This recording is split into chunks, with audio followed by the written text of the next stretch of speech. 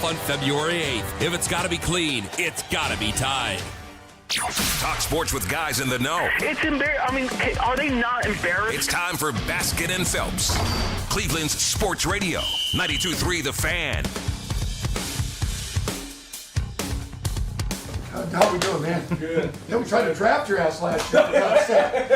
It's all worked out. Yeah. You remember that, right? Yeah, that's what I was about to tell you. Someday we'll get a chance to talk about that. Yeah. Yeah. Awesome. Well, sit down. Hey, sit down, relax.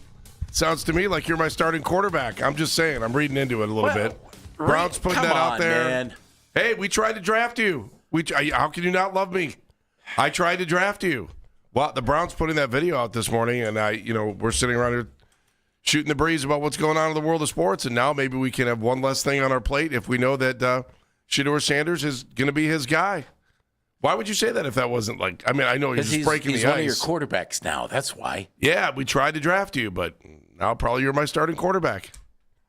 That's okay. So he was a Deshaun starting quarterback. Watson beats you out. If that's what happens, we'll see. Deshaun's still coming back from injury. This is Baskin and Phelps. How you doing, everybody? Andy Baskin, 216-474-0092. And this is Jeff Phelps. Good morning, Jeff. It sure is, Andy. Jeff, I can feel your energy, your excitement, your love, and you can get the energy off of an Instagram post that let you know there is already a good relationship between Shedeur Sanders and Todd Monken. Great. You are Buzzkill Phelps. Well, he just runs into his quarterback for the first time. One of his quarterbacks. It's going to be wide open, Andy. There are no predetermined pecking orders at this quarterback spot. Says you. Absolutely, says me. Yeah. Who knows? I still think Todd Monken, one of the reasons he got the gig was he had plans for their quarterbacks. At least that's what I was reading. Yeah. And that Shedeur, there was a plan for Shedeur. I'm guessing there's a plan for Dillon Gabriel. And I'm guessing there's a plan for Deshaun Watson. Honestly, this is all I want. And I'm assuming, we know what assume means. I'm assuming this is what's going to happen. They'll bring in another quarterback somewhere, somehow. Vet or draft or? Not sure. Okay. And between now and training camp, Todd Monken will have a really good idea which guy is going to be the best guy for what he wants to do. And you might not have a competition in training camp. It might be over by then. But it's wide open. Nothing Shedeur did last year makes anybody think, yep, rock solid starter. Nothing Dillon Gabriel did last year makes you think he has no chance. And if Deshaun Watson's healthy and able to recapture what he once was, to some extent, he's better than all of them. If I was Shedeur Sanders, I would have felt pretty good when they named Todd Monken the head coach. I would have been feeling good about that. Just based on the story that we knew that Baltimore wanted him, or at least there was a story out there that said that. Yeah. Why you want to be somewhere where you're wanted? There's a story out there that says that. Well, that was out during the season, and he just said it. Yeah, and he told them no, he didn't want to be there. So I look at that, which I get. Didn't want to sit behind Lamar Jackson. I don't blame him either. It's probably his dad was probably like, I don't know if that's a good place we want to go. Cleveland might not be a bad place for us. That's probably what they said because you'll have the opportunity. And guess what? He got the opportunity. I know it wasn't as fast as what maybe some of the fans wanted, but for a young rookie quarterback, he got an opportunity. And it didn't matter where he was drafted because he was kind of in the same spot that anyone that might have been in that kind of position that got drafted their first year that they wouldn't see a start until midseason, late season, somewhere in there. So that's where Sanders ended up. It's starting to grow on me a little bit too. And I don't know if I'm letting people convince me that this Monken hire might be a good hire. I'm not going to go over the top and go, oh my God, greatest hire ever. But by the same token, I'm not going to poo-poo it. I want to see what he can do. I was listening to some of the stuff that the morning show was playing, so we'll play it for you later. Some stuff that he had said on Baltimore radio. He's got some fire. He's got some energy. He knows offenses. Did they have a down year last year in Baltimore? Yeah. There are a lot of reasons that I think I'm starting to like this idea of Todd Monken more today than I did 2 days ago. Dan? Yes? You were right. What? Dan has said all along, we'll talk ourselves into this. Mm-hmm. Everyone will talk themselves into these hires. And that's nothing against us. It's just we're just fans. That's what we do. Have you talked yourself into it? No. So you're against it? No. Or what are you? I'm like, okay, they were going to hire somebody. Let's see what it does. I told you what I wanted. Of the 3 guys that were the finalists, Shieldhouse would have been the most intriguing. Schwartz made a lot of sense. Monken was the outlier. Doesn't mean he couldn't end up being the best one of the bunch. So let's see what it does what happens on the field. I caught a phone call on the way in too. A guy I think was calling from Atlanta, just talking about who do you want to fly the plane, and I was like, this guy's making sense to me. I get it. I don't want to be the training ground for another coach in the NFL. And if Shieldhouse wasn't ready, and those are some of the things that we had heard too, towards the stretch that he will be a good head coach at some point, but maybe not right now. Yeah, or maybe right now. And then the other thing, again, you don't know. There's another point too. We don't have any idea if Monken will be a good head coach. Forget his age. Forget his experience. There's a world of difference between being a really good assistant and being a good head coach. But anybody was going to be a gamble, so let's see what happens. I mean, seriously, there's nothing. You can't sit here and condemn the hire. I mean, that's silly. And you can't sit here and say, oh, my God, they nailed it, because that's silly. Let's see what they do. I thought it was interesting. Jameis Winston played for him in Tampa. Right. And Jameis, one of many folks who have said something about the hiring of Todd Monken, the first word that he used once he got past, Coach Todd Monken first word was tough. How's that going to play? Well, you've got a whole new crew coming in. So, I mean, how many guys are you retaining from your starting offense? So he's going to set the stage for who does he have to convince? A couple of rookies? 2 guys that'll probably have significant time next year that were rookies last year? So he's got to set the tone right away for what he's going to have on offense. And to be honest, if they're here and they're starting on offense, chances are he's going to want them unless you have some kind of power struggle between him and Andrew Berry, and Berry's bringing in guys that he doesn't want. That would not be a way to get things going in the right direction, and that would be a one-way ticket for Berry to be looking for another job. So he's essentially going to have his own offense next year.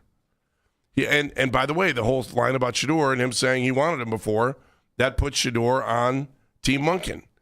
And it's a positive thing more than... I see.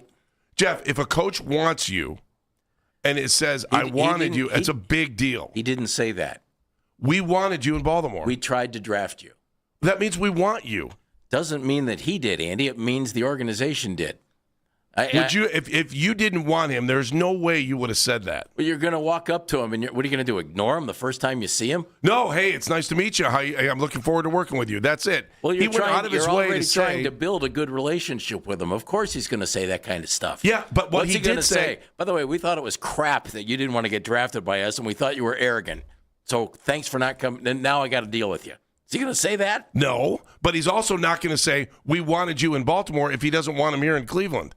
Why would you say that? Now you're interpreting things. You're interpreting things. What I'm telling you is there's no better feeling for an athlete than to have their coach say, we want you, we wanted you. That's my point.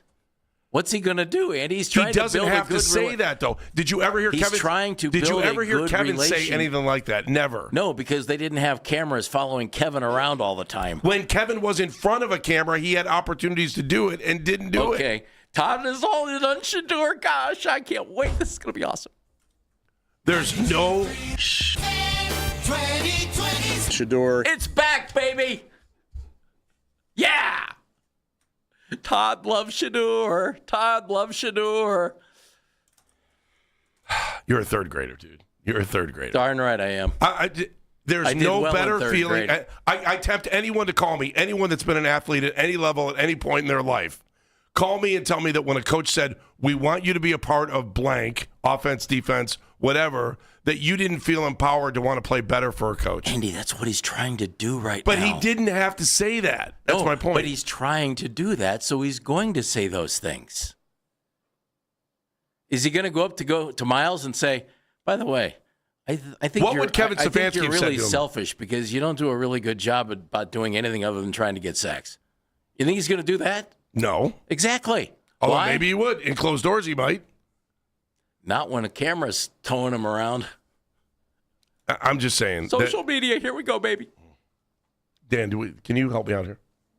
Oh, I'm on Mr. Phelps' side on this. You don't want my help. What, you think the same thing, that he had to say that to him? Oh, we wanted you in Baltimore? Oh, I think he wanted to test him.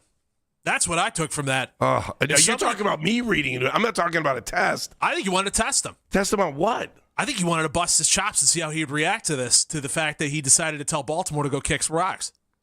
I think he wanted to see how Shedeur would react. If he would cower, if he would sit back and go, or if he'd go, yeah, because I want to play football. Now I can play football. Let's go. That's what I thought when I first heard it. Is all right, I want to test you. Let's see. Do you want to be here? Do you have the mental fortitude to do this, or are you just going to cower anytime you get confronted? And you're saying that goes back to the interviews that he had in Baltimore. Here, go back. Listen to this. Okay. How we doing, man? Good. Yeah, we tried to draft your ass last year. For God's sake. It's all worked out. Yeah. You remember that, right? Yeah, that's what I was about to tell you. Someday we'll get a chance to talk about that. Yeah. Yeah. Awesome. Well, sit down. We tried to draft you last year. What? I don't know why that. To me, That's a test to me. It's not a test. I didn't hear him. Test. I didn't hear him say, you know what? I was banging on the table for the Ravens to draft you last year, and they didn't. Yes, we all heard that the Ravens tried to draft him last year. We'd already heard that. And he just busted his chops about it. I think that's great. That's I want great. to see how you react to get your chops busted. I want to see how you react to being confronted. Todd loves Shedeur.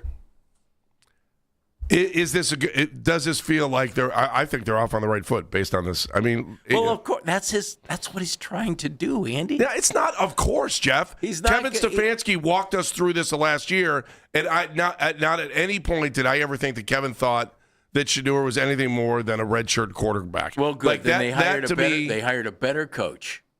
Oh, I don't know yet. Oh, this is going to be a long 4 hours, kids. Joe Schobert, former Browns linebacker, is going to join us at 11 o'clock. Dave Zastadil, super friend of the show. We're going to talk about him. We'll talk to him a little bit later in the show, too. And about him. All kinds of good stuff coming up a little bit later in the show. But we'll come back. You heard that whole exchange there between Todd Monken and Shedeur Sanders. What does that tell you? And as we're a couple days into this thing, do you think that Todd Monken could be a draw for any free agents? Baskin and Phelps, 92.3 The Fan.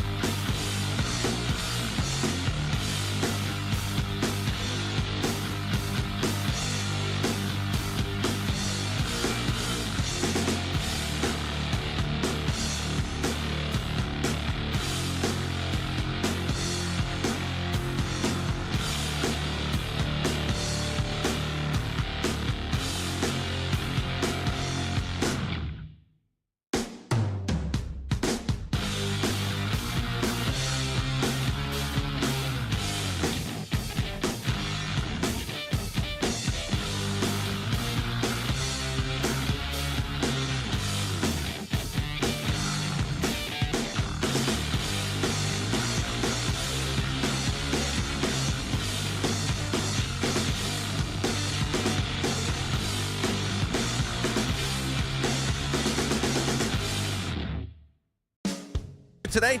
Go over to 923thefan.com or favorite 923 The Fan on the Odyssey app for all today's headline segments. Headline sports news every 20 minutes right here on 923 The Fan. From the University Hospital Sports Desk, I'm Jeff Thomas.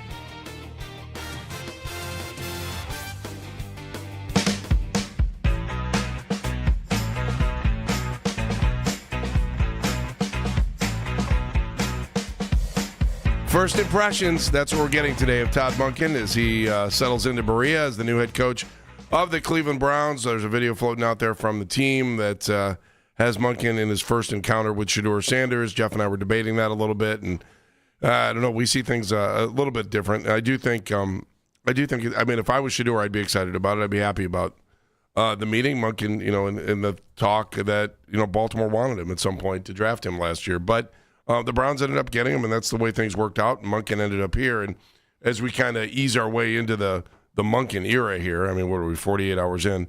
I'm starting to see some things that I could probably like somewhere down the road. The jury's going to be out until they play a game, right?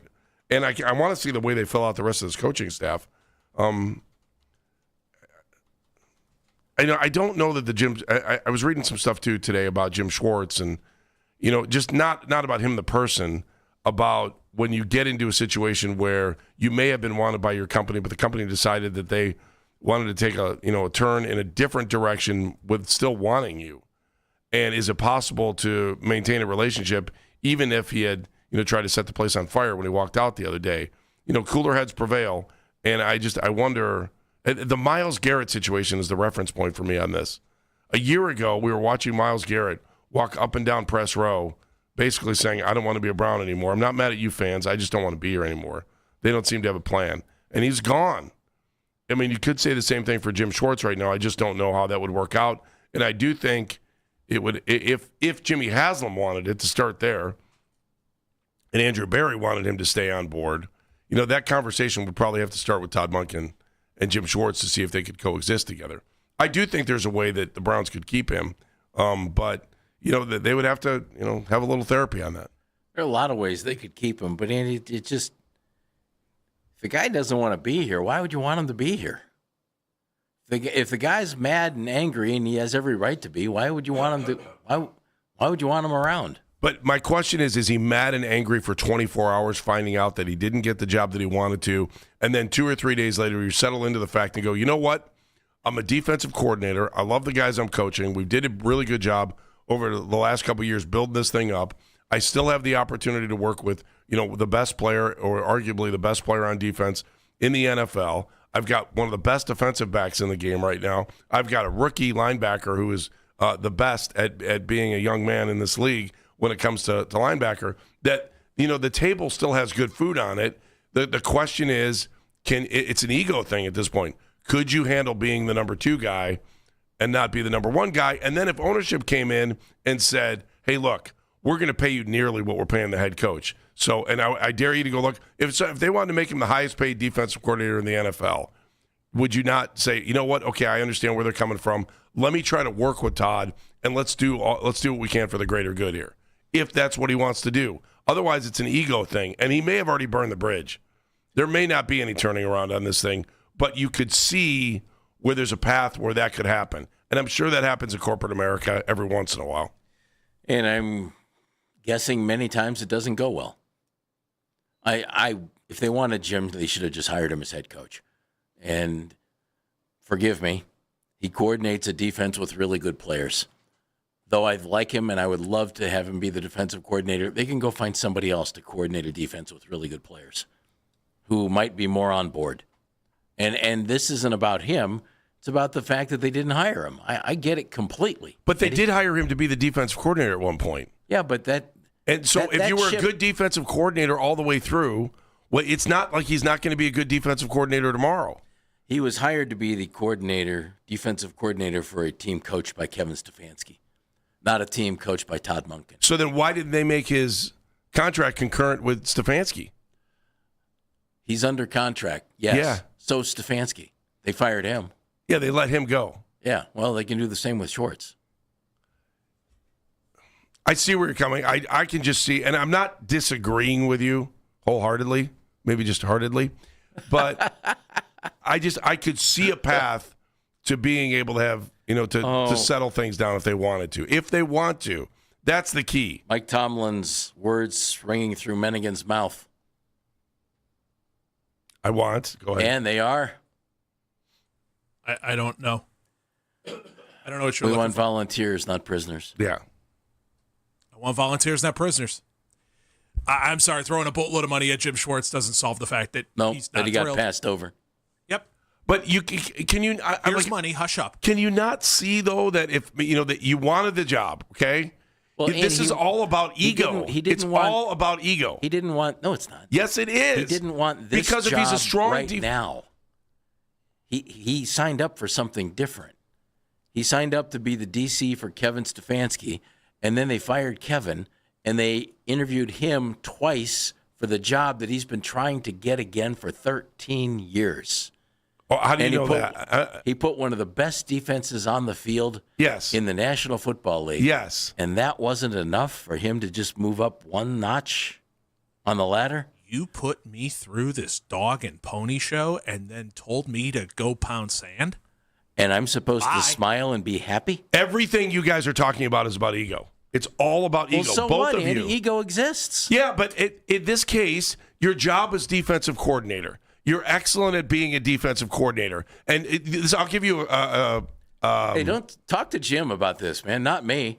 I'm just telling you the way that I think a guy could handle this. He has options. He has many options. Does he? I don't know. I haven't heard of him yet. Of course he does. Have you seen any yet? Yeah. He could retire. Okay, the retire. guy's made millions of dollars. I would assume as a finance major or economics major from Georgetown, he's invested fairly well. Here we go. I'm sure can we get him to open up the books? Jeff wants him to open up the books. I want to make sure he picked a good could sit financial out planner. a year if he had to sit out and go and be a DC next year somewhere else. If he returns here, terrific. If he and Todd Monken can figure it out, all the better.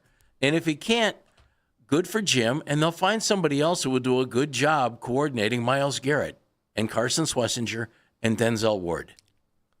A job when you're surrounded by talent like that isn't as difficult as the job the offensive side of the ball coaches face because there's very little talent there.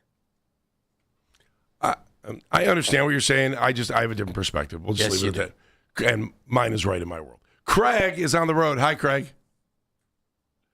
Craig. Hey. What's up, man?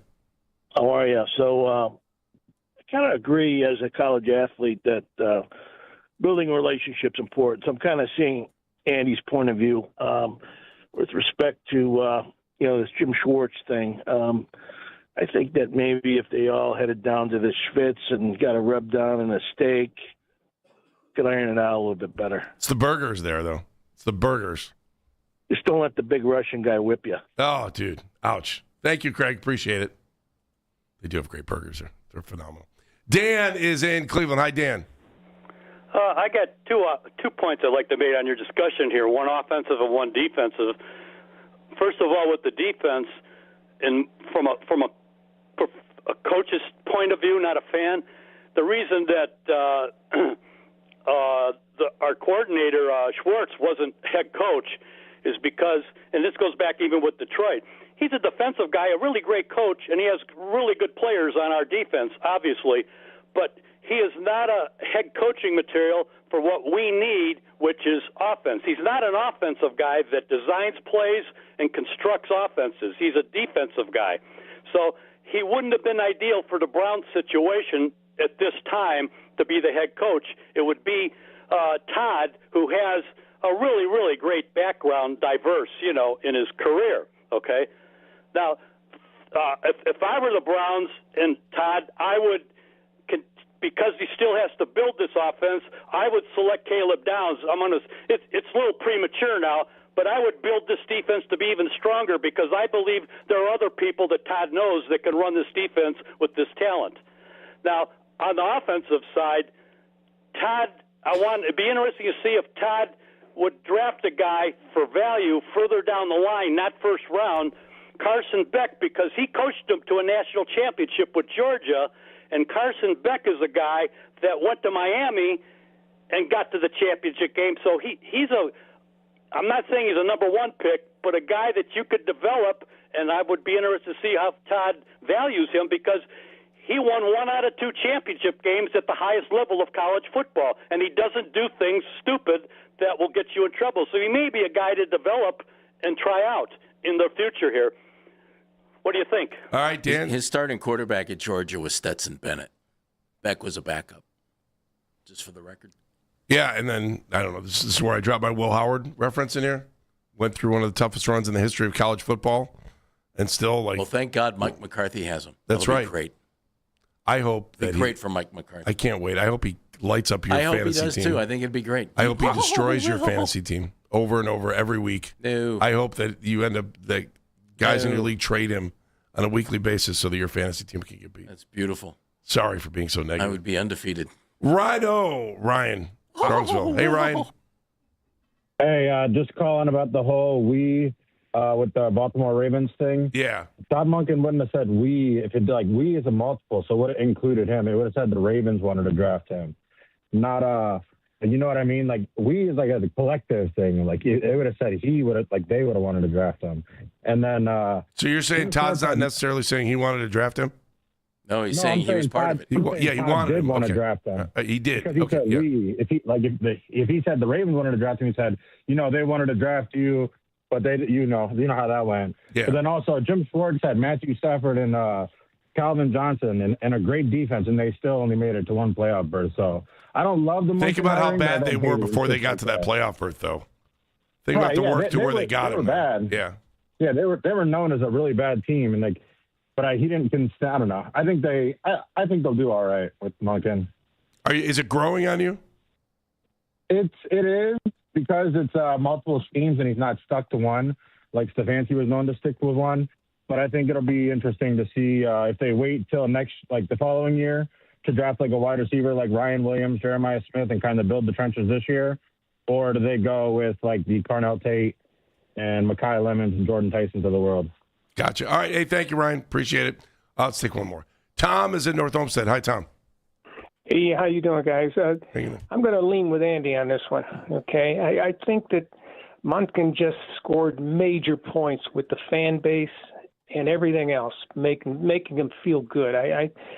We never felt, at least it's my perception that the fan base never felt that Shedeur got a fair shot last year for whatever reason. But him just coming out there right there and saying, "Hey, we tried to draft you," that makes everybody feel good, including Shedeur. The guy became the starting quarterback of the Browns, Tom. How did he not get a good shot? He didn't. In training camp, it was a disaster. Hey, they had him. Well, on they had 3 quarterbacks field. ahead of him, Tom. That's okay. Yeah, exactly. And he ended up becoming the starter. Fair shot. There it is. Well, I don't think he had a fair shot to begin with. Well, maybe they that's saw perception. it. Maybe they saw it on the field and thought we have 3 quarterbacks who are better. And then they got rid of one, then they got rid of the other, and the other got concussed. I'm just saying perceptions. I think he just scored major points. Tom, thank you. Which is exactly what I said earlier. You immediately bust Shedeur's chops, nice big greeting and everything else. You're trying to score points with your players. Tom, we're on the same page. He's trying to build relationships. Except do you think Shedeur got a fair shot early in the season? That was his point. I don't care if he got a fair but shot. I don't care if you didn't care. He said he didn't get a fair shot in the beginning. Do you think he got a fair shot in the beginning of the season? That's the question. Yeah. Okay. Because he was the 5th round pick and the 4th quarterback on the roster. Let me see a 4th quarterback on a roster who got a better shot than he did last year. Let me see one. I'll wait. Joe Schobert coming up at the top of the hour. Joe Schobert. Is Todd. Former Browns linebacker? That is, yes. Former Steeler linebacker. Played for who at one point in his career? Wisconsin. Todd Monken? Yeah, he did. That's beautiful. All right. Is Todd Monken growing on you a little bit here, too, as we get a couple more days into this? Not that you have a choice, but if you were reluctant in the beginning, are you still reluctant? Can't wait till his press conference because that'll change even more minds. 216-474-0092, Baskin and Phelps, 92.3 The Fan. When they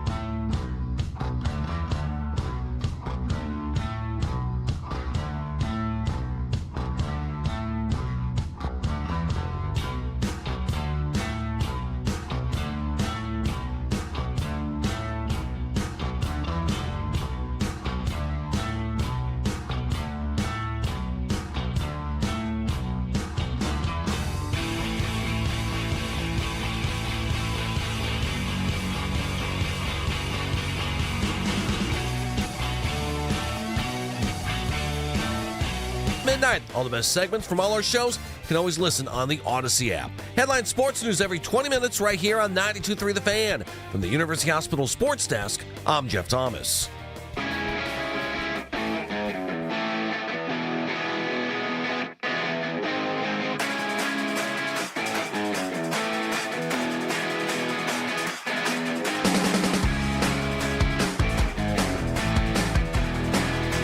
You can listen to The Fan anytime, anywhere on the free Odyssey app or by telling your smart speaker to play 92.3 The Fan. And now you can find 92.3 The Fan on YouTube. That includes all the gang. Ken Carmen, Anthony Lima, 6 to 10. Baskin and Phelps, 10 to 2. Afternoon Drive, Wilson and Peterlin, 2 to 7. Each and every weekday, 92.3 The Fan YouTube channel. Subscribe to the channel for free. Watch all the best content from your favorite shows on The Fan, live and on demand right now. Like our buddy Mark does down in Columbus. I know, that was really cool. They sent us a text this morning. Big shout out to our buddy Mark, who ran the the student news program at Amherst for forever before he moved down to Columbus. Mm-hmm. See a lot of his graduates out there, out and about. Outstanding program. Ashley Bastock for the Plain Dealer was one of his crew at Amherst Steel. Yeah, probably one of the best sports producers ever worked with or worked against too sometimes. Joe Schobert, former Browns linebacker, is going to join us at 11 o'clock. All right, I want to go back and ask an original question here to you, Jeff. Something that I brought up a little bit ago. An original question? An original question from the show that we didn't get there. Because it was the question was original about 40 minutes ago, and I never got to it. So now we're back to that. Oh, okay. I see what you're doing now. Is Todd Monken... How's your cold? You okay? No, it's getting worse as the show's going on. What are you doing? I don't know. I'm drinking tea. Trying that. I guzzled a big bottle of orange juice today. That work? I hope. I'm trying everything now. Flush it with vitamin C. I don't know. Flush it with vodka? What? Vitamin C. Oh, I thought you said vodka. You were just dreaming. Sorry. Wishful thinking on your part. Nothing like a screwdriver in the morning, you know. Is Todd Monken a draw for any free agents out there? I think that's one of the big questions. I don't. It's one of the original questions. I don't have any idea whether he will be or not, but I'm anxious to find out. And I think there are two great test cases out there. And if they could land either one of these guys, I would be impressed, and I would think there would be a Monken factor involved. The number one free agent by all accounts in this free agent class is George Pickens, the wide receiver for the Dallas Cowboys, formerly the Steelers, who's been a little bit of a puzzle since he's been in the NFL. Pittsburgh got rid of him. Why, I don't know. I know that he seemed to have some issues there just from time to time, maybe not achieving everything he should achieve. Went to Dallas and was phenomenal. He's a free agent. Played for Monken when he was at Georgia. So there's a tie there. And then the best free agent lineman on the market, by all assessments, is Tyler Linderbaum, the center for the Baltimore Ravens. And everybody thinks he's the guy. And I've seen Chargers as a possible destination for him. Well, they just hired his offensive coordinator and his offensive line coach. So if the Browns, they need linemen, right? They need to punch up the offensive line. Why not the guy in the middle of the line, best free agent on the market? If Monken can be a draw for a player, I would think that Tyler Linderbaum would be the test case, more so than George Pickens. I think I was reading a little bit about Linderbaum in particular, and there's a fan-sided website that was talking about exactly what we're getting into. The Ravens better hope Todd Monken doesn't take a couple players with him to the Browns, and the number one player was Linderbaum, especially for a team that needs a center. Oh yeah. So, but they did say the idea of staying in the same system would be extremely intriguing to him. But he said Browns. You think that? To stay in the same system? If you had that relationship with Monken, you'd want to stay with him. If you really liked him. Yeah. See, that's where I think it's going to, system and all that stuff, that's all well and good. To me, it'll get down to just a couple of things. If I said you can have Linderbaum next year, you'd take him in a second, wouldn't you? Right now. I would too. So right now. But can the Browns give him the money he wants? and they're saying that the idea of staying with him would be good. But then they went on to say the Browns don't have the cap space to outbid other teams looking for the Pro Bowl center. Although you and I have always said this, and I think it's still true, and I know they're in cap hell with the Deshaun contract, it almost always seems that if a team wants to sign a guy, they figure out how to make the money work, don't they? I mean, you can somehow they get guys that are already there to stretch their money down the road. You can to give them the cap space. Yeah, you can turn Deshaun into a bonus again. And let's be honest about this. If you're Todd Monken and you're coming in here and you see the lack of talent on this offense, do you really want to hear from Andrew Berry? Hey, you know what? We're in 1 year of cap hell here, and then next year we're going to bring you guys. We're gonna stand pat for a year, even though I said we have to bring in all kinds of guys on the offense. I would think that they have to do that, Andy. Otherwise, why bring in Monken? Why? Right now. I mean, give them some talent to work with. So I would think they're going to try and do everything they can to clear any space and get guys in here to help him and to get his program moving. And then Andy, he might not get another year if it doesn't go well. That's true. We've seen that before. We've seen that, yeah. We have. The other one was offensive lineman Daniel Fa'alala. God bless you. Yeah, but there's another guy that you pick up a guard, and the piece Ebony Bird is the website. If the Ravens watch two of their starting offensive linemen leave to come to Cleveland, it could cause chaos, and it would be difficult for Baltimore to return from that. Could you imagine if we grabbed those two guys? That'd be great. And you would think, Jeff, that's a direct move from getting Monken. And that's where you go back to the question, could Monken draw any free agents for us? Well, that's the question. And question. you're hoping so. I don't think we'll know until we know, right? If Linderbaum gets a big offer from the Browns and goes elsewhere, is that telling? I don't know. Maybe he doesn't want to be a part of this. Maybe he's always wanted to live in Los Angeles. Maybe he's a big Houston Texans fan. We'll find out. Kevin's in Cleveland. Hi, Kev. How we doing, guys? How we doing? Hanging in. Hi, Kevin. Yeah, Andy, you sound a little sick there, pal. Yeah, I'm not sick though. That's the thing. It's just upstairs stuff. That's all. I wanted to say, I don't know. I mean, I understand the two draws that we have here now is a good offensive mind in Todd Monken, and we hired the offensive line coach from the Ravens. Is that correct, or am I hearing that wrong? That is correct. Who was already here once before? That's the word. George Warhop. We don't have a draw here for any free. If I'm a free agent and I'm trying to go, obviously the Browns will pay you. That is probably the only draw to come to Cleveland, is that the Browns are going to pay you. But with what money is the problem, because they've been kicking the can down the road for years now with this Deshaun contract. No one is going to want to come here, and if they want to come here, I might have to have them have their brain checked, because I don't know why they would want to come here anymore. Well, like we said, you'd want to follow Monken because you believe in him, right? That's a reason. I would hope. Yeah, I would hope so. Will he be a draw, Kevin? That's what we're going to find out.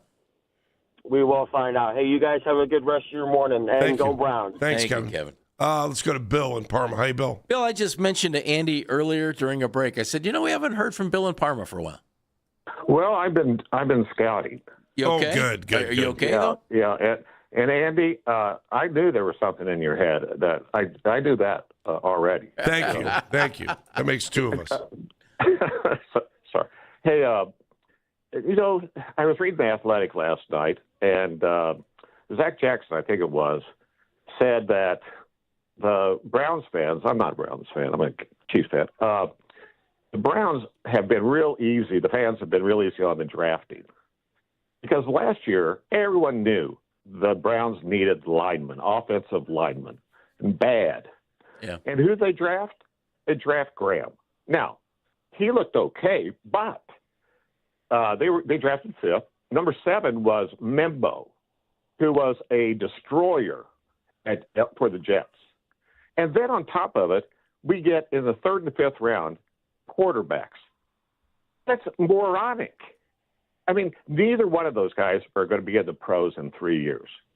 I mean, maybe set on the end of the bench. Bill, either way, you draft one or the other, right? I agree, Jeff. I agree. And so, I think we're way too easy on this team because I still think Barry is. I really mean it. I think he's incompetent. I think he's a good guy. He'll go somewhere and be president of some team, where he pushes papers. But you can't have him making decisions. And also, Monken, I would pick Schwartz. The defensive team played hard when the offensive team was laying down. And if you can do that as a teacher, look at Cignetti. Look at what he did. I mean, Schwartz at least took a good team, a defensive line and team, and really, really made them play throughout the game, never stopped. So, anyway, I hope they do better, but I don't see it happening. Bill, you have our cold, don't you? I do. Yeah. I do. Hang in. Yeah. Hang in. I'm with you. Hang in, bud. Have a good day. Thanks, Bill. Appreciate it. 216-474-0092. 216-474-0092. If you're a wide receiver, we talked about the offensive lineman. Does Monken give you a reason as a wide receiver to want to come here as a free agent? We'll find out. Yeah, Andy, the Ravens threw the fewest passes in the NFL basically over the 3 years Monken was there as an offensive coordinator. Is that anything here? I mean, I think they were 30th, 31st, and 32nd, something like that, in passes thrown. They ran the ball like crazy. Now, that said, they had Derrick Henry and Lamar Jackson. So what does Todd do here when he has fill in the blank as a starting quarterback, 2 good young running backs, maybe 3, and Rocket Sanders, who I think is interesting, and no wide receivers? I would assume they're going to run the ball like crazy here. Isn't that I think that's the right assumption. It's just, I also wonder what kind of quarterback they're going to draft. Well, if they draft a quarterback. The Ravens also had the lead a lot, too. So keep that in mind. Your rushing attempts are always going to be up when you're winning. Exactly. But still, being near dead last in passes thrown over the last 3 years, if not dead last, might make me think a little bit if I'm a wide receiver. You might have to pay a guy like crazy, but that's okay. That's what the league is about. And you're going to have to wonder who your quarterback is. If you're a big-time wide receiver, big time, why would you sign here as a free agent? Money. That's the only reason. Yeah, that's the only reason. Right now, anyway. Right now. Dwayne in Dallas. Hey, Dwayne. Hey, what's going on? Hey, Dwayne. Man, I just wanted to call. Hey, good morning, guys. I hope you all get those allergies cleared up too, bro. Yeah, I wish it was allergies. Yeah. Yes, sir. But nah, man, I was just calling, bro. At this point, we got to come to the assumption with the coaching search and how it kind of played out. Obviously, right, and the video they just put out this morning, obviously they're doing this and they believe in Shedeur, and the coach believes in Shedeur.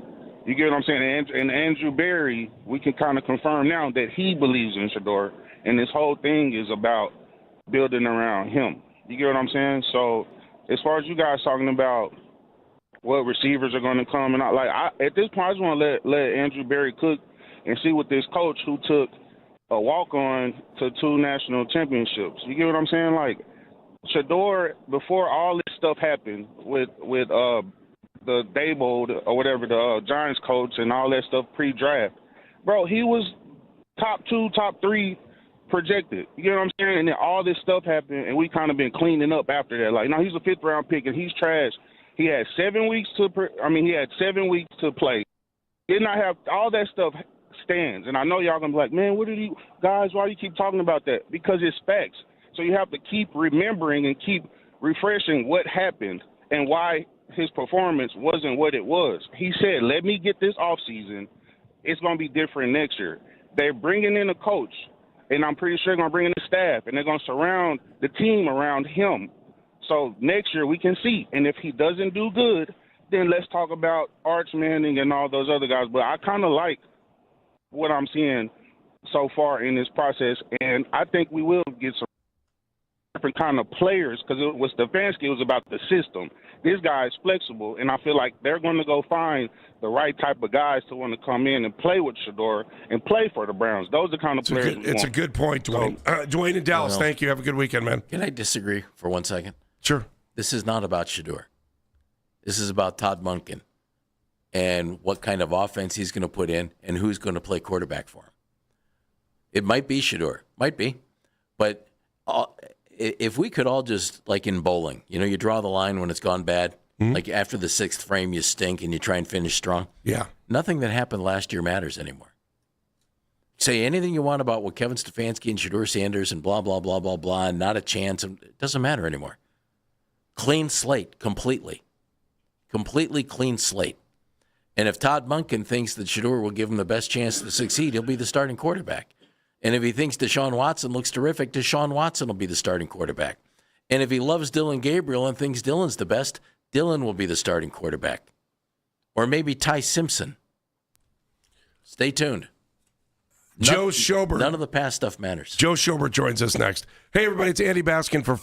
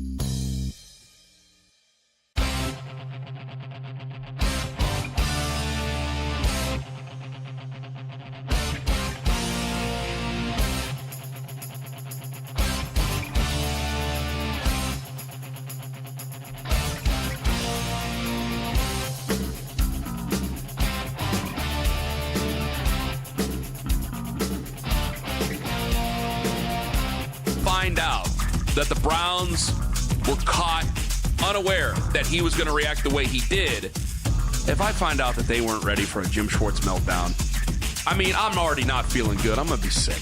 The Ken Carman Show with Anthony Lima. Weekday mornings starting at 6 a.m. on Cleveland's Sports Radio, 92.3 The Fan.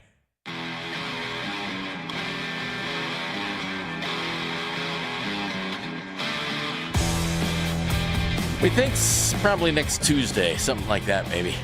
Todd Monken's introductory press conference, and he will be named the head coach of the Browns officially. We'll have the whole dog and pony show, and those are always fun. Welcome back to Baskin and Phelps. I'm Jeff Phelps. Andy Baskin to my right. Dan Menningen behind the glass. Matt Corrali taking phone calls. 216-474-0092. He played linebacker for our Cleveland Browns. Wasn't his fault that he ended up in Pittsburgh, but that's okay. He joins us right now on the Make It Right, Call Kyle Wright hotline. The pride of Wisconsin. He's Mr. Joe Schobert. Hello, Joe. Welcome back. Good to have you with us again. Hey, Joe. Sounds good. Thanks for having me. Okay. Teams that you used to play for changed coaches this year. The Browns, the Steelers, and the Titans, actually. Let's start here in Cleveland. Todd Monken, new head coach of the Browns. 8 wins the last 2 years. Sometimes do you just need a change? Is that what happened here? Or what do you think? Yeah, everybody says in the NFL that NFL stands for not for long. So it's a results-based business, and owners are always going to be looking around the corner for the next best thing to make their teams be able to win so they can go and show off their shiny toys at their owners' meetings. So I think everything's volatile. Everything's licensed to change, and if you're not producing results,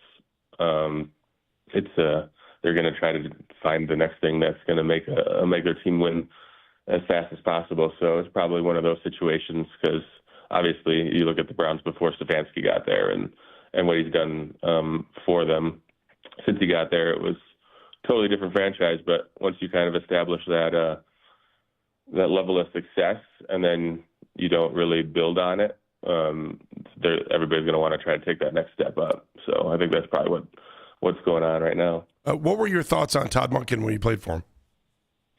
Yeah, Todd was there with when I was there, and Freddie Kitchens was the head coach.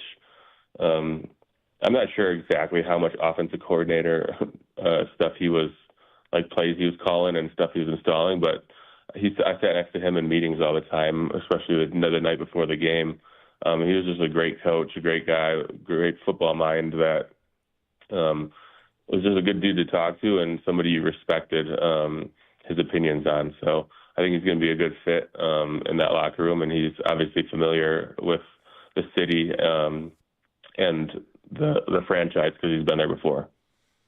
Joe, it sounds like Todd, from everything that we've heard, read, know, is a guy who is a demanding coach. Is that accurate? Jameis Winston used the word tough. Is that accurate? And Jameis praised him for being a tough coach. Is it accurate, and how do players respond to that in this day and age? Yeah, I think that's accurate. And there's different ways to be a demanding coach. Like there's the old school Bill Parcells demanding coach. But there's also I've also played for Vrabel up in New England when I was in Tennessee, and he's an extremely demanding coach, but he understands how to get guys motivated. Same with Tomlin in Pittsburgh. He understands how to get guys motivated and what to say and how to build a winning culture and have guys believe in him. So you can be a demanding coach as long as you're there's a method to the madness and the guys believe in what you're saying. So I don't know exactly how it's going to work as Coach Monken as the head coach, but from my experiences with him in the past, I think he's going to be one of those guys that's going to be able to have the guys rally behind him, and they're going to believe in what he's saying. And when you do that, you can demand as much as you want out of the players because they're going to do what you ask of it because they believe in you and what you're saying. Joe, when you played for Tomlin, what was the most wisdom you pulled out of playing for him, or the reason that he would be a guy that guys want to play for? He's oozed confidence, and he's been doing it for a long time. So, he just had the utmost conviction of any coach or person I've been around in the NFL that You could tell he was somebody that oozed confidence. He had swagger in team meetings. Like, nobody doubted a word of what he was saying. So it was just like, it was easy to get behind him. Joe Schobert joining us, former Browns linebacker, and also played, as he just said, for Mike Vrabel in Tennessee and Mike Tomlin in Pittsburgh. What does the Steeler organization do without Mike Tomlin, Joe?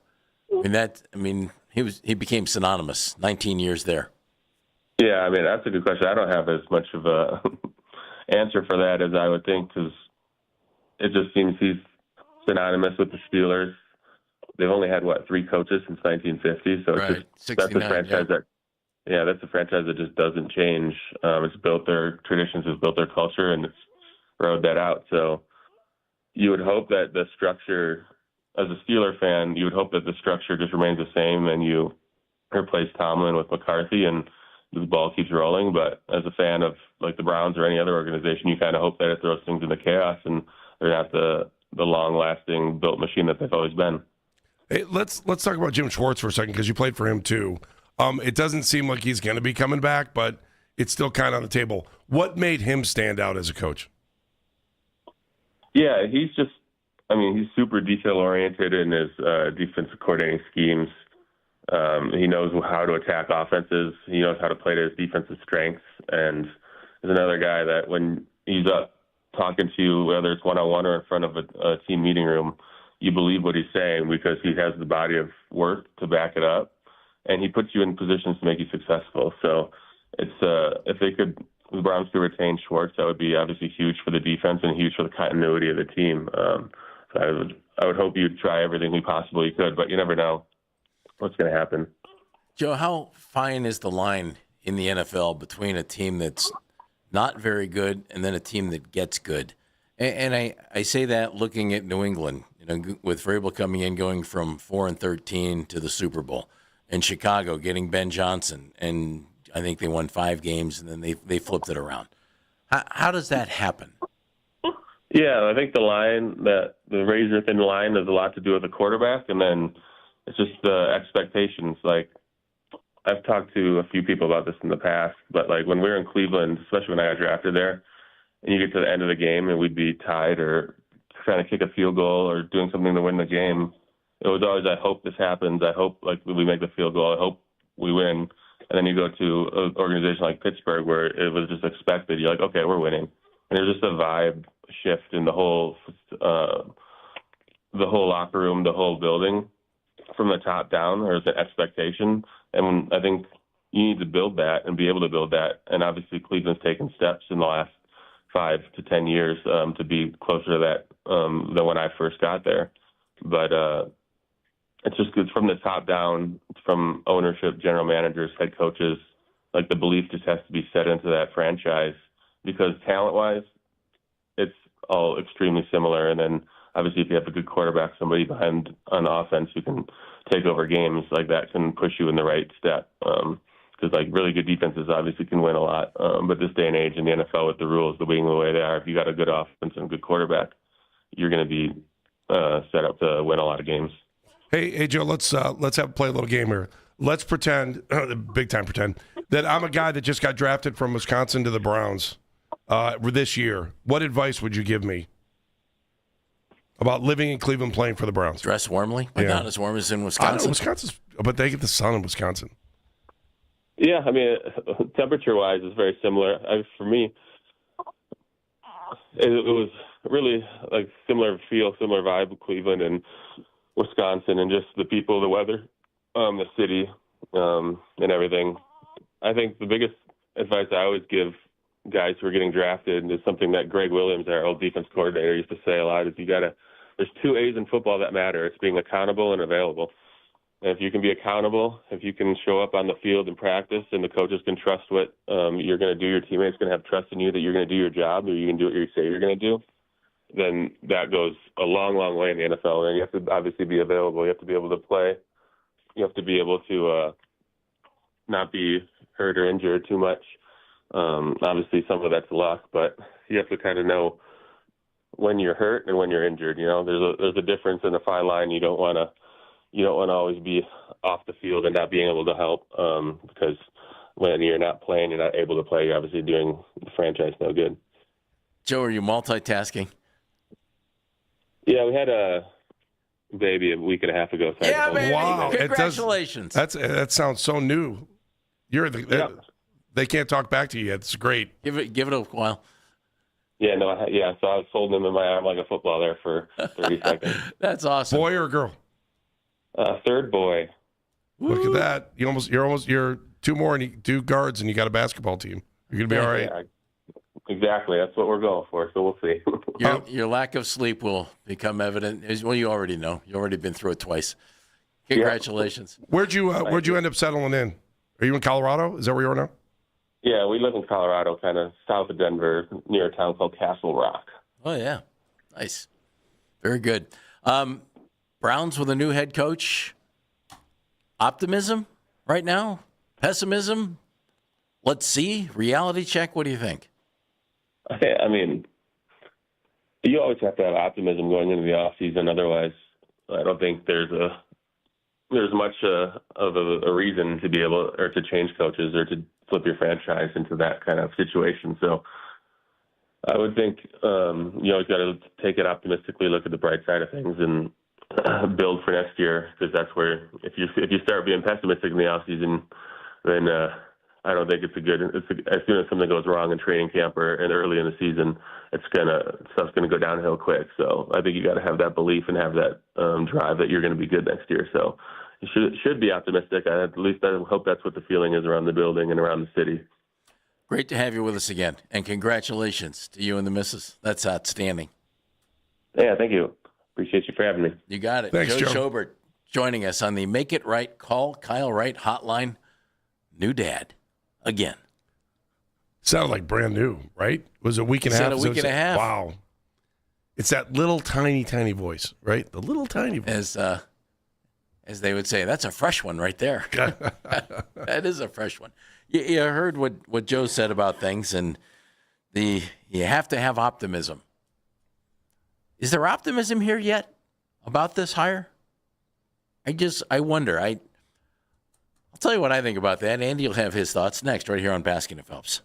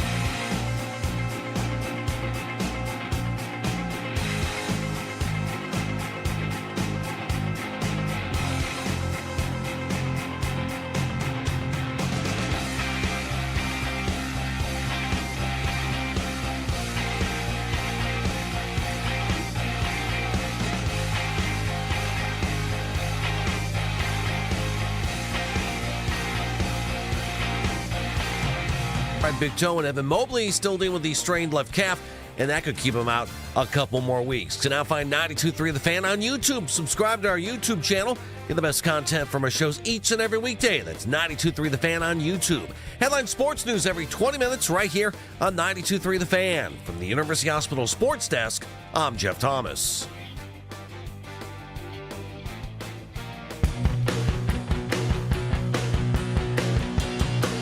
Take the Fan with you wherever you go. You can listen to us on the Odyssey, the iHeartRadio, or the TuneIn apps. Welcome back to Baskin and Phelps. Jeff Phelps, Andy Baskin. Just had Joe Schobert on, who seemed very subdued for most of our conversation, and then we heard week and a half old baby. Yeah, his is a cute little child. You two sounded like the aliens. We did. I sound like an alien already, so what's the difference? No, you sound like Tom Waits. That's different. We did. So Joe was doing double duty there. But I asked him about new coach, blah, blah, blah, optimism. And he said, if you don't go into the offseason program with optimism, why even bother? Can Browns fans do that too? I think Browns fans can turn the page in 3 days, just like they already have. Like, you could sell yourself right now and just go, look, they brought in someone on offense. This is great. We need help on offense. We need someone that's going to reshape and rebuild, and we need more help on offense than we do on defense. We just need to keep the defense together. No matter who the coordinator is, the talent is there. As long as you can keep those guys happy and get them to do the job we need them to do, that'd be great. The other thing that they got to work on that we haven't really talked about is special teams. Is anyone surprised that, like, I'm reading stuff? Tom Pelissaro said this thing about Bubba Ventrone being this great special teams guy. Was very, very highly thought of when he was in Indianapolis. Yeah, I don't know that he was highly thought of leaving here. Well, Andy, maybe he didn't have a very good roster to choose from.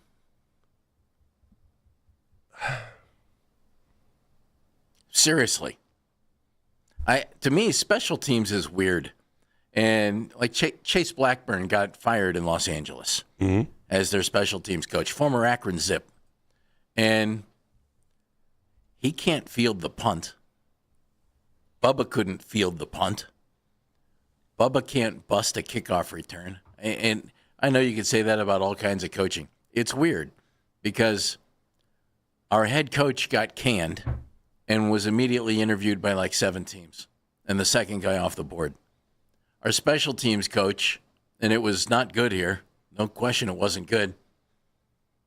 All of a sudden, boom, Sean McVay hires him. I think that might be telling. And it might say something about McVay.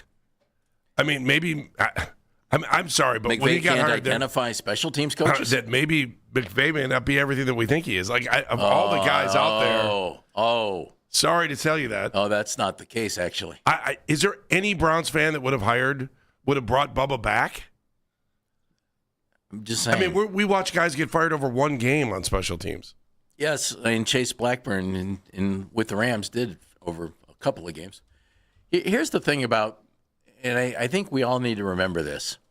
And I get yelled at by folks. They send me nasty emails and they say nasty things on the show because I think Kevin Stefanski is a good football coach and did a good job here.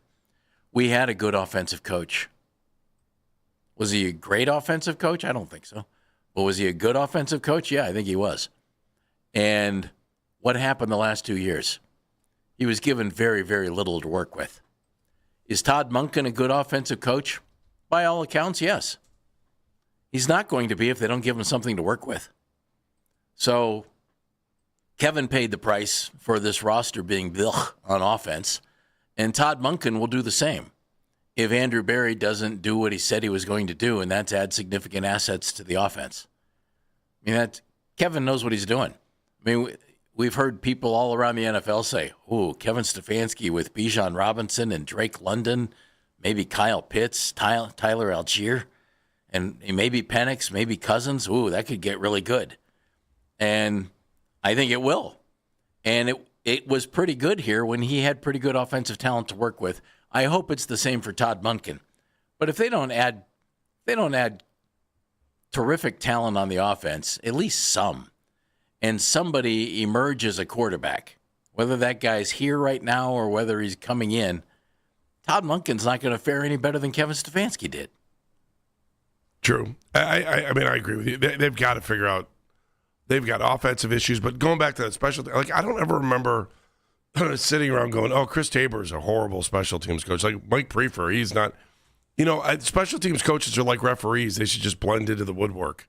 Well, but if your talent is bad on offense, where are you getting your special teams, players from? Defense. I mean, skill position offensive players. Yeah. And defensive players. Yeah. So, I mean, if your offense is lousy and you don't have wide receivers who can scare anybody, I would assume they're not going to scare anybody as a punt or kickoff returner. It feels like the league has looked at the entire Browns situation and has just given everybody a mulligan. Like, that's kind of what it feels like, is if you're a coach... It hasn't happened very often coming out of here, though. I know. If you're a coach, everybody's kind of look at you going, you got a mulligan. Well, it was Cleveland. Yeah. Right. It was Cleveland. Everything that happened the last year, 2 years, you get a mulligan. Like, it's at least that's kind of the feel that it's seeing like. And I would not have brought Bubba Ventrone in, but, hell, they get paid money. And if the league is seeing it that way, that's just reality. He actually was really highly thought of when he was the Colts special teams coordinator. It didn't. It didn't work here. Thing we know will that. always be one of those things I'll never understand. One of the weirder things that took place. Like, I don't know what he did wrong.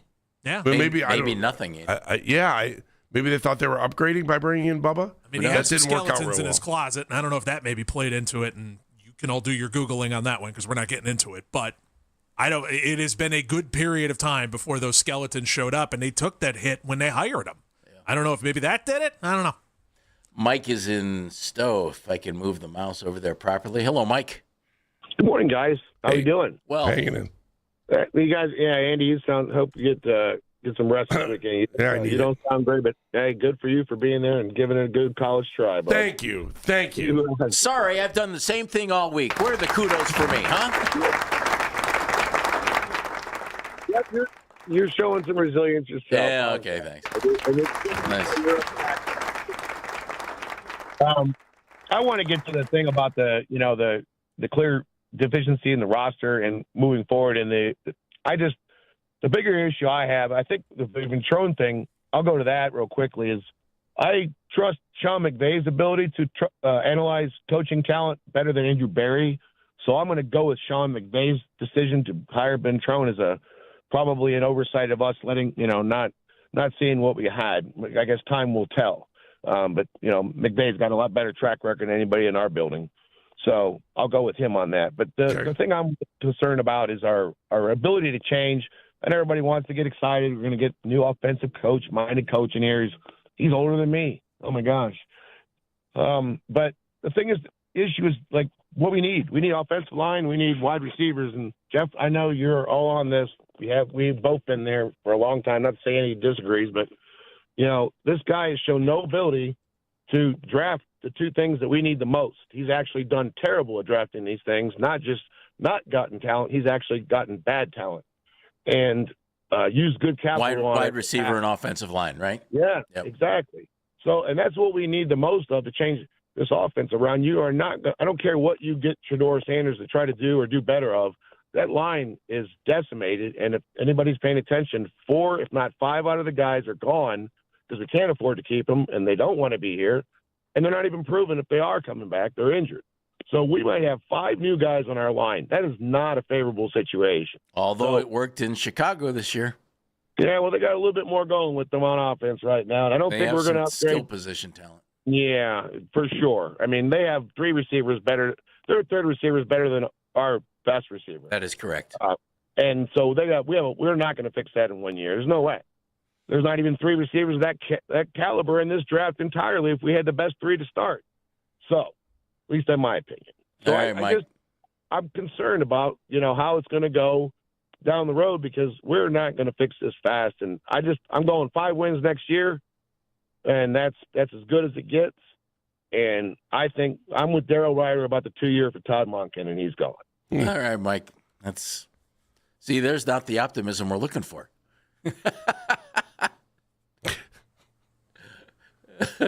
I can't go into this thing thinking he's optimistic. Can we really go into this thinking he's only going to be here for 2 years? Yeah. I can't. Yeah. I know. You can't, but He's going to have to.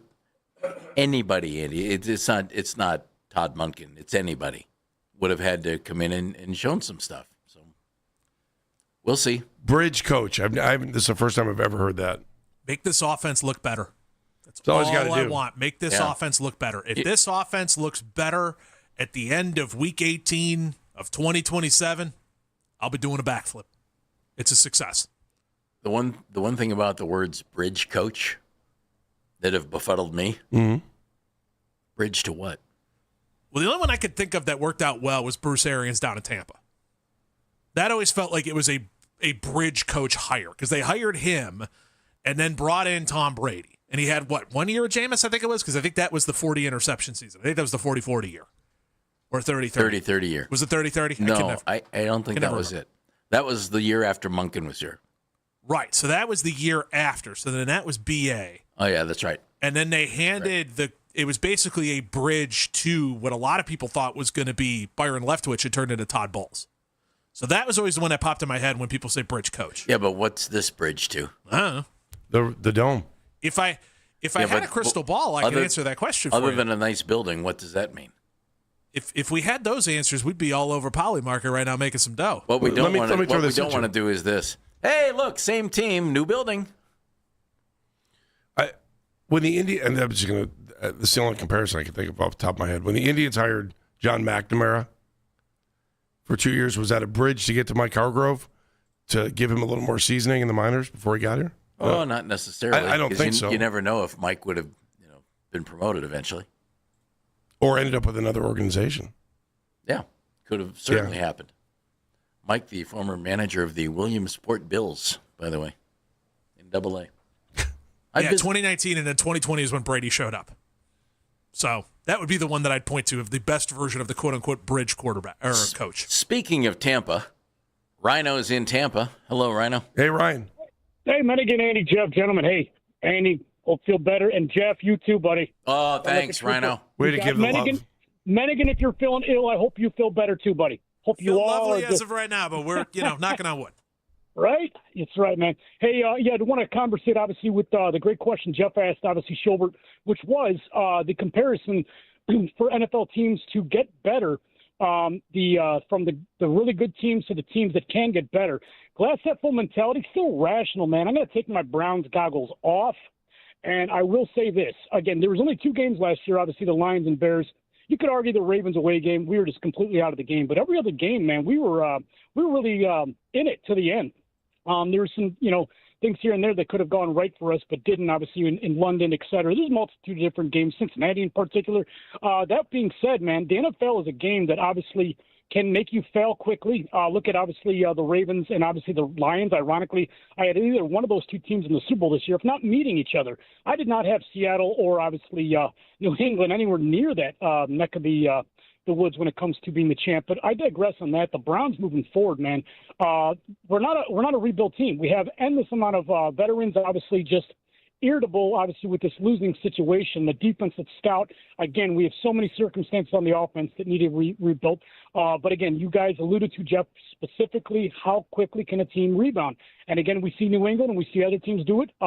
It can be done, man. Glass is half full. Hey, Andy, real quick, I know Jeff's going to hate this about Ohio State or hockey. Going to watch hockey on Sunday outside in Tampa on Sunday, the Bruins and the Lightnings, man. And I have no idea why they're doing that outside. It will only be 45 degrees for high, so it's all right. It is what it is. But it's probably going to melt. Where are they playing that game at?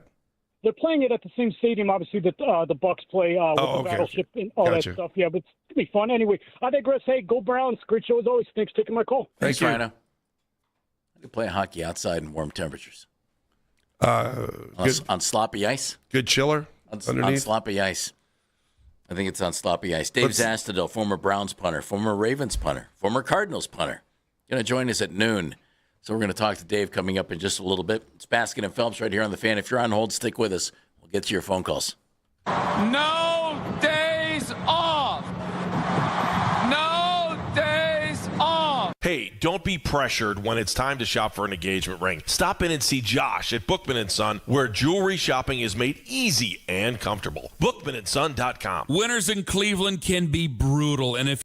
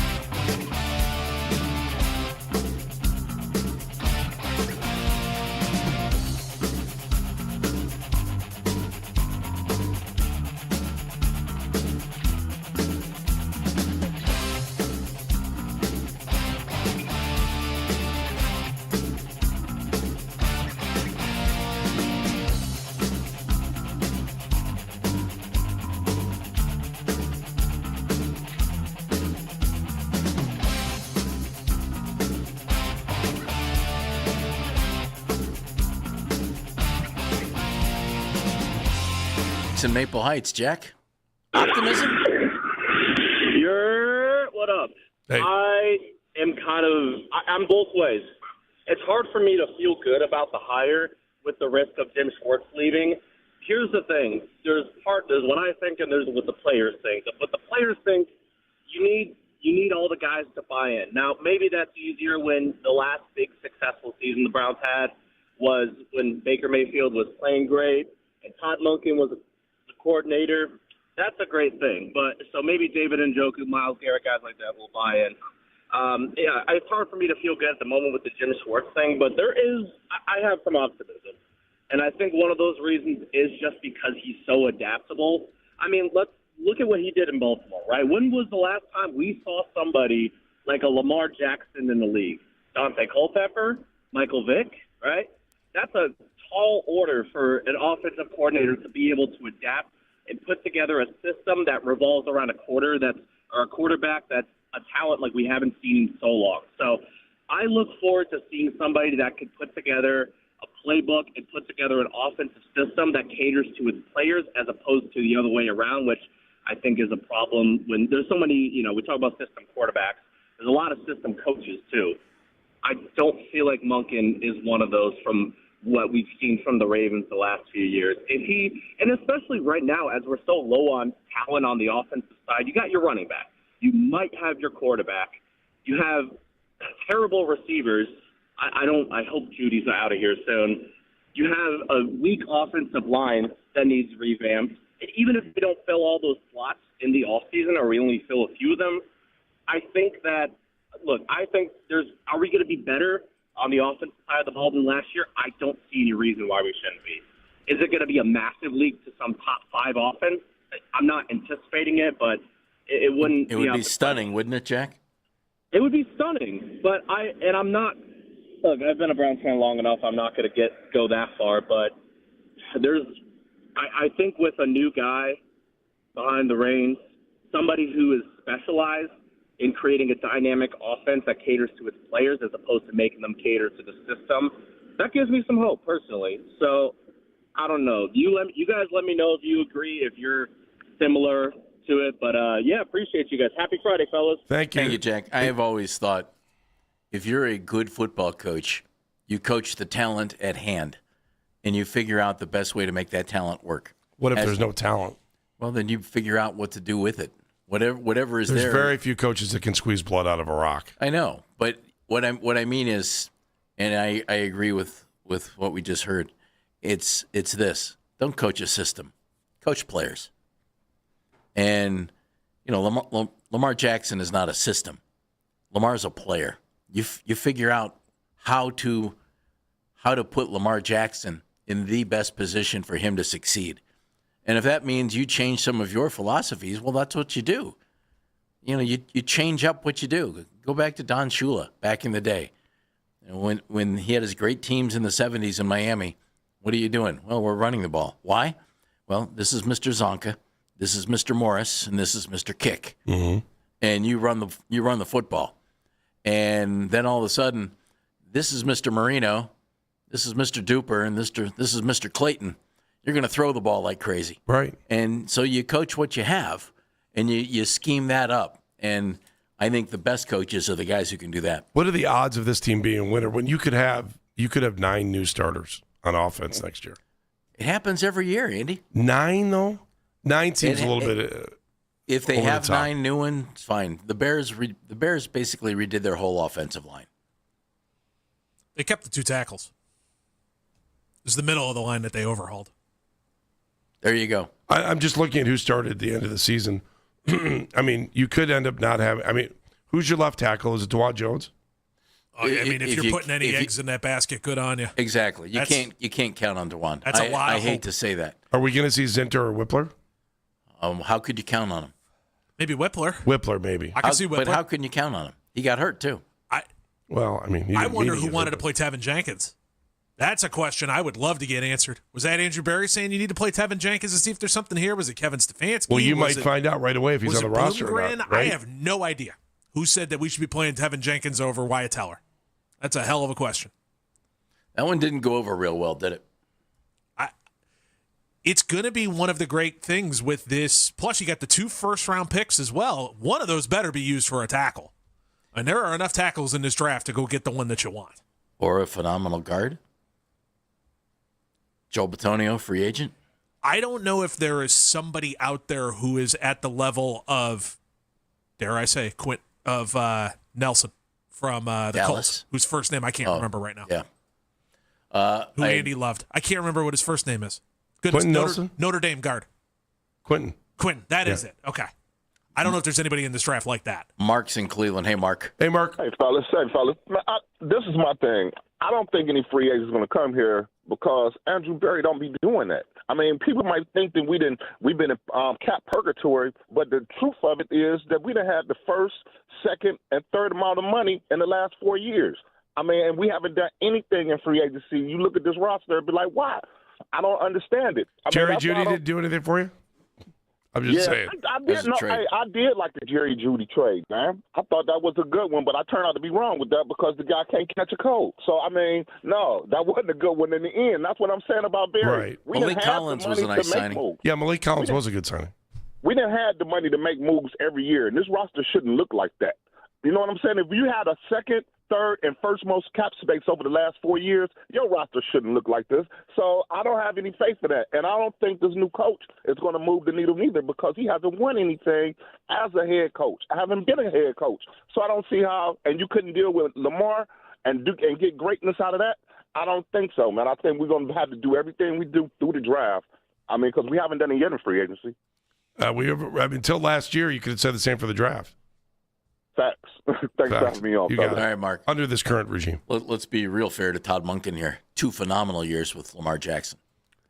MVP year his first year there. They were 13-4, 12-5, and then this year 8-9. Harbaugh done. Did you hear what Jeremy Fowler said this morning on the morning show? And no. What you just said, if you want to kind of reposition the way you think about Monken, right, and where he could take this team and what he did in Baltimore, earlier today on the morning show, Jeremy Fowler set up a situation where if this was a year ago, you might be going, the Browns just got the best guy in the league. Because of the way he set it up. You look at, where that offense had been. Your quarterback, MVP, right?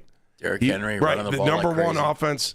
And then, and I think actually, I think it was Dan that said it earlier this morning too, that they were coming from behind, which is something they weren't used to doing in Baltimore. Yeah. Guys, I'm sorry. Todd can be a phenomenal offensive coach. If Andrew Berry doesn't do a good job of putting talent on this offense, he's not going to do a good job. Offensive coordinators don't do well if they don't have decent talent. I didn't even say great talent. I don't remember. Decent talent. You brought it up earlier, too, about the whole notion of we can't afford it. Like, that doesn't. Those are words you don't hear in Berea. No. They always, even with the cap stuff, teams always seem to figure out a way if they really want somebody. Yeah. Now there might be a third or a fourth free agent we didn't pick up because they didn't have the cash for it. I know you can redo Deshaun's contract again, but you might just want to just take the hit, get it all over with, and be done with it after this year. Then again, Deshaun just might be the absolute perfect quarterback for a Todd Monken offense. Deshaun comes back. Todd coaches him up. Okay, so I'll go back and say this again. All of a sudden, there's Deshaun. I know you looking like the Deshaun that you wanted when you brought him in from Houston, and then all of a sudden you got to sign him again. You didn't want to hear. You didn't want to hear about Shador. It's the same thing for Deshaun. What? That maybe he got the gig because he had a game plan for both of those guys. Well, or maybe Gabriel he better too. have a game plan. That's his job.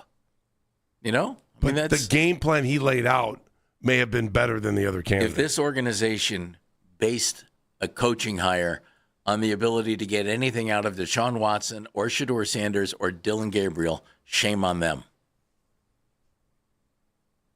They need a game plan for those guys, though. If your quarterback was Josh Allen, if your quarterback was Patrick Mahomes, that's a different story.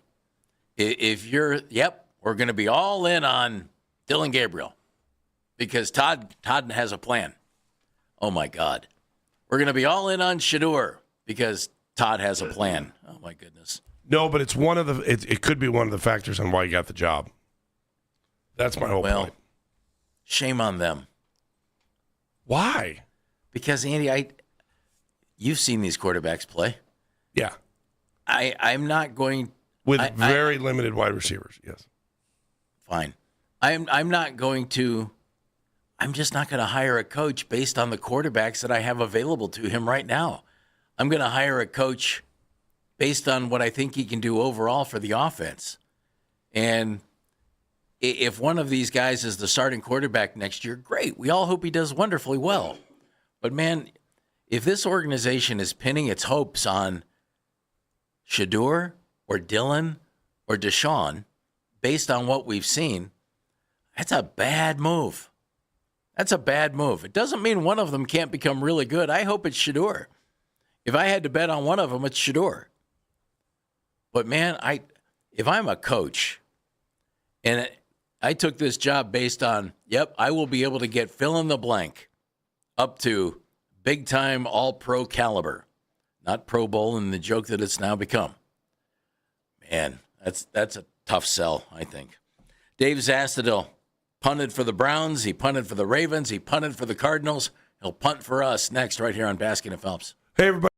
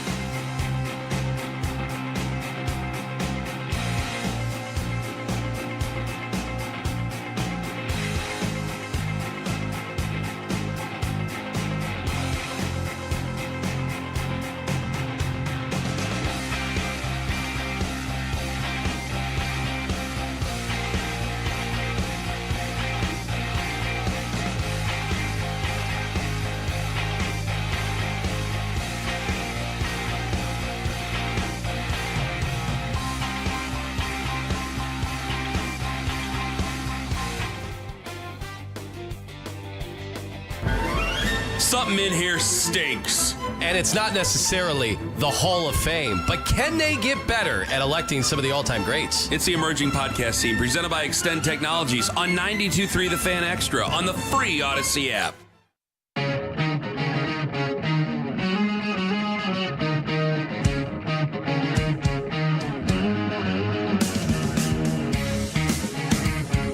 Contest time before we talk to our buddy Dave Zastudil. You can win a pair of tickets to the 26th Greater Cleveland Sports Awards. It's at Rocket Arena, Thursday, February 5th. That's next Thursday. Get tickets at clevelandsportsawards.com. Enter the word HYPE, H-Y-P-E, HYPE. Do that by the end of this hour. And you can do that at 923thefan.com. You'll get registered to win HYPE by the end of this hour at 923thefan.com. I'm Jeff Phelps, Andy Baskin to my right, Dan Mennigan, Matt Corrali, rounding out the extravaganza that is this show today. Let's go to the Make It Right. Call Kyle Wright hotline. He punted for the Baltimore Ravens. He punted for the Cleveland Browns. He punted for the Arizona Cardinals. He's Mr. Dave Zastudil, and he's with us for the 39th time, I'll bet. Dave, good to have you with us, buddy. Hey, Dave. Hey guys, how are you? Good to be on. We are well. First of all, aren't you glad you don't have to punt over the last week or so outside?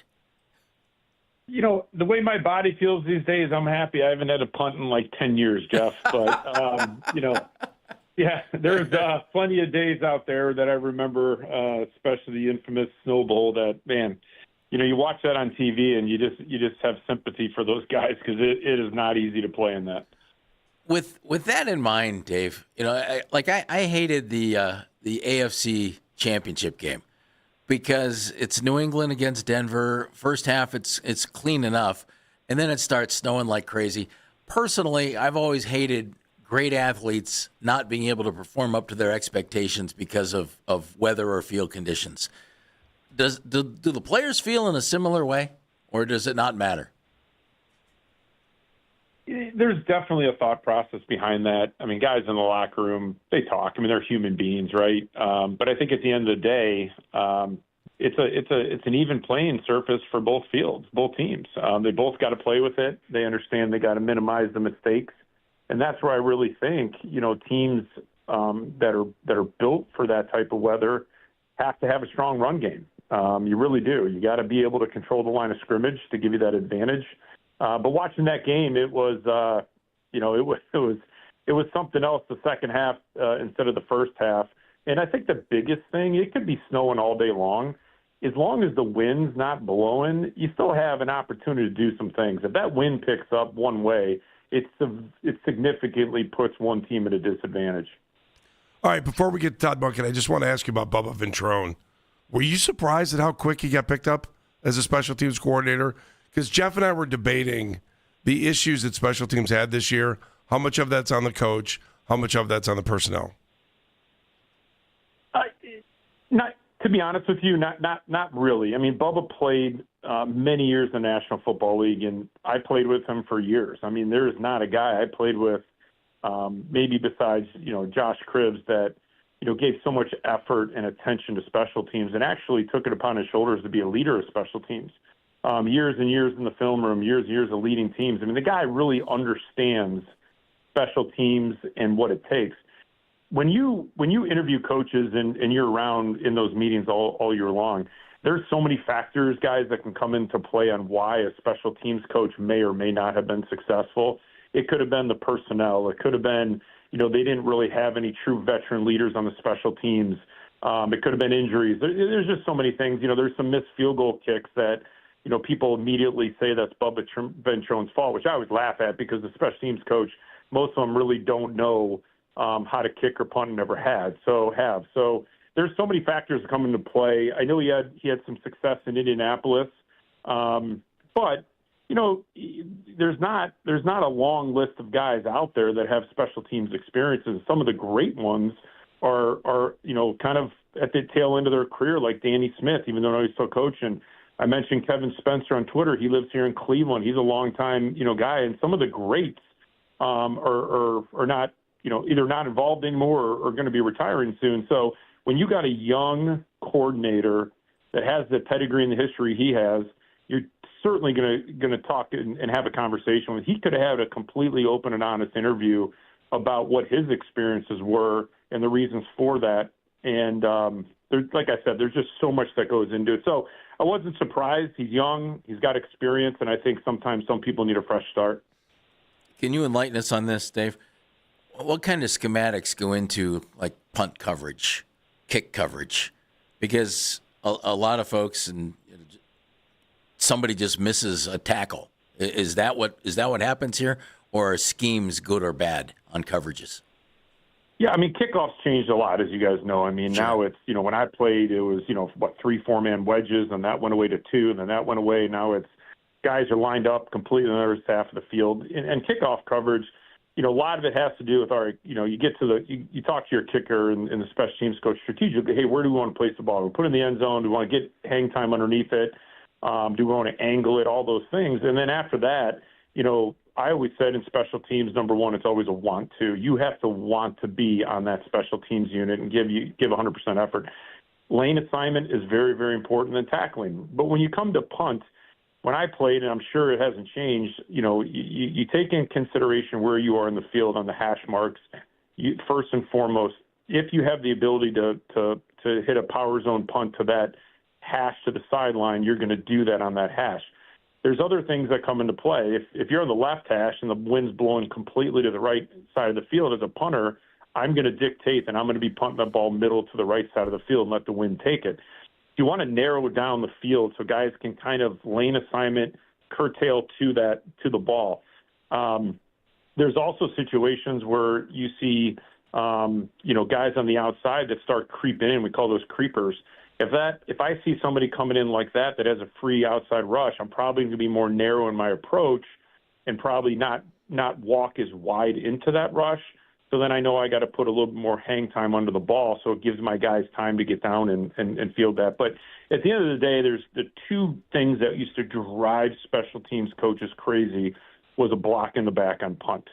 It was talked about in every meeting. There's coaches that would teach what we call hit buys, where you put your hands in the air and you just hit by them, so you're not pushing them in the back. But at the end of the day, it comes down to lane assignment and tackling. And if everybody's doing their job, then there really should not be a big return. Your thoughts on Todd Monken as the new head coach of the Cleveland Browns? You know what, guys? It's funny, and I follow social media, I'm sure as you guys do, and you read and listen to things. At first, it was so funny how the uproar and all the shock and why didn't we go with the young guy and Sheila House or promote Schwartz? And then as the dust settles, as it always does, you start really looking at facts. You start really looking at his history.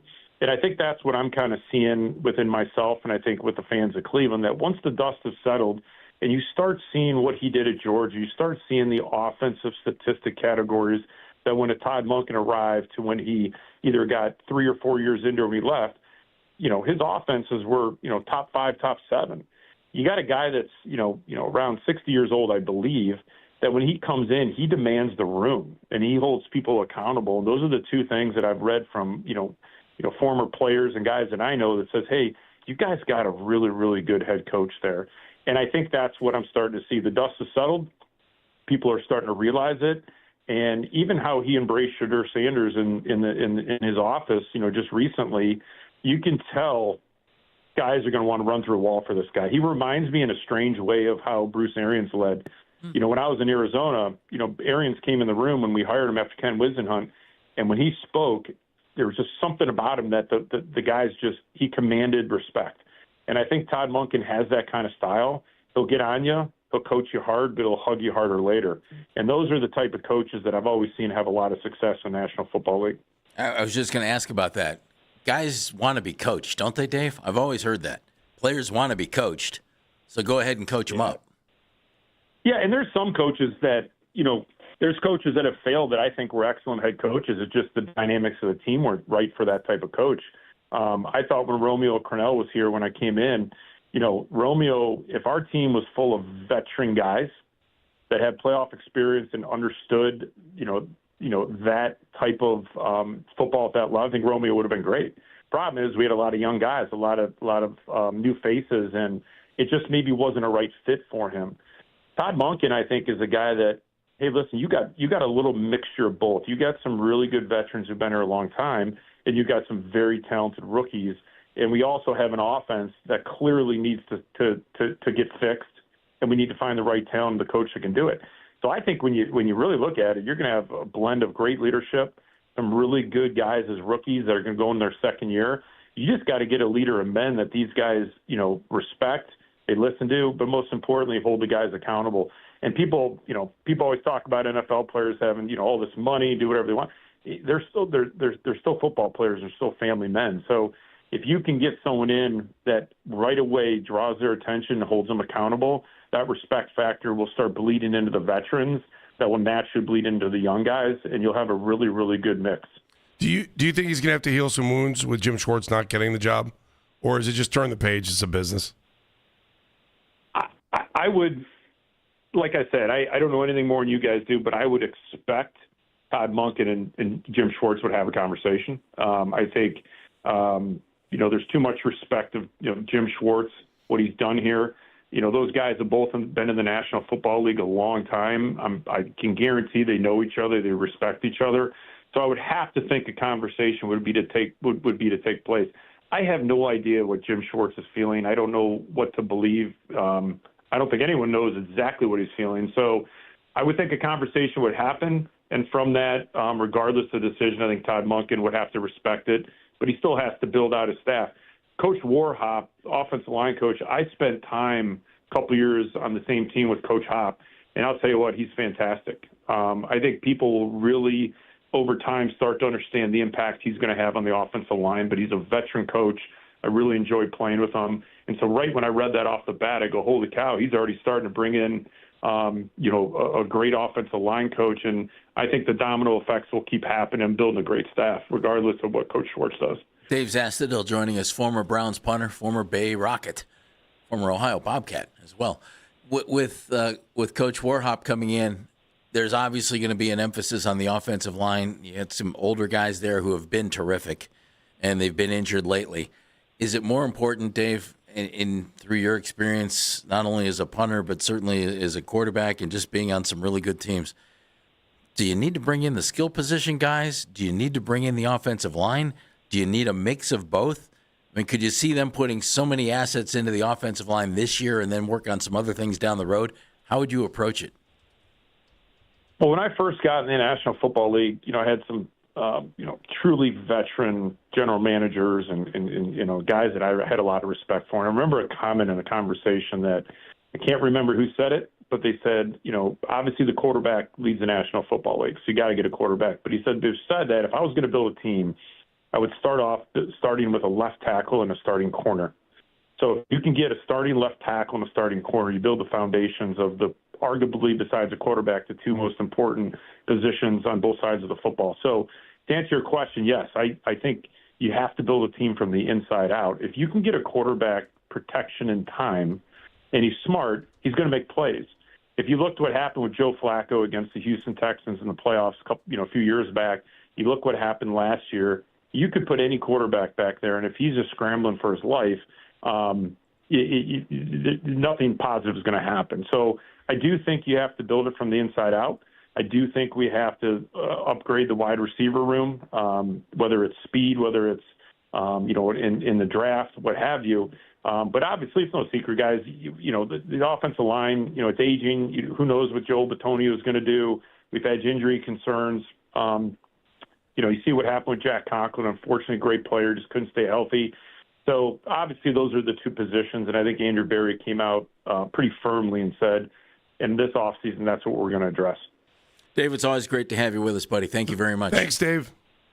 Yeah, great, guys. Nice talking to you. Have a great day. You too. Dave Zastudil making an appearance on the Make It Right, Call Kyle Wright hotline. Build that offensive line. Folks, that's not sexy. If you're Todd Monken, you think that's what you would tell Andrew Berry first and foremost? That's what we need to do? I'll take care of the quarterback. We have some options. But get me some linemen? I'd love your thoughts. 216-474-0092. It's Baskin and Phelps here on The Fan.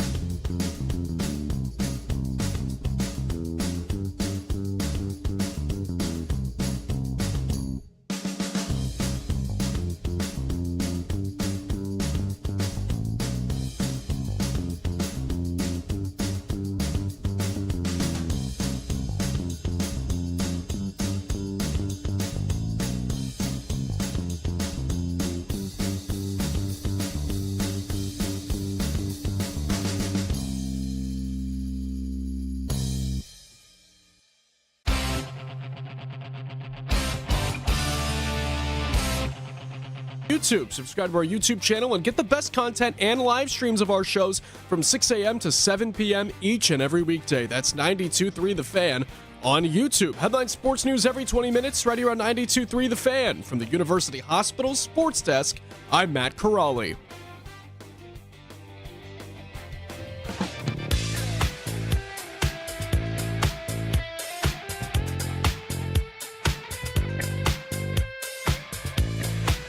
You can check out the Fan Off-Season, the special, every Tuesday night. It's from 7 to 9. Jake Volnick, Lance Reisland, our coach, and Daryl Ryder recapping all the latest Browns news and the moves ahead of this offseason and free agency and the draft. For 1 week, the show moves to Monday. That's coming up on February 2nd. That'd be this Monday, with Westwood One's Pro Bowl games broadcast live from the Super Bowl on February 3rd. Woo! Love those Pro Bowl games, boy. Who you I'll got, tell you AFC what. or NFC in this one? I haven't wagered yet, but I will. You can listen right here on 92.3 The Fan. You can stream us on the Odyssey app. You can watch every episode live on YouTube. Again, that's the Fan Off-Season special each and every Tuesday night, except next week, from 7 to 9 right here on 92.3 The Fan. Jeff Phelps, Andy Baskin, Dan Menigan, Matt Corrali, all having fun here. Dave Zastudil, former Browns punter, was just with us, and I asked Dave, so you bring in an offensive-minded coach. You know, you bring in, that's what Kevin Stefanski was. And what did you do to Kevin? You gave him some talent for a few years, and he coached it up pretty well. And then he didn't have much talent on the offensive side of the ball the last 2 years, and he didn't do a good job with what they gave him. But they didn't give him much. And my thought is, okay, give Todd Monken more talent, and let's see what you can do. I think Stefanski could have done well with more talent as well, but that ship has sailed. It's in Atlanta now. Was it time for another voice? I heard that philosophy this morning, too. Yeah, was it just time for? I don't know that it was. You can always hear that, Andy, but I don't buy that. If you're a good coach, you're a good coach, and you can do okay. Players change, so the rosters change so much in the NFL. They're going to get a new voice anyway because it's new guys you're talking to. Yeah, I think for a coach, though, once you pass that, I don't know, maybe 5-year plateau, and it's not working, then it becomes the new voice thing. Well, think about it that we lost the two longest tenured coaches in their job in Harbaugh and Tomlin. Yeah. So I wonder sometimes change for the sake of change. I don't know if that's what happened here. I think the person that needed the change probably more than anybody was Kevin. I think Kevin was at his wit's end. I really do. Yeah. He seemed like things went sideways a couple weeks into the season, and then all of a sudden he was maintaining his bar of professionalism for the rest of the year. Is that a fair way to put it? If I had to guess, he got stuck with a quarterback situation 4 years ago that he wanted no part of, but it was his job to make it work. Yeah. And it didn't work. And for a number of reasons, it didn't work.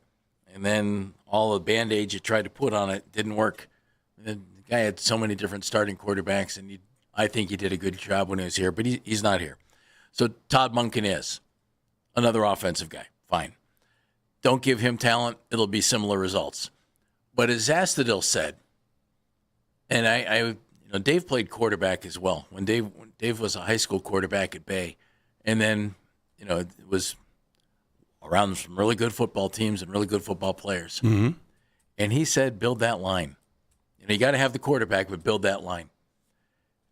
If Andrew Berry this offseason, 2 of the top 3 picks, let's just say, offensive linemen, sign another one in free agency, ignore quarterback, play this year, Sanders, Gabriel, Watson, some veteran you get on the cheap. If you don't like those 3 guys, if Monken just, let's just say, happens to say, I'm just throwing this name out there, I'm not advocating. You know what? I've always loved Carson Wentz. Big body, he's mobile. I can coach that guy up because he has the mobility I like, and he's got a big body. Let's go get him. Whoever it is they bring in, if they put an offensive line in front of any one of those quarterbacks, my guess is it would be better. And then find a wide receiver or 3, and you can go play. So to me, it's not quite as difficult as it would appear from the outside, I don't think. if you can add, and you can, 3 offensive linemen to this team, and if you use high draft choices on offensive linemen and hit on them, that's key, hit on them, well, okay, there's 40% of your line taken care of. Sign somebody in free agency. There's 60% of your line taken care of. And then bring back 1 or 2 guys, and that just might finish it off. And go get somebody. Like, for instance, overpay for Alec Pierce. My buddy Don sent me an email today, and Pierce is the guy I've been focused on all offseason. He's led the league in yards per catch for 2 straight years. Okay, that's one. With the Colts. I think he's a really interesting wide receiver. Go get him. Overpay. If you have to overpay, so what? You need wide receivers. I like the thought that you're bringing in a wide receiver that's already played with his offensive coordinator. Like, I think there are little things that help guys understand an offense much quicker, and you escalate the, I don't know, the Mensa rate is probably not the right, but you escalate the rate of return of knowledge on the offense that you want to run by bringing in guys that know how to do it, and then they can help the guy next to him.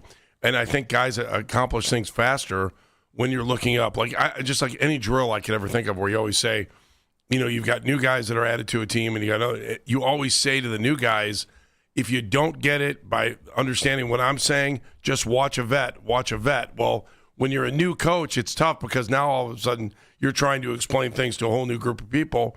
And if you've got a guy in there that's been there before, now you've escalated the speed of understanding for your offense. Therefore, hopefully you'd get, better results. It's a borderline copy that idea. And what you're saying, Jeff, I wouldn't go Alec Pierce, but I'd be really tempted to do 2 years of Mike Evans and then bring in a rookie behind that one and say, guys, that's how you become a top-tier wide receiver in this league. Follow that man. Everything that's about does. money, because can you imagine what Ian Baker Mayfield have been talking about? I would pony the hell up. Yeah, but bring Mike Evans in here. Mike Evans isn't going to leave Tampa to come here for 2 years. If you pay him, maybe. Again, it goes back to the money. Pay him in my Tampa. friend Mr. Phelps, pony up. Jeff, you can't tell me if you just, like you said. And Mike, I think Mike Evans is phenomenal. Had a couple of concussion issues this year. I just wonder if the end is getting near. Now, Tampa might not jump through hoops to bring him back because they have a lot of talent at wide receiver. They drafted Emeka Egbuka. They have Chris Godwin down there. McMillan's a good young wide receiver, and Mike Evans. I mean, they have 4 guys that I'd take over anybody that we have right now. Guys, we have 4 picks in the top 70. Hmm? You're going to tell me you can't rebuild they could rebuild that offensive line this year. As long as they pick the right guys. And right? you could have a rookie offensive line, Andy. That's problematic, except for one thing. I'm not saying you have to do it that way. They're good. Yeah. If they're good, they're good. Yeah, Rashawn Slaters and Joe Alts are tough to find, but you can do it. You can make it work. The Mike Evans thing makes too much sense. It's like, I don't think you'll get him out of there, Dan. Give me a dude. I think Alec Give me the opposite of Jerry Jeudy. Pierce is only like 25. James is in Akron. Hey, James. Hey, James. Yeah, I got a couple things. You were talking about the draft. I'm kind of with that, too. They got enough draft picks that they can get this offense together really in a year. I'm just curious to know the receiver from Ohio State. Tatum, I think his name is. I'm not sure. Darnell Tate. Yeah, is he going to be gone in top 2 or 3? No, but he'll be gone somewhere around where the Browns draft. Yeah, and I think the Browns can get him. Maybe. Hey, James, at this point, would you take him, or would you take the top offensive lineman on the board? No, I would take him. I think you can. A smart guy can get linemen. I'm not saying that we got the smartest people there, but if you look at the linemen, these guys are able to get linemen that are maybe not even All-American, but good linemen. You go to Alabama, Ohio State, some of the big schools, they got good linemen. And they're not all going to be top-notch so-called guys, but they can get the job done. On the line, a guy's got to be able to block. He's got to be able to pass block, and he's got to be able to run block. You don't have to be the greatest, but he can be good, and you can make it with that. But receivers, you're going to need a guy that's fast, that's big, that can catch whatever you throw to him. And that's why I'm saying get the kid from Ohio State or there was a kid from another school. But I think Arizona State. They're going to have to do. Tyson? I'm not for sure. I watched the college game, but I was just thinking about the Ohio State kid. I was hoping that they would get him, mainly because it's from Ohio State. But I and like he can play. talent. And he can play. And he's good. And he's good. Yeah, but here I got a question for you because I've noticed over the last couple of months you don't think either one of the quarterbacks that we have can get the job done. Phelps, this question is to him. Yeah, James, I haven't like seen to have enough yet, James. To be perfectly honest, and people aren't going to like this. You know who I hope is the starting quarterback next year? Deshaun Watson. Well, I'm still holding out. I'm still holding out hope. Well, I've never heard you say that. I'd love to see it. I like Watson. Now, look, I felt like injuries was the biggest problem. We went to get rid of coaches. If you guys look at the injuries, not this past season, we had a few injuries on defense. We had 17 guys that started for the Browns on offense that missed 2 games back-to-back. 17. That's a lot of injuries on offense. And you go to year before, we had big injuries on defense. Our defense really didn't look good at all. No, it was a down year with Jim Schwartz. You're right, James. So if you look at what went on for Cleveland the last 3 or 4 years, injuries has been our biggest problem, and one of the biggest problems. I don't think we got football people in the front office, because football people would have looked at this whole situation and say, look, I can't fault this guy for this or that. I gave him this and this guy's injured. They gave him 17 injuries. That's a lot of people on offense, and most of them are linemen. Yeah, James. At the end of the season, we had one lineman that was there that could play. James, thanks for your patience. You hung on a long time, so we appreciate that. Could have both Tysons here next year, Cavs and Browns. Well, good. They can both play wide receiver. We'll take them both. You don't want the one? I like the one that plays basketball too. That's what I mean. Make him a wide receiver. Okay. I wonder if he can play wide receiver. Jalen? No, James makes some good points there, and right now I don't like any of the quarterbacks in this team. I don't. And if I had to pick one, first of all, I think it would be a great story. Never been crazy about the guy. I wasn't crazy when they brought him in, but I saw Deshaun Watson play some really dang good football when he was the quarterback of the Houston Texans. Feels like it was a long time ago, Jeff. Andy, you know why it feels that way? Because it was. That's exactly right. And if they could, by chance, I mean, you just brought in Todd Monken. You brought him in for a reason. Maybe he can do with Deshaun what Kevin Stefanski couldn't. I've been saying it for years. Maybe he can do with Shedeur what Kevin wasn't able to do, at least to everybody's satisfaction. Maybe he could do it with Dylan Gabriel. I don't know. But personally, I think this team is gearing toward 2027 for the quarterback in that draft. And that's why I would try and load up on the offensive line this coming offseason. I personally think that's the way to go. Tom is in Mentor. Tom, I'm sorry. You got about 30 seconds, bud. Jeff, I agree with you on the line. I would get at least one, though, from the draft. Agreed. Whether it's the first or the second pick in that draft, because you don't want too many rookies on the line, because then it's a new thing between college and professional. Yeah, but you got to load up when you can, Tom. And if that I'm turns out to drafted be at this least year, that's two. fine. At least two. Yeah. I mean, yes, if you want to load up, you load up. But get one in free agency, at least one in the draft. But you got to get a wide out because we don't have any wide receivers. They all suck, and none of them can catch. Now that one guy that came out pretty late last year, I can't think of his name. He's like a 4th or 5th wide out, but he had some pretty decent games. Malachi Corley? At the end of the year. Maybe that was him. But maybe work with him a little bit, whatever. But we got to get a vet. We got to draft one. I like the guy from Ohio State, actually. That would be a nice pick. I would agree with that. I think everybody would. That's Carnell Tate.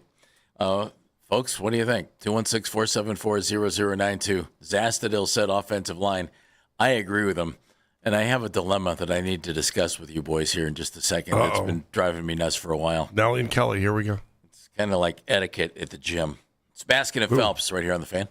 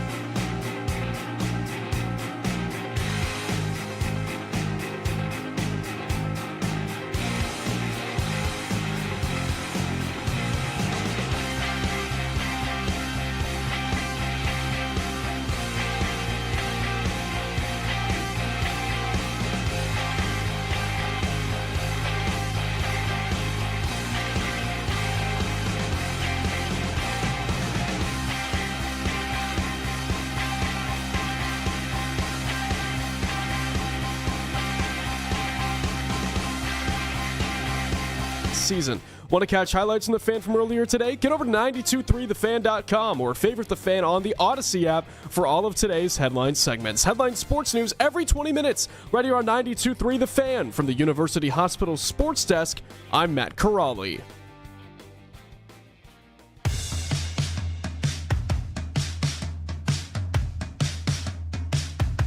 Welcome back to Baskin and Phelps. Phelps, Baskin, Corrali getting up and leaving. Mennigan just saw something on the computer and his face just went, oh. Oh, boy. Gentlemen, a little bit of news coming down from Tom Pelissero, NFL Network. The Vikings have fired general manager Kwesi Adofo-Mensah. Per sources. Guess what? Coming home. The soon-to-be assistant general manager of the Cleveland Browns. Wow. Well, that went south in a hurry. Of course, he was up there with Andrew Berry, right-hand man, got hired in Minnesota. Could be a J.J. McCarthy issue right there. Never know. Never know. Or the fact that Jordan Addison can't stop getting in trouble off with the field trouble. Yeah. How long was he there? 2 years? No, it was longer than that. Was it? Like 3 or 4. Yeah. Really? Yeah. Of course, they were 14-3 with Sam Darnold at quarterback, and they said, "Good luck, Sam. See ya. We're not going to keep you." And then J.J. McCarthy didn't evolve and has had injury issues. If he's healthy, it might be a different story. But He was there almost 4 seasons. Huh? Yeah. Okay. Well, he Boy, was gentlemen, with it's odd that 2 13-win years, too. It's odd that they're doing it this late. According Tom Pelissero adds this in. He was down in Mobile, Alabama for Senior Bowl practice, and now he's been fired. Oops. I mean, that's late. That doesn't sound good. That's not. I'm not going to speculate. No. You're right. That doesn't sound good. That's unorthodox. Yeah. Well, stay tuned. We'll see. I'll bet he ends up in Cleveland. Bet he ends up as Let's part see of why. this. Let's see why they let him go before we start. We're going to get back into this in a little bit. I've mentioned this to you guys some time ago, and I have a dilemma, and I need help. I don't think there's anything I could or should do. I just kind of need to get over this, but I need you guys to help me do it.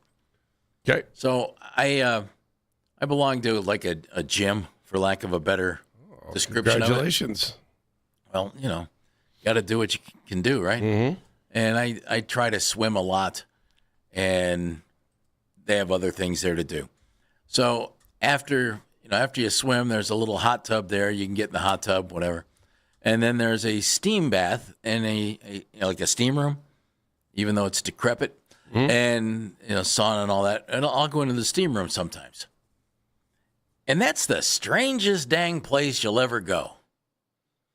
And I don't quite get it. Now, the only time I ever go into the steam room, I'm wearing swim shorts. Okay. Okay. So I was in the swimming pool, so I'm wearing swim shorts. You need to dry out your shorts, right? No, it's steam, so they're still wet. Yeah, it's sort of. Steam press. Okay, let's steam press them. Okay. But I'm just not going to take them off. I'm just going to wear them into the steam room. Mm-hmm. But in this steam room, you'll see guys, and it's a guy's locker room, so you get it. Guys will walk in naked. Okay. And sit on a towel. Are we really going down this road? Keep going. And guys will sit on a towel. All right, Okay. that's a little awkward. It's like, okay, well, all right. It's the same guys that you see. So it's straight birthday suit. Is that what you're saying? Yeah, sometimes. Okay. It's the same guys that you'll see standing in front of the mirror in the locker room, like shaving naked. It's like, could you put on a dang towel? How about some tighty whities? I mean, come on. We're all guys, but put on some dang clothes. We don't need to, we don't need to see all that. Then there's this. Hang on a second. Dan, can you do me a favor? In the closet behind you, there's a 10-foot pole. Can you grab that? No, I'm moving on. I'm moving on to a different aspect of this. Very confident in who they are. Oh, yeah, that's true. I'm moving on to a different aspect of this. Good on them. I'll go into that steam room, and there are guys sitting in there on their phones. And it's 120 degrees. In the steam room? And they're on their phone, and they're not usually talking, but, they're just like looking at email or looking at the internet. I don't have a problem with that. But it's in a steam room. Wouldn't that ruin the phone? I don't know. Yeah, you think, because they tell you shouldn't even have your phone near a shower. Exactly. Or let alone leave it in your car when the sun is out. Exactly. Right? Yeah. So, these dudes are in there, scrolling on their phones. And you're not supposed to have a phone anyway because phones have cameras, and all these guys are shaving nude in front of the mirror. That's a good point, too. And then I went in the other day. Did you turn them into the manager, the people with the phones? I've never said a word. Well, everybody, if you're in the steam room and Phelps is there, you better look out. Then it's away. The guys. Then you'll have these guys who walk in, and they'll sit down, and they're sitting there naked. And they turn, boy, it's really cold outside, isn't it? Dude, I don't want to have a conversation with you. You're naked. Put on your clothes. But the other day, now wait a second. That cold outside joke could be one way or another. I don't know if that's a joke or not. What are you saying? I just threw in some. Don't get pulled into a meeting. I'm not getting pulled into a meeting. I just threw in some random thought, and you took it right to genitalia. So there you go. Get fired. I'm just saying. So the way easy to get fired on a Friday. But here's the one. Here's the one that got me. Fired. I walked in the other day. Okay. And sometimes it's so steamy, if it's freshly, getting all This warm is in one of there. the most awkward conversations we've had in 14 years. Keep going. Well, if you want it to be. Apparently, you're feeling weird things. But I walked in. What are you saying? No, I'm not saying that. Don't get fired. I walked into this steam room, and, you can't really see everything sometimes because it's so steamy. But you can kind of see, all right, so you don't sit there because there's somebody there. I sat down, and I looked to my right, and there's a guy sitting there wearing a shirt and like a hoodie over it. He's dressed. Complete pants, not sweatpants, pants, and shoes and socks. Wait, totally dressed in the steam room? Completely dressed. This is the one that put me over the edge. I never wanted to talk about the steam room on the show. Okay. But I walk in, and this dude is completely dressed from head to toe. Were his clothes wrinkled? Golly. He's wearing shoes and socks in the steam room, pants, not sweats, pants, and had on like a shirt and like a hoodie type thing over top of it. That's weird. And I'm like, what the hell are you doing, man? Maybe he's trying to cut some weight. Although he wasn't wearing. But he's wearing regular pants. Like Yeah, that's he's going to weird. walk outside and he's going to be all, He'll be freshly pressed though, right? The steam. That's the thing. Yeah. I mean, was he standing or sitting? He was sitting.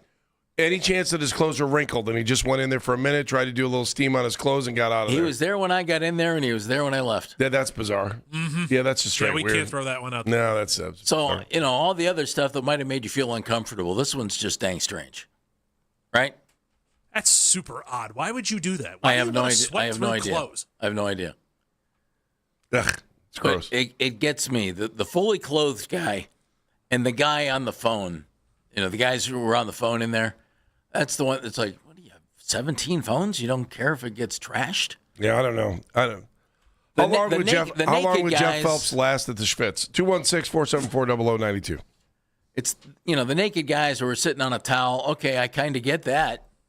But fully clothed. That's weird. In the steam room. It almost feels like it's like a con. Like his significant other is telling him you need to work out, and his way of doing that is to sit in the steam room and then show the sweat stains on his shirts and pants and all that stuff. Yeah. Might have been. It feels like a con. All I know is every time I go in there, it's Either just that or he lost a bet. just weird. You got a dilemma too, huh? Yeah. Here's another fun rendition of Am I a Jerk? Which kind of falls under the if you have to ask, you already know the answer, but nonetheless. Hang on, Jeff. Let's just let's do a little pre-story survey. Is he a jerk? Yes or no? Dan? Yeah. No. Okay. So far, so good. Neither one of us think you're a jerk prior to the story. Keep going. My niece and nephew both play basketball on two separate teams. My niece's game is at noon. My nephew's game, 9 a.m. And these are you're not like high school or Ohio high school. how old are Gosh, they? no, 8 and 9-year-old rec center games. So they don't rec- even know rec if you're. center. They don't Yeah. even know if you're there. Yeah, that's not true. No, they know Not I'm true. there. I'll give them that because they do stop and wave. But they're just getting up and down the floor and running around and get out some extra energy. I think I'm going to go to the noon. I'm skipping 9 a.m. My jerk. Why? That's too damn early. Oh, come on. That's way too early.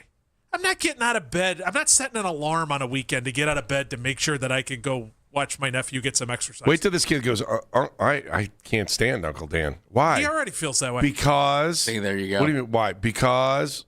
Okay, why? Because he likes my sister more than he likes me. See, that is my fear. That is what you're teeing yourself up for, bro. Yeah, but he won't remember. That is absolutely not true. I could just give him chocolate. Kids remember who go to games more than they do the score. Does he like basketball? I've been to. I'm not 100% sure. He's the kid. This is his first year playing basketball. His coach told him to put his hands up, and so he legitimately runs up and down the floor with his arms straight in the air the entire time, both on offense and on defense. So he's coachable. So he is coachable. Yes, and he's picked up on that tendency. He listens. Yes. Okay. It is adorable. Here's what you do. Will he be there for his sister's game at noon? Probably. You take the both of them to lunch after the game. That's a good idea. You're welcome. I like that. That weasels me out of it. Yep. If it was warmer, I'd take him sledding. What are you going to be doing at 9 in the morning? Sleeping like a normal human being? No, you're not. Yes, he is. You're going to be. What time do you wake up on days that we don't have a show? I mean, if we're being 100% honest, watching the English Premier League and enjoying a Saturday morning. Oh, I'd rather go watch your nephew than go watch the English Premier League. Sorry, bro. Well, that's you. I love soccer. That early. I don't mind. Sometimes I can watch soccer later in the day. I'm not waking up in the middle of the night to watch soccer. Sorry. I'm not waking up in the middle of the night. I'm just waking up and it's on. And I'm like, oh, fantastic. Dan, go to the game. It's not that big a deal. It's 9 o'clock in the morning. The kid will love you forever. Man. The kid's going to love you anyway because you're his all uncle. of his other games, though. You haven't missed any games? This is one I can Oh, you haven't missed any games? I haven't missed any. Oh, you're probably okay. You give him a preemptive. Well, you didn't give me that information. Is he in school right now? Yes. All right, so he's not listening to the show. He wouldn't be anyway. My guess is he probably doesn't have the rewind feature on the Odyssey app powered by Integrated Restoration, the local experts in water, fire, and storm disaster restoration. So he's not going to go back and listen to you saying you didn't want to go to his game. You could call him today. Seeing as though I'm not a Fortnite character, I think I'm good. You could call him today and just say, hey, Cubby, I'm not going to be able to make it to your game. I've got something to do for work, which is like sleeping. That's a lie. Dude, that's a lie. That's a lie. I am watching sports. Don't lie. He's making up for all of his diligent efforts at work by getting some extra sleep. But hey, how about if we all go out to lunch after Princess's game? Yeah. And then he's in. Where are you taking him to? There's a local burger establishment that gets the job done. Irish place? No. Done. Just no. Oh, no, we would do the fun one. It's a joint with a train. It's a cool place. Come with toys? No. Listen, why don't you just... if I got to do it, we're going to do it right. I'm so tired of this. Because I'm going to eat a burger, so we got to get a good whatever burger. You do, Jeff and I were talking about this before. These kids are so pampered these days. Think about how many days off they've had from school lately. Days off that we never would have saw the light of day, that especially in Cleveland Heights where we were the last one to call off all the time. Why don't you sit the kid down, be totally honest, and go, Uncle Dan doesn't want to watch you play. He thinks you're horrible. You run up and down the floor with your arms up.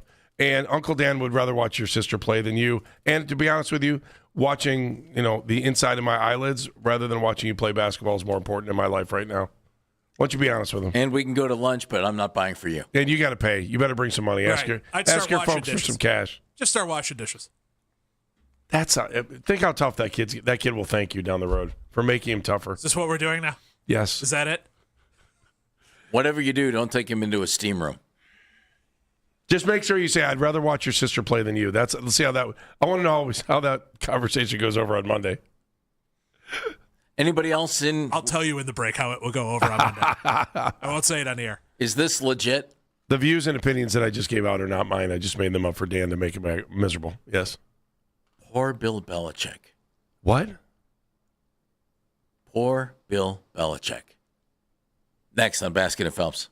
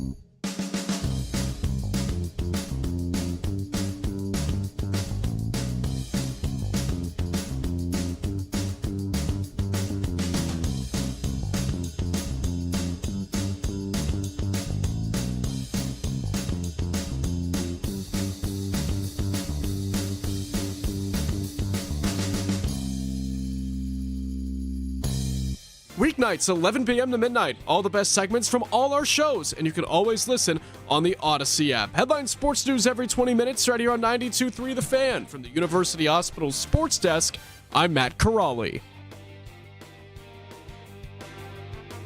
There's only one place to hear breaking Browns news. This is the radio home of the Cleveland Browns, 92.3 The Fan.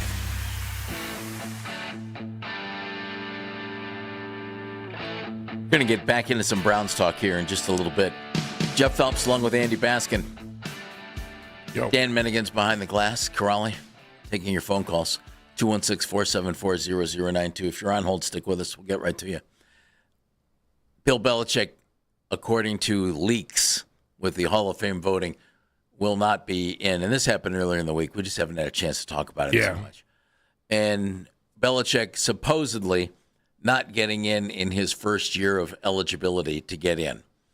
And let's just get this out there. There's no question, and we all know it, Bill Belichick is a first ballot Hall of Famer. Correct? Yes. Dano? There's no question. Belichick's a first ballot Hall of Famer. He's a Hall of Famer. Yep. Okay. That said, and I can't even get too mad at the Hall about this, the way this thing is gone down, I can understand why somebody might not have voted for him. And it's the way the voting, as far as I'm able to understand it, has the criteria put in place this year where veterans, coaches, and front office types, non-players, all lumped into the same pool.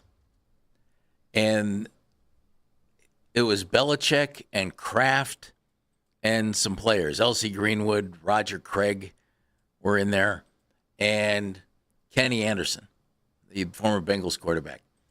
And one of the guys who has come out and said, I did not vote for Belichick, I thought did a really good job of explaining why he didn't. Okay, who was this? His name, Vahe, V-A-H-E, Gregorian of the Kansas City Star. I'm not sure how to pronounce his first name. Okay. But he said it's not that he voted against Belichick. He said he voted for the three senior candidates, Kenny Anderson, Roger Craig, Elsie Greenwood, all terrific football players. And he said, you could call that rationalizing, I suppose. But he said it wasn't a vote against Belichick.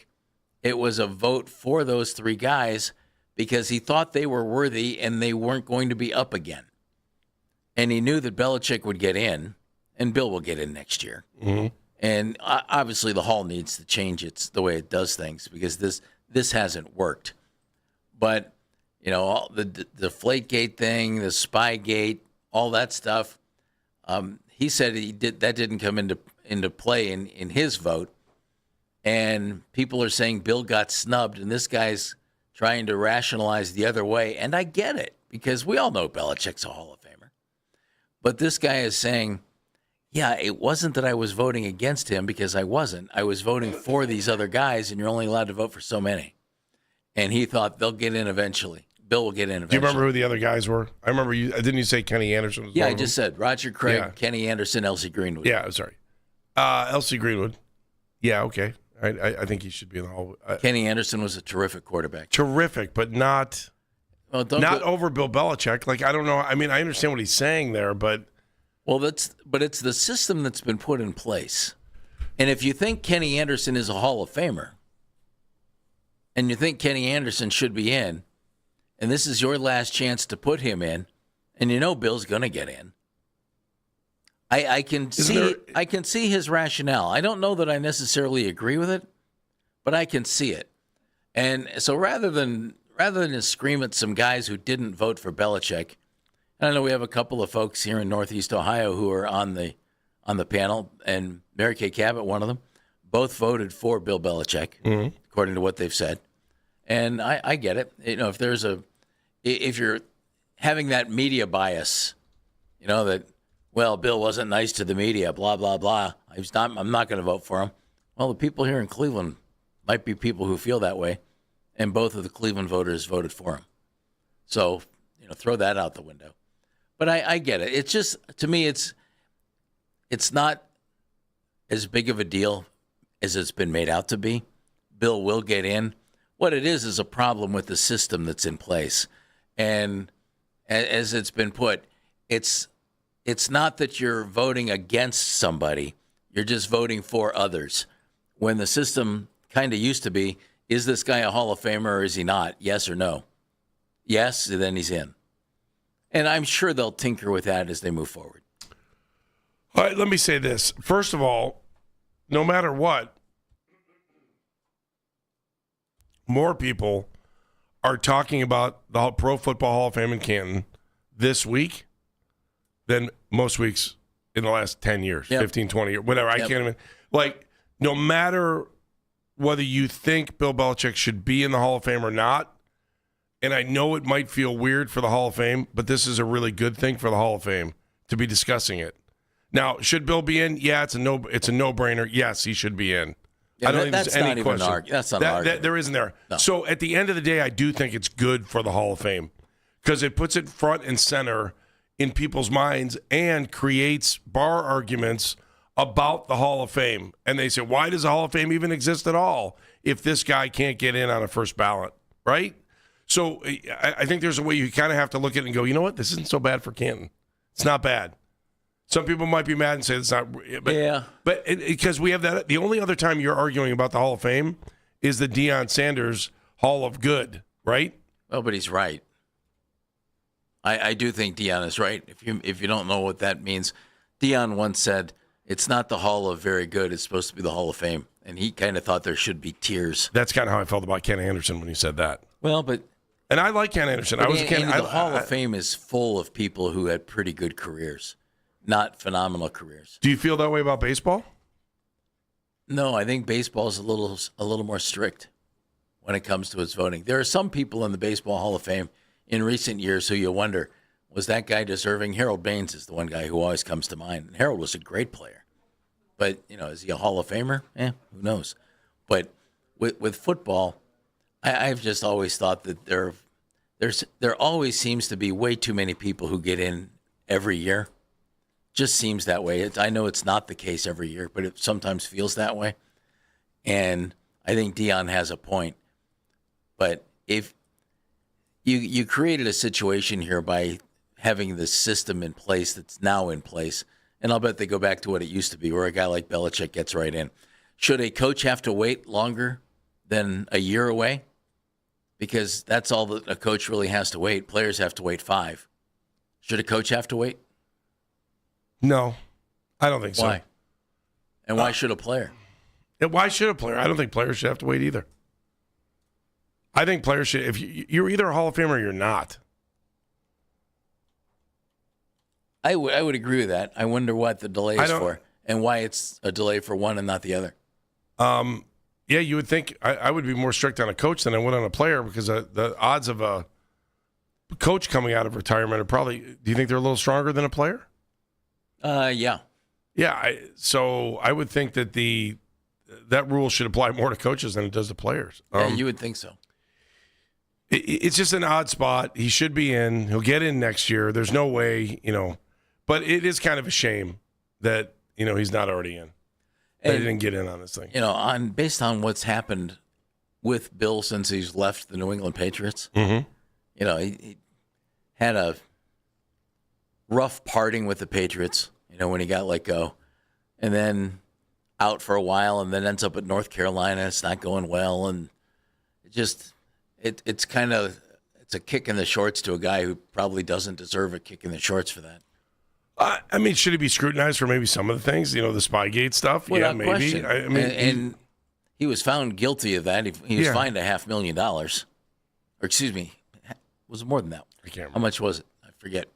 500,000? I think it was 500,000. Happened as well. Hell, they can't even get Bill Belichick in there. Why do I trust these people? That's not on the Hall of Fame. That's on the voters. That's on the voters. It's not on the building. How many people do you think know that? There's no such thing as bad press when it comes to this thing. I'm telling you. I understand the this PC is good for Canton. It's good for publicity. Stark County. Let me go back to 2023. These guys got into the Hall of Fame that year. Rondé Barber, Don Coryell, Chuck Howley, former Cowboy linebacker, Joe Klecko, who was great in Smokey and the Bandit, I believe. He was a great football player. Was that the one he was in with Burt Reynolds? Darrelle Revis, Ken Riley, Joe Thomas, Zach Thomas, DeMarcus Ware. Some of those guys are really good, and some of those guys were pretty good. You know, I mean, they're all Hall of Fame caliber, but are they? Wasn't the voting system different there though than it is now? Yeah. So. Yeah. And last year, just 4 guys: Eric and Jared Allen, Antonio Gates, Sterling Sharp. They'll get it. They'll get it adjusted. They'll get it fixed. Belichick will be in. But the arguments where people have said, "What do you mean? Of course he's a Hall of Famer. He got duped." Look at the rings. Well, of course he's a Hall of Famer. That's not the people who are complaining. You know, how can you leave Bill out? Blah blah blah. Well, you can't leave Bill out, and he's going to get in. It's the system that's in place, and it will get changed. My favorite quote of this week on this whole Bill Belichick thing came from Tom Brady, and I don't have the exact quote on me, but I heard it. And Tom was saying that if you needed to hire one coach to win the Super Bowl, if you needed to hire a coach to help you win in the NFL, Bill Belichick is the man. He is the man. And he went off about it. And then the point after I was listening to this, I was like, Tom, don't you own part of a team?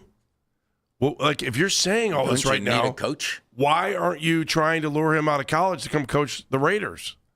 It seemed really weird to me to hear Tom Brady say all this stuff about Bill and being the guy to do it and be the guy to be the coach, that he's the one you want, he's the GOAT when it comes to coach, blah, blah, blah, blah, blah. Yet he's on an ownership group that needs a coach right now. Like, why aren't they going after him? I thought everything Tom said was right about Bill. It's just like he says this stuff, and yet he owns a team. Why wouldn't they try to hire him? Am I crazy? Quit making sense. Sorry. Yeah, if Tom was going to say something like that, you might think. Or Tom might have been just thinking, he was the guy that I would have put in that situation back then, or recently, but not now. Never Trying to find the exact quote. He's incredible. There's no coach. He's incredible. He said this on, I was on a radio show in Seattle. He said, he's incredible. There's no coach I'd rather play for. If I'm picking one coach to go out there and win the Super Bowl, give me one season, I'm taking Bill Belichick. So that's enough said. Then hire him. Why aren't you going after him? Or at least say, we tried to get him out of North Carolina and he wouldn't leave. What's her name liked it there? She's getting free classes. She doesn't have to wait in line at the bar. Okay. Maybe Todd Monken will be a first ballot Hall of Famer. Be nice, wouldn't it? Yeah, it would. In the meantime, what's he do on the offense here? We'll talk about it coming up on Baskin and Phelps.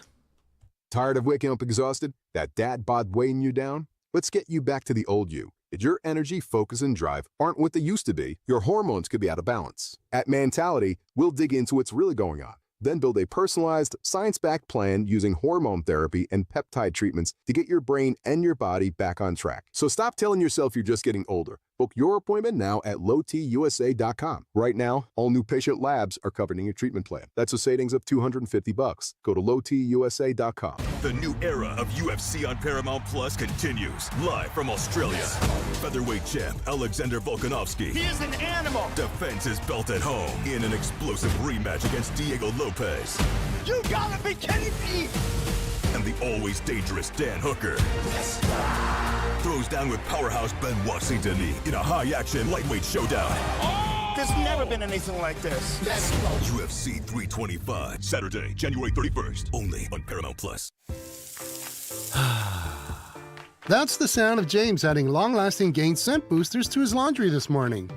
Several hours later, James sniffs the irresistible scent of Gain on his shirt. Gain. Several hours later, James has even caught the attention of his mother-in-law, and she never gives him attention. Ooh, you smell amazing, James. Oh, thanks, Mom. I love you too. I never said that. Add Gain Scent Boosters to your laundry. Add joy to your day. Do you owe $10,000 or more in credit card debt or personal loans? With credit card debt at all-time highs, Debt Relief Advocates is urgently notifying consumers of debt relief now being made available, designed to aid consumers with out-of-control credit card debt. Those who qualify and enroll for this relief program will only have to pay back a fraction of what they owe. This is not bankruptcy or a debt consolidation loan. This is a relief program that credit card companies would rather you not know about, as it ends your debt nightmare and saves you lots of money. Consumers owing at least $10,000 in credit card debt or personal loans can now take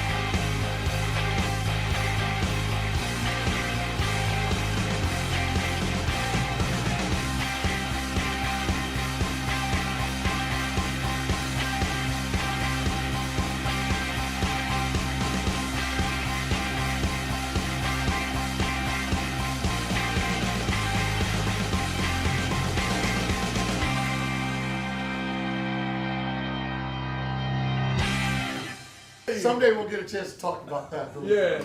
Yeah. Awesome. Well, sit down. Yeah, sit down. He gave him a good bro hug when they walked in, right? They bro hugged each other. How about Shador hanging out there on January 30th? Shador's even in the building. He's doing what he's supposed to do. Suck up to the new coach. Good job. I mean, it also was Andrew Berry saying, "Oh, you were overseas for a little bit," which I cut out before then. Oh. So I have a feeling, new coach, he went, "All right, let's get back. Let's meet the guy. Let's get the playbooks, all that kind of good stuff." Yeah, Andrew got out of that scene pretty quick, too. Yeah. That's all they showed us. I said, I'm not, and by the way, these guys should have time off. Like, please don't take that anything more than it happened. You know what I think could be one of the biggest coups for Todd Monken? If he's able to sit down with Joel Bitonio and get Joel to come back. It's one less offensive lineman you have to worry about bringing in next year. Because even though Joel's not going to the Pro Bowl after going for 7 straight years, that flag football game is really going to miss him. He's still pretty good. And if he's back, he's your starting left guard, no questions asked. And Andy, you're right. There's one spot you don't have to worry about. So you can feel healthy about at least 3 of your starters coming back. If you want to put Shador, you're 4. He knows him a little bit. You know? I think that could be It would be helpful. I would hope that's a phone call that Todd's already made. Do you think Joel made. wants to play another season? Yeah. That's the bigger question. I would hope that's a phone call that Todd has already made. It's just hard with all the ambiguity at the quarterback spot. I just think it's a hard. If Joel wants to retire, I got it. I mean, he's earned the right to say I'm done. If he doesn't want to retire, though, what are and you wants selling to play him somewhere on else, to come and he's back? a free agent. You can sell him on this. Hey, look, it's not been good here the last couple of years. Here's what I have in mind. If this appeals to you, boy, would we love to have you.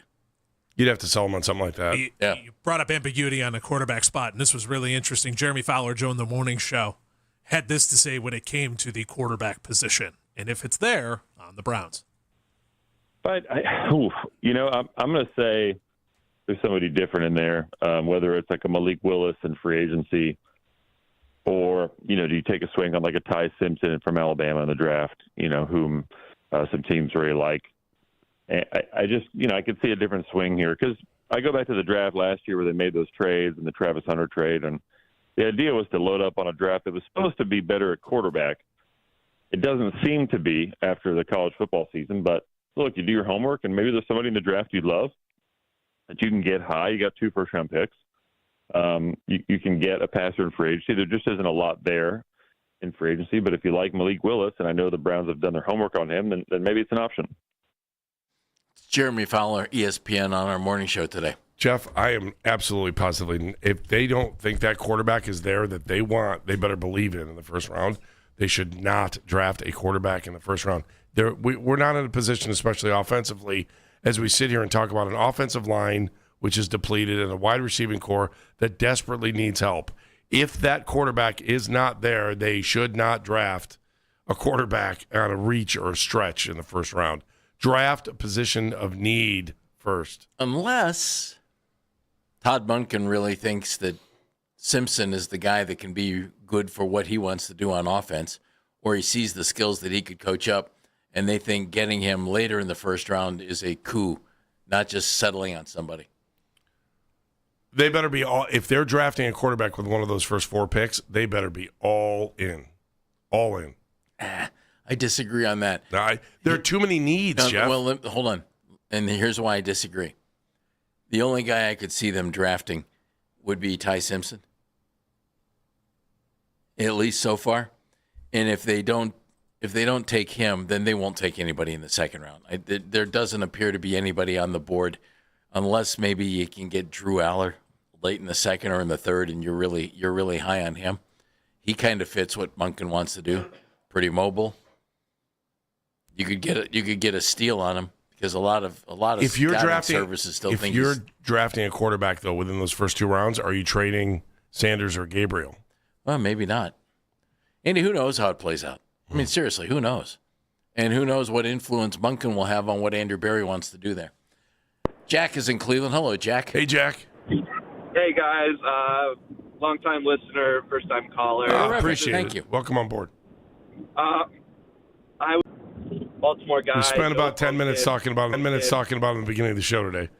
And if he wants to come over because of Monken, the topic, Warhop. Yeah, and we're talking about what is the impact of Monken, and if you could bring him over because of Monken, I don't know that he's looking at Cleveland before, but now to have the opportunity to stay with him, and that would give us a rock solid center, man. Are you kidding?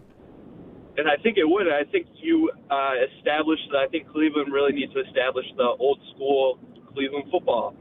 We had the run the rock Kevin for so long. And that's football built for January. Which, if you want to get to January, you have to know how to run the football. I think getting him would be a great first step.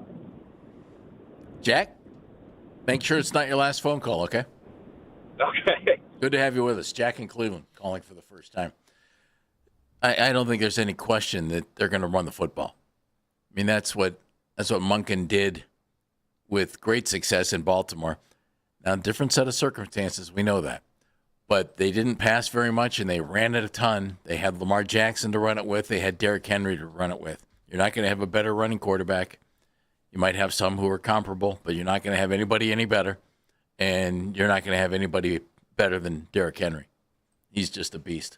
But you can be sure with Quinshon Judkins and Dylan Sampson, I'm going to throw Rocket Sanders in there because Rocket Sanders, I'm not making this comparison, similar build and style to Derrick Henry. He's not Derrick Henry, but, big-bodied back who can muscle you a little bit. I would think that they're going to give him every opportunity to carry the football. Trevor is driving around. Hey, Trev. Hey, Trev. Trevor, you with us? Trevor's not with us. Trevor's done. Robert's in California. Hello, Robert. Hey, Robert. Hey, guys, what's happening? Super fan out of Hemet, California. Awesome. First-time listener, first-time caller. Send us some weather, man. What's your weather like there? We got it about 70 right now. Man. It's bright and orange out here. It's bright and orange out in Hemet, man. We love the Browns. All right, so we're coming out. We're going to do our show from your house, if you don't care. We're in. Hey, man, I got a room room for about 3 of you. Oh, good. There's only 3 of us. Perfect. Okay, good.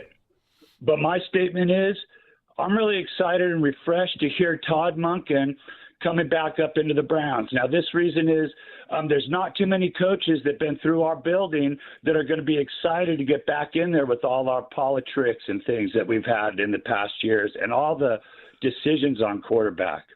Now, I think for the fans, just like the fans out here in Hemet are saying, let's pump our brakes and give this guy a good shot and make sure that we like him and stick with the feeling of like. Now, as Jim Schwartz, hey, man, I want him in my building. I want him right there. But if he's low enough and pissed off enough and butthurt, somebody do the process just like they did to get Todd Monken. And that's how we feel up out here in Hemet. All right, Robert. Speaking for the entire town, I like that. Thank you very much. Thank you. And the entire state of California. We'll give them the whole state. Give them the whole state. A lot of electoral votes for us now. That's really true. Feeling good about it. It's really true. Until it falls into the ocean. And that'll be a bad thing. I saw that. Gene Hackman. He was trying to do that. Superman. Don't you remember? No. You don't remember that? No. Dan, have my back. What? Remember that was the Christopher Reeve Superman. Gene Hackman wanted to have California fall in the ocean so he could, because he kept buying all this desert land, and the next would be Lutherville or whatever he wanted. I got to remember which one that is. I don't remember which one it is, though. He's like living in the subway, and he cracks. I can picture what you're saying. I just don't remember which Superman. Yeah, that was the premise of the whole thing. You guys good now? Well, we just did. Little Superman thing there? That's good. Why, you want to talk movies? No, I'm in. Not really. No, you really? Catherine O'Hara, do we want to be sad? Yeah. Okay. No, you just there. I wasn't going to go. I was going to make you happy first. The Catherine O'Hara thing bums me out. Yeah, Catherine O'Hara. For those of you who do not know, TMZ reporting Catherine O'Hara has passed away at 71, which is just a bummer. You a fan at all, Jeff? Yeah, absolutely. It was weird. We were watching. I normally don't do this, and I was watching.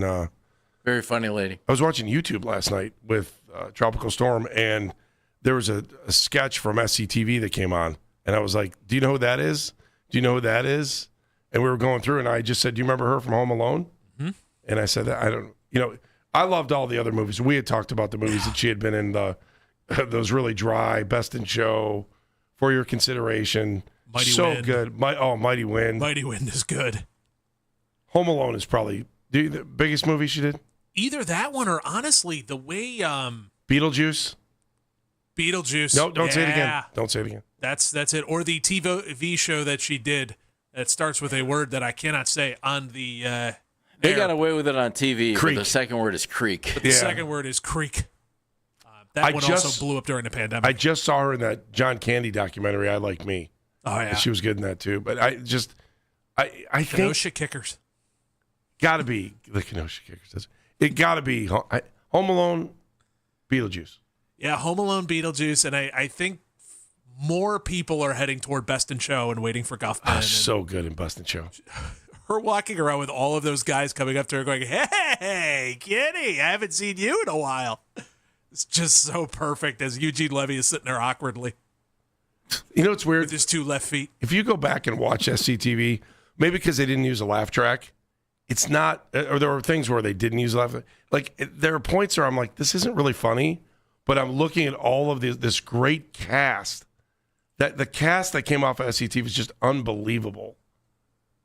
Unbelievable. It's like all of those shows. Like, I mean, Saturday Night Live is the same exact way. You kind of turn it on and hope you get 2 to 3 sketches that really make you laugh, and if you do, you're happy. You know, SCTV was kind of like that too, where if there's 2 to 3 sketches that really had you in tears, then they've done something right. It was awesome when it was on after Saturday Night Live. That's one of the best. Okay, Jeff. Sorry, we got that off our chest. Yeah. You back now? We're back. I did watch I saw a movie last night, The Cobbler. You ever seen that? Guess you're not back. Dustin Hoffman's in it. No. Adam Sandler is the lead. Method Man is in it. It is drama, comedy, action. It's dramedy. It's like a dramedy. It's not okay.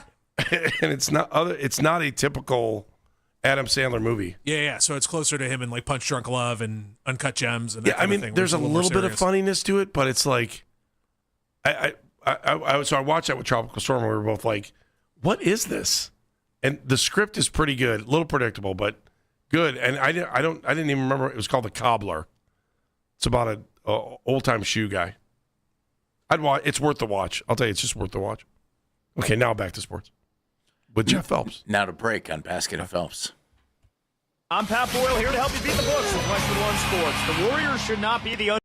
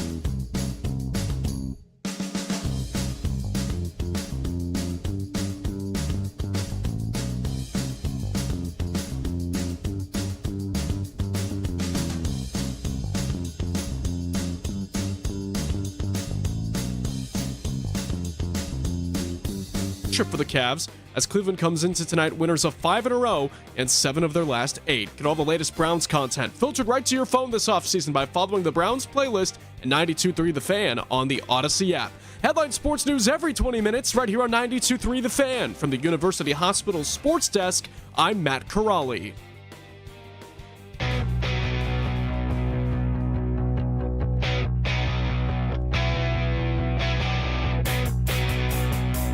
I can't wait until we hear Todd Monken talk to the Cleveland media at his introductory press conference.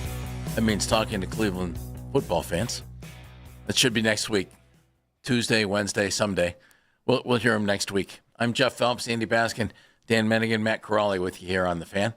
Let's go to Austin, Texas, a fabulous town. Mike is with us. Mike, welcome. Hey, Mike. Hello, guys. How y'all doing? We're well.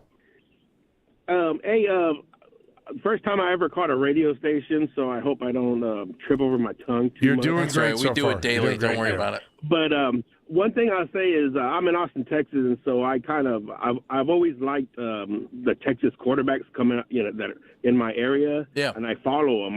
When they get drafted and they move on to other cities, I listen. And I have to say that you two guys are probably the best duo that I've heard on the radio when it comes to either talking opinion or facts, just putting it out there. And, you actually keep an open mind when it comes to every position. But I'm here because of Shedeur, obviously. Well, thanks, Mike. That's nice of you to say. Thanks. We have a W-2 for you to fill out a little bit later. We'll send it to you. It'll be good. But saying that, I'm going to say this, and I've been taking a lot of heat ever since last year, but I'm going to say this, and I know I get a lot of kickback, but in Shedeur Sanders, Cleveland Browns have a Mahomes quarterback. If you look at their development, where they came from, Texas kids, Big 12 quarterbacks, they're similar records. Mahomes did not do very much in the Big 12. Same part of the state too, Mike. Yes. And so you can look at the NFL. I kind of cracked the code on it. Personally, I'm biased. I like Texas quarterbacks because that's where I'm at. I also like California quarterbacks. I just think they're built better for the NFL, especially coming out of college. I don't think that the SEC and I don't think the East really helps develop a quarterback very well. There are outliers. There are, kids that just excel. They're that guy. But I do like the Monken hire match with Shedeur, and I really think that the Cleveland Browns are going to be in a pretty good situation next year. I like everything that they're starting to look to build now. Mike, we appreciate you listening. We appreciate your phone call. Send us another quarter. We'll take quarterbacks. We'll take any offensive linemen. We'll take some offensive linemen. How's that? Definitely get the linemen, get a good run game, and it's going to be, playoffs and success pretty close, pretty soon down the road for y'all. Thanks, Thank Mike. you for calling. Appreciate it. We have a guy in Austin, Texas. I wouldn't mind getting here in 2027. Name's Arch. Yeah, I knew you were going there. That wouldn't be a bad thing. I want to see what he looks like this year before jumping to that conclusion. I agree, but he looks a little raw still, but interesting guy. Still convinced his shoulder was hurt. Yeah, it sure looked that way early on, didn't it? Yeah, he was throwing borderline sidearm. Yeah, he's coming from down It here. almost looked like Steve Reed out there. Yeah, it was Steve Reed. That was a nice little reference. It happens every so often. Love Steve Reed. I think he made an interesting point, by the way. Having worked in Texas and football's a different beast down there, take a look around the league at the quarterbacks and where they're from. A lot of guys from Texas, and he's right, a lot of guys from California. Those two states produce a lot of guys. It's really, I'm just looking at Texas' offense for next year. They have one junior, and it's a center. And he's a redshirt junior, too, Connor Robertson. That's it. They have one. Otherwise, you're a sophomore or a freshman. It's just weird to look at college football and think about how it was. But they don't even have – they have one junior on defense starting, too, Jelani McDonald. Otherwise – I'm sorry, Brad Spence also, their middle linebacker, is also a junior. They have a nose tackle that throws into Cano. All right, good for Steve. Sarkisian. That'll work. Dick's in Dayton. Hey, Dick. Hey, man. Hey, long time, buddy. How you doing, bud? Guess what? I miss you guys. Aw, we miss you. That's sad. Hey, I want to say something. Good. That's why you call a radio station. I want to say that I wanted Schwartz. I thought he'd be a good candidate. But whatever we have to do, we'll live through this, guys. But I thought he'd be the best. And I say one thing about this. On the feature on this, and I like the way the Cavaliers are playing. They are going to the playoffs, guys. Well, I hope so. There are 10 teams that'll make it, Dick. So. Yeah, good to talk to you. I got another card I want to send you guys. Oh, good. Okay. Well, I always like your cards, so thank you, Dick. Thanks, Dick. Yeah, well, have a good day. I'll keep in touch. All right, Okay. we're glad of that. Thank you, Dick. Dick's a longtime listener and not a first-time caller. Be nice. Well, it was nice. I know. He calls us frequently, and we appreciate that. Don't we? Yeah, he's a good resume. Good resume. Dick's right. The Cavs are going to the playoffs. They're also playing very good basketball right now. They are, man. They look good the other night against the Lakers. They're playing well. Yeah, they did a nice job in that third quarter, especially against the Lakers. The more I see of Jalen Tyson, the more I think, yeah, my eyes didn't deceive me last year. He wasn't getting much playing time, but I liked him, and I think Kobe Altman drafted a good guy there. See that? Which, again, Donovan Mitchell's phenomenal. That's why I hate giving up first-round draft choices. Jalen Tyson was taken, 20th overall? You found a guy who can really play. And so you give up a lot of picks, and you got to make it work. That's the one thing that, with the trade deadline coming up next week, this is where the Mitchell trade complicates some things. Because the Cavs can't do a whole lot, being the only team in the second apron. And there are ways they can make trades. There's rumors of DeAndre Hunter to the Lakers. You've seen Dalton Connect involved in that. Rui Hachimura as well. And Rui's a good young player, but he's also on an expiring contract, so that would help. But giving up all those first-round draft picks and the pick swaps, and then signing the guys that you wanted to keep, has kind of put the Cavs in a position where you've got to make it work with this crew, or you're going to have to blow it up. And I hope they can make it work with this crew this year. That would be good. And if not, they'll have a decision to make, Andy, on whether they want to blow it up or not. Hey, they win tonight. Knicks lose. Second place. See? Didn't take very long. Well, they've won 5 in a row and 7 of 8.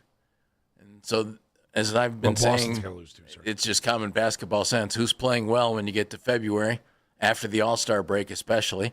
Well, you're closing in on the All-Star break, and the Cavs are playing pretty good basketball. And they're doing it without Darius Garland. I think you can be a better team with Darius. They haven't shown that yet, but I think they can be. And it's going to be tough to make that gel if he's not back out there on the floor. Yeah, I just think they, especially in the game against the Lakers, man, they found it. In this 5-game win streak, I haven't felt that pressure to just start throwing up threes at the end of the game. God, I hate watching that, especially when you're within 6 points with less than 2 minutes to go in a game, or 8 points. I just that whole notion. Hopefully, it's gone away, because the way they played this last 5-game win streak has been fun. It's fun to watch them again. I wasn't having fun in the beginning of the season. I know they're banged up, but in the Lakers game, that was fun. I just think they have found something in Jalen Tyson. And I think his fit, there's that key word I keep throwing out, his fit, along with Donovan Mitchell and Evan Mobley, is a great fit. And I'm real curious to see how this thing goes a little bit this year. And you hope for big things this year. I hope they get to the NBA Finals and win the dang thing. But if they don't, I wonder what they think as they look at the team and how they're going to move forward with it. I don't know how you don't keep giving Jalen Tyson the playing time that he's been getting lately. His splits are really good, and over the last 2 months, averaging about 15 points and about 6 rebounds a game, about 3 assists. You got to love that. I mean, that's good stuff. I think it's really good stuff. Well, last call of the day. Let's go to Montana. Hello, Robert. Robert, where are you? Hey, I'm in right outside of Missoula, Montana. Where in Missoula? Where are you? Well, I'm technically in Florence, so it's the Bitterroot Valley. It's the most beautiful place in the entire United States. Yes, it is. You're talking to the former mayor of Missoula over there, I'm going Robert. to spend 5 years there, my man. Come on now. Let's go Grizz. That's awesome. Go Grizz. Go Grizz. Hey, so I wanted to comment about Todd Monken. I've listened to multiple shows on 92.3, and, thanks to podcast clips are bogging me down. But anyway, everybody, if they brought in John Harbaugh, no fan would be like, oh, this is an awful choice. But if we bring in Todd Monken, who is basically John Harbaugh light, everybody's like, hey, this is a bad hire. This is a bad hire. We wanted the brand new guy who has never coached at all, has no idea what a football is from a basketball. And so we're basically being two-faced. I think a lot of fans, I've listened to a lot of people complain and say, I'll never be a Browns fan again because of this choice. We got John Harbaugh. I mean, that's basically who we got. We got a different version of John Harbaugh. Hope so, Robert. That'd be nice. Go have a steak at Lolo Steakhouse. Oh, there you go. Little Missoula reference. Oh, great steaks, man. Thanks, Robert. They cook them on the pit right in the middle. It's a big cabin. Oh, great place. Moment of the show, Corrali. Moment of the show comes courtesy of Mr. Joe Schobert talking about what Todd Monken could bring to this Browns team as he played for him, as he was his offensive coordinator back in 2019. I sat next to him in meetings all the time, especially the night before the game. I mean, he was just a great coach, a great guy, great football mind that was just a good dude to talk to and somebody you respected his opinions on. So I think he's going to be a good fit in that locker room. There's that word again, fit. Seems to pop up all the time in pro sports, doesn't it? Why are we smarter after 4 hours of Baskin and Phelps? Brought to us by QC Kinetics, the leader in regenerative medicine. If you're in pain, give QC Kinetics a call, 216-770-5488. Dano. Schobert was good. Go get his thoughts, especially from somebody who's spending a lot of time with Todd Monken. 92thefan.com, wherever you get your podcast. Corrali. I will be smarter today because of this beatdown that Kent State's going to put on Akron tonight. Ooh. Wow. Zips have won 26 straight games at home. Don't care. Go Flashes. Andrew. I'm smarter today. Number of reasons. I never go into a steam room again without thinking about the guy who was fully clothed going into the steam room. And I'm also thankful. I'm more than just smarter. I'm thankful to Jeff because I had about 30 seconds left to voice at 11 o'clock, and we kind of switched places today. So thank you for being a great teammate. Yeah, I got your teammate. Yeah, your voice got better. I got bummed. I was going to make you read Tom Waits lyrics. Oh, you were? Yeah. Well, it's because I got to rest it a little. I was going to make you do the piano has been drinking. Then we'd all laugh. Sing us the song. Oh, no, wrong guy. You know why I'm smarter today? Because I said nice things about you? No. We had about 5 guys call and say they've never called in any show before, and they called us. Been listening to us from all around the country. Yeah. So, nice job, fearless leader. You're getting us out there, pal. Florence High. It's the way to do it right there. Liking that a lot. Feeling it, Bitterroot. That's what I hear. I'm Jeff Phelps. Coming for you, Mission Mountains. I'm Andy Baskin. Thanks for listening. We appreciate you, too. Thanks for listening. We're back again Monday at 10. Until then, be a hero. Be a real hero. Be an organ donor. Lifebank.org. See you, Cleveland. See you. We'll talk to you Monday. Afternoon drive next. And that's the show. This is an Odyssey Sports Minute. Last night, Cooper Flagg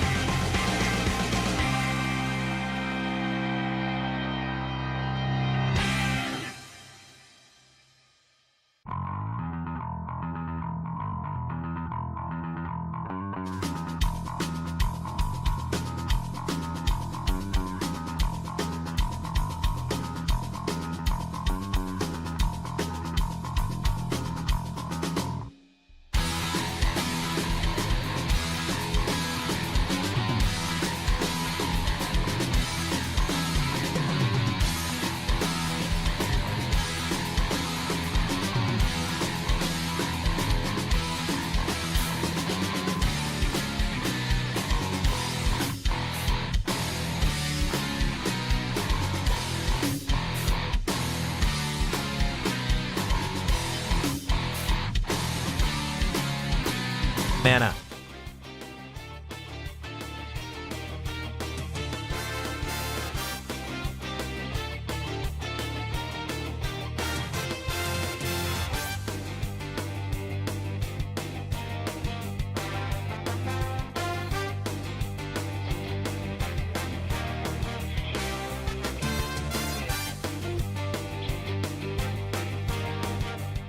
The show is back. We're so damn back, we don't have an open today. Nick Wilson, Jonathan Peterlin. We are Afternoon Drive. We are having technical difficulties, but that just means more me and more Jonathan for you. That not open courtesy of Mac Robinson on the board. Yes. We make him laugh. He's having a rough time. We're having fun. He's panicking back there. As he should. When something just decides it doesn't want to work, you kind of just look at me and just put your hands up. There's not much you can do. So listen, it's not fun for anybody, obviously. That no one enjoys when you have technical difficulties, but the amount of sheer panic that a board op has in these type of moments as we're just gotta talk. Me and you, we'll be fine. It really doesn't stress me out the slightest bit. But like for him, his whole world is upside down right now. Well, not just that, because you have him, you've got an engineer in there. Oh, yeah, you've they're got all going crazy. Keith's running back and forth. Jake's trying to see what's going on. And I appreciate, by the way, that this is the feeling that they have. It'd be wrong if they just were like, well, we'll get it when we get it. Yeah. Well, you get to see the sense of frustration and emotion on their face. But Mac has never been more panicked in his life than he is right now. And here's why I like it. It allows me to just give nary a bleep.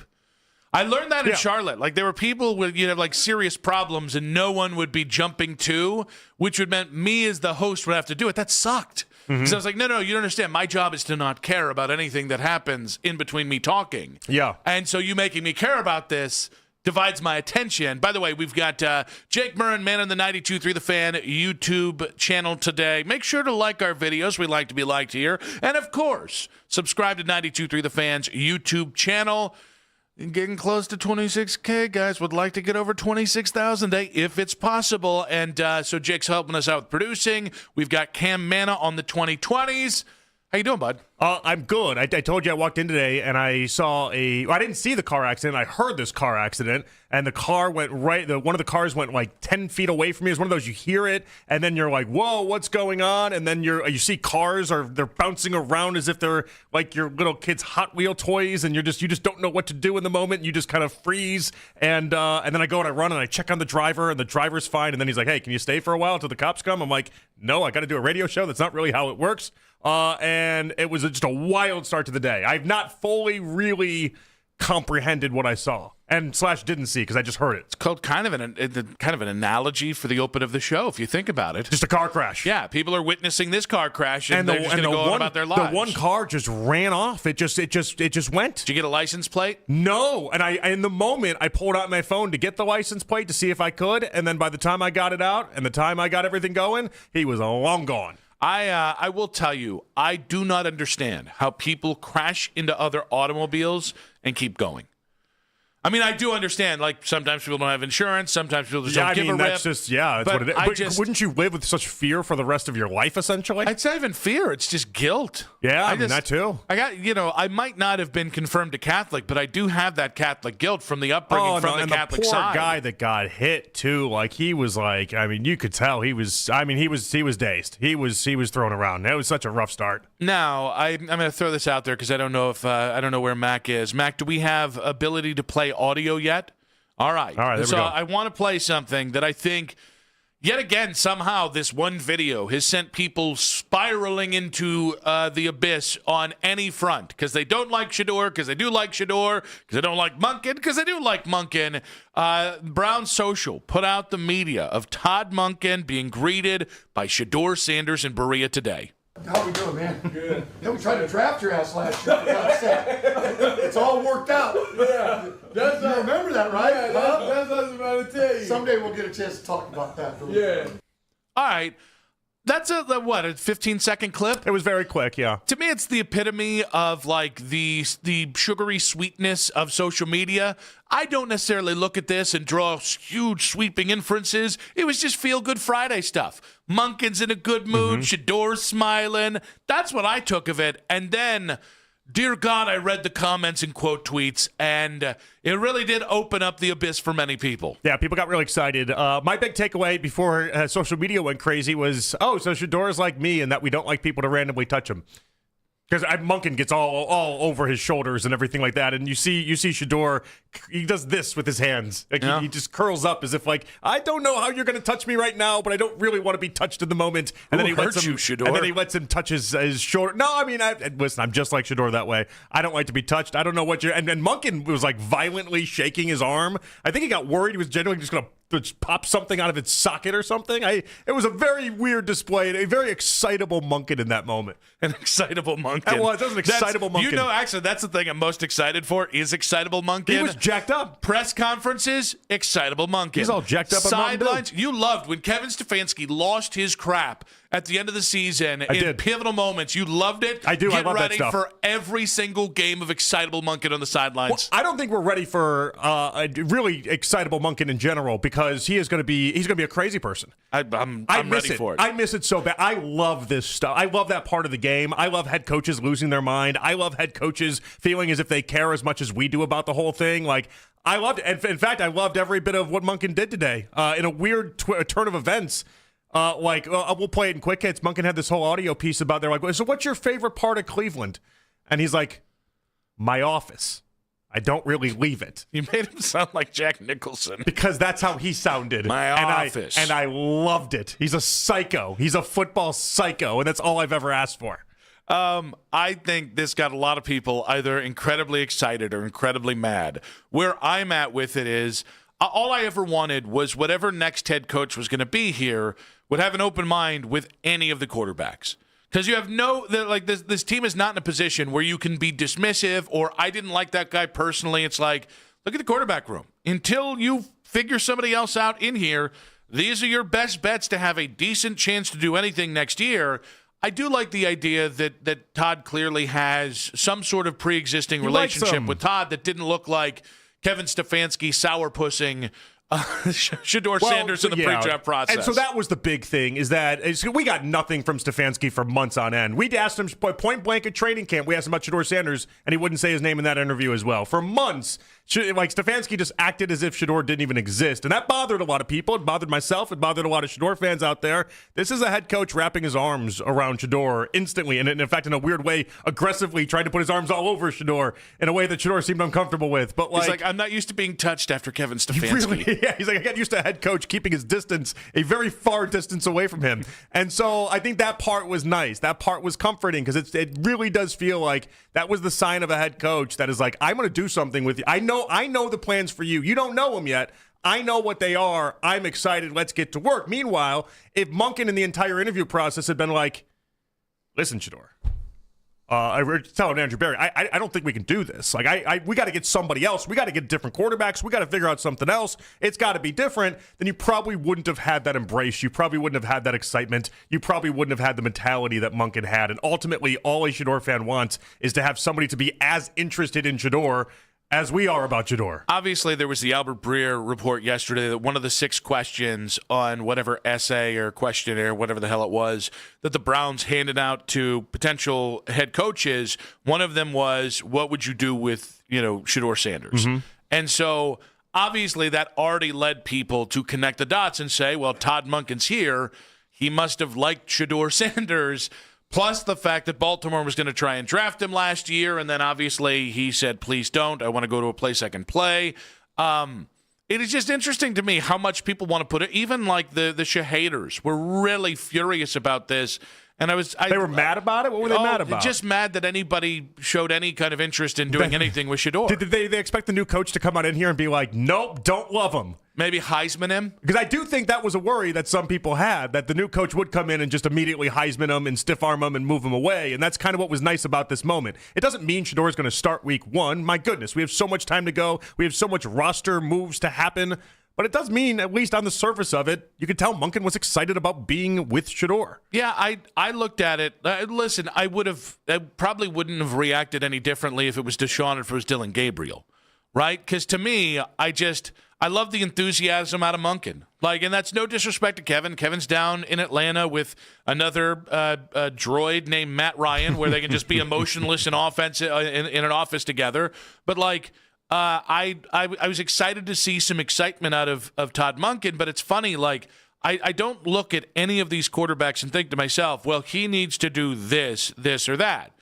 Whatever the quarterback room looks like come September, I just actually have some more faith that I think he's going to get the most out of whatever you have there, because it just doesn't feel like whatever preset opinions there were with Kevin or biases, I don't feel like they are there. I think Todd Monken seems like a guy who spent his entire career not getting the benefit of the doubt, not getting a chance to prove what he can do. So I imagine he looks at whether it's Deshaun with 4 lost seasons now in Cleveland, or Shedeur and the way the media covered him, Dylan Gabriel and just how he loves to throw to the line of scrimmage, but that might have been a Stefanski thing. I can imagine he looks at these guys and goes, well, listen, nobody gave me a chance until this. I might as well give them chances. I like that perspective from a head coach, because I'm not just a quarterback, at every position. Yeah, but it just wasn't the enthusiasm and the expression that you would have if you're like, we're getting rid of this guy in a month.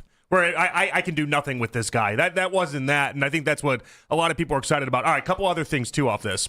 I thought it was interesting how I wanted Shedeur to give Andrew Berry a little bit more love. You know, he kind of went really fast by Andrew Berry. They did a handshake. Andrew Berry was really excited, which is also a good sign for whatever that's worth. He was really he was there, and then he just kind of moved past him really kind of quickly. I wanted him to maybe give a little bit more thought to the guy that is at this point an ass-in hug. At this point, whatever you got to do, you got to do. But it was very quickly I want to talk to the coach now. Thanks, good to see you, Andrew, but I need to be doing this. Suck it up a little bit here, Shedeur. Let's do a little bit more bootlicking there, because Andrew's done a lot for you at this point. Let's give him some credit here. I think that wanted a little bit more out of that. We might have hit the point of overanalyzing a 15-second video. Completely in depth on this, and that's where we're at today. That's the Friday that we're at. I also noticed that when Todd Monken walked into the building, and there's the video of him dapping up J.W. Johnson first, and then he daps up Andrew Berry. Yeah. Andrew, I gotta say, quality dap up by Andrew. Yeah, if we're gonna do the Zapruder thing, and not as good for JW, for being honest about it. I actually didn't pay, I kind of disregarded JW. I'm a body language guy, Nick. I like to read body language. I like to read. Wait, was it JW Johnson was really a Shieldhouse guy? No, JW was into it. Oh, he was too into it? JW was into it. Monken didn't seem very much like how Shedeur kind of moved past Andrew pretty quickly. Kind of felt like Monken moved past JW a little quickly on that one. So we've done it. We did it. We did the whole other thought on this. Monken said, I got a whole story to tell you, Shedeur, about what happened with the Ravens, what really went down. And then he knew that the cameras were there. And he's like, we're going to have to do this a little bit later on. At some point, I want that whole story. I want the real unvartered truth into what happened, because he's got more to that story than he wants to let on and what he wants to tell in front of the cameras. 216-474-0092. We'll find out. At Nick Wilson says, at Jay Peterlin on social media reactions on X. Todd Monken met Shedeur Sanders in Berea this morning. Many people had many takes on the subject. What were yours? And again, social media reactions on X, powered by Scheiben Jewelers, Cleveland's premier jewelry store. We got quick hits coming up at 2:40. We've got Rhett Lewis, NFL Network host. We'll be talking some Senior Bowl, which is this weekend in Mobile, Alabama at 4:20. A little more Jennings Dunker talk on the way there. Lindsay Rhodes, Sumer Sports at 5:20. We'll talk about whether she likes the Monken hire. What's the deal with all the Malik Willis love? And we got Lance Reisland, Coach Riz, coming up at 6 o'clock tonight. He believes LeBron is washed. And so we'll talk about that. But more importantly, we'll talk about Monken's offense, what this hire means for the Browns. The 216-474-0092. If you are a Shahader or a Shaporter, what sort of way did the Monken meeting Shedeur and Berea video make you feel? I think you're all crazy. I think you're all at about an 11, and I think we all need to bring it down to about a 7. It was nice. The vibes were nice. We like good vibes. It's good vibes. It's excitable. But let's not then go to, he's definitely starting week 1, and this is a disaster. It's the greatest thing ever. The Browns didn't help themselves, though. When they caption it, the playmaker with How did they describe Monken? It was something insane that I wrote down. The mastermind. The mastermind, thank you. The playmaker, handshake emoji, the mastermind. When they do that, they know what they're doing. Okay. We're referring to Monken as the mastermind all of a sudden? You know that's like an intern in the social media. All of their platforms. department. I saw it on Instagram. I saw it on Twitter. I saw it everywhere. I just didn't know we were referring to Monken as the mastermind That now. is Chris from John Carroll, who's trying to get a full-time job and knows Jimmy Haslam just hired this guy. I should be giving him big ups. Guess what? It got me excited. Got me a little excited on this Friday. Well, it is a The football mastermind. Friday. Ooh, I like the mastermind. It is an F-off Friday. Mastermind Monken. Triple M. Time to play the game. That was like a pirate doing that. Does this give you, if you're a Shahader, are you enraged? If you are a supporter, are you engorged? How are you feeling about this? And more hope for Browns fans in 5 minutes on 92.3 The Fan.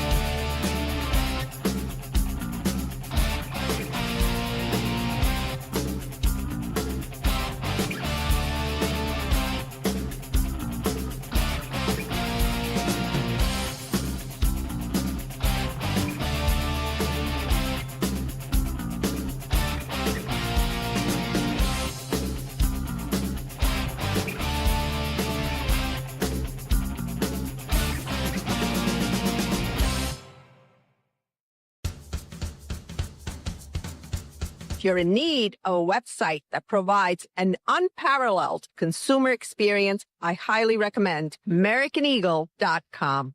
Transform your business today. Dial 877-WebNow1 for a free digital consultation with AmericanEagle.com. Hear all of the latest from this week's Senior Bowl in Mobile. Total football coverage. We are Sports Radio 92.3 The Fan.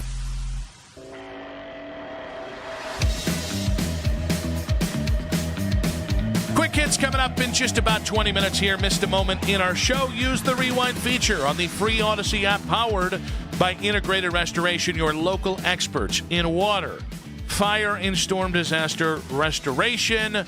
As we are having this conversation, we were talking about Pro Bowler Shedeur Sanders meeting Todd Monken. Well, the Browns have another Pro Bowler from the 2026 season, Joe Flacco, a Pro Bowler here. That means Kevin Stefanski could only get 5 wins, despite having 2 Pro Bowlers on the roster. What is this NFL? You have 2 Pro Bowlers and can only get 5 wins? No wonder why he got fired. And a top 10 defense? What are we even talking about here? Jeez. Which one's less deserving, Shedeur or Joe Flacco? It's a good question. No, Flacco deserved it way more than Shedeur because Flacco went to Cincinnati and put up some big numbers. In the time that he was in Cleveland, it would have been Shedeur. If you just use Cleveland numbers, it would have been Shedeur. If you just, but like in the totality of things, Joe Flacco had some really nice games in Cincinnati. He deserved it more. Now, like, how resistant is the league to giving Cam Ward a Pro Bowl nod at this point? Like, they just don't want to. They're gonna give it to everybody and anybody. At this point, you got to assume Cam Ward just doesn't want it, right? I don't know. So we gave up on a Pro Bowl quarterback after 4 weeks, and I still feel really great about that decision, by the way. I feel really great about it. I would have felt better if we just had bypassed the whole Dylan Gabriel thing, who's conveniently the only Browns non-Pro Bowl quarterback from this last year. This is tough. This is a tough look for the Pro Bowl. Couldn't be more right about the kid. Also really tough because it takes away the idea that Shedeur Sanders had more Pro Bowls in his career than Joe Flacco. That was a fun little stretch there where we were able to use that little nugget, and now Joe Flacco's got he got his first career Pro Bowl, and that's good for you, Joe. So it is a football Friday. It's in the season he won 11 games in. It's an F-off Friday, and so we want good vibes today. We played the good vibes of Monken and Shedeur. What was it? The playmaker and the mastermind. Yes, that's right. Good nicknames for both. As some social media intern labeled the video, and now everyone's going to take it if Shedeur has the 3-interception game at any point this year and throw this back in our face. But it's more like if Monken sucks a year and a half from now, it's like you guys called him the mastermind. Yeah, I think the Shedeur thing's going to be played up as well. Shahaders are looking for it. They're looking for reasons to throw things. They're a problematic bunch. I'm not saying supporters aren't. Everyone's a problematic bunch. That is fair. Yeah. No one's clean in this discussion. If you've spent hours of your life in the last month screaming about Shedeur Sanders on social media, you're not in the clear. It doesn't mean you're automatically guilty, but you're not in the clear. Also, though, I do like you as a person. If that's how you spend your, if you spend your haters, yeah. If you spend your free time having Shedeur conversations, I like you as a person. Now, this is not germane to Shedeur Sanders, but Jeremy Fowler was on with the Modern Boys earlier today, and while the tone on Todd Monken's coaching staff and specifically the defensive coordinator spot with Jim Schwartz had been doom and gloom, but he said naughty words to the Browns. How can they come back from that? Jeremy Fowler, I think, dispensed a little bit of hope to Browns fans who still might want Jim Schwartz back. I don't think it's completely sorted out yet. It's one of those situations where his options are somewhat limited if they want to hold his contract. I think it's still in the infancy stages where they're trying to let him cool down. Last I checked, Todd Monken is more settled on getting the offensive and the special teams staff ready and ready to go, and then they can sort of let the front office talk with Jim and figure things out, or at least try to. And I mean, yes, he's upset. Yes, they knew he'd be upset. People told them that he would probably be upset if this is the route they went, So now they're kind of trying to deal with it. But I was told that it's just simply not a guarantee that he comes back, because even though he is under contract, if he's salty enough or just doesn't want to do it, or maybe even threatens retirement, which could be a way out, then they have to do something, because they would risk losing position coaches and potentially losing players. So it's a sticky situation that they're trying to tread carefully, clearly. All right. There's more hope in that, right? Yeah, I did. I got more hope in that. Now, I'm still convinced he won't come back, okay? But, with each passing day, and when we don't have the announcement that, he's gone and now he's going to San Francisco, or he's going to retire forever because he's so pissed and he's done with it, until we have that, with each passing day, that is a good sign for the keep Schwartz here crowd. I thought it was interesting, though, that Todd Monken, in this, he says, Todd Monken's letting the front office figure it out with Jim Schwartz. Yeah. At some point, you want him to get involved? I need the mastermind involved here. Yeah, use your mastermind tricks. I need him to go there. No. This is not a mastermind moment. This is a straight-talking Charlie moment. This is a looking a man in the eye and saying, we're the cut of the same jib here. All right? We're men of the same age. It's like a Jedi mind trick. We're football. We're going to do everything mind. I don't... Mega mind? Jedi mind? Truthful mind? I don't know. Like, you just shoot him straight. Like, you know the defense here. You know you've got a job as defensive coordinator for as long as you want. Mm-hmm. Come be my defensive coordinator. Yeah, I just feel like with each day, he's going to, you cool down. This is just how people work. With each day, you're just not as angry. You're not as upset. You get over it. Maybe you even start to, like most fans have, start to see some of the vision that maybe the Browns had with hiring Monken, and maybe it starts to make a little bit more sense and you don't feel as insulted. See, I like this more. I like that people are coming around to this. I like that we're getting this I still don't think it's going to happen. We need to make that abundantly clear. You're on your own island with the it's going to happen. I don't believe I've said I've said play hardball if you have to. With each day, I think you get a better chance. If that chance right now for myself is like 15% or 20%, okay? And I'm making up my own numbers because it's all I have to go off of, okay? We talked to JonathanPeterlin.com. We ran the analytics. This is what we got, okay? With each day, it's like a 3% raise up in, okay, maybe we have a chance. I just think this is the easiest potential win, no matter who actually pulls this off. But the easiest potential win here is that Todd Monken and Jim Schwartz get in the same room and decide to work together going forward, because there have been so many people who have been blatantly wrong and being like, we'll find another defensive coordinator. Yes, you have to. It's like, it's kind of how the league works. Yeah. But I for all the people dismissing what Jim has meant to this defense, I do want to peel their eyes open like Clockwork Orange and make them watch Joe Woods' defense for 3 years. Yeah, you can mess it up easily. And not just mess it up, the lack of player development, the lack of a buy-in from players. Like, you have that here. And I'll say this again. If Jim Schwartz comes back, and it's tough to say this because I don't know what the O-line's going to look like, and I don't know the wide receiver room, and I don't know who's going to start at quarterback. I honestly think this team's going to be significantly more competitive this year. And now, again, I'm giving myself a wide berth here, but the expectation, if you have a solid offseason, should be 7 to 10 wins. Seriously. I mean, you're a 5-win team with no offense. I'm going to say Todd Monken's going to step in and at least be willing to work with the quarterbacks you have, and you get a couple wide receivers, or honestly, if maybe all of a sudden Jerry Jeudy sees the light because the offense is going to change a little bit. Maybe he's more comfortable with what he's being asked to do, and you get a number one wide receiver. Or maybe finally we get a Cedric Tillman. It will be part of it, is resurrecting some of these wide receivers that have either been left for dead or had really, really bad seasons last year. And that's where Monken, that's one of his specialties. I mean, we talked about Justin Blackmon, but you can go to Georgia. It's the reason why everyone's bringing up George Pickens right now in free agency. You're not going to get him because the Cowboys aren't going to let him go. They're going to make it work. I'm all but assured of that. Oh, now you're having George Pickens dreams. No, I'm just saying, I think you're talking a lot of, you're talking pretty strong here for January 1st. January 1st. Soon to be February 1st is what I mean to say. Jerry Jones has already said he's basically going to give the bag to Pickens. Like, it's going to be, I know everything they can fall have a apart. Different version of bags. Everything he was going to give Micah a bag, and then Micah said, I'd like a nicer bag. I'd put it back to the Jonathan analytics world. Maybe Jonalytics, like a 3% chance of happening. Pickens to the Browns, 3%. I have to say it that way. Your voice going high? Well, I have to say it that way because I feel like it completely crushes the Jonalytics. Maybe 3% chance of happening. Like, it doesn't do it for basically anybody. Why was there hesitation there? Do you feel like the Browns are going to get Pickens? I would make an offer if he hits the open market. Would I make an offer for him? Yes. Yeah, George Pickens in this offense, I don't give a rat's ass about the person. No, it's 1,400 yards last year, guys. We got the history. That's the point. And the history works. Monken obviously loves Pickens. They have a relationship already built up. Like, if Pickens becomes clean. I did way too much this morning trying to figure out if the Cowboys were going to ever have a chance to even let him get away in a realistic standpoint.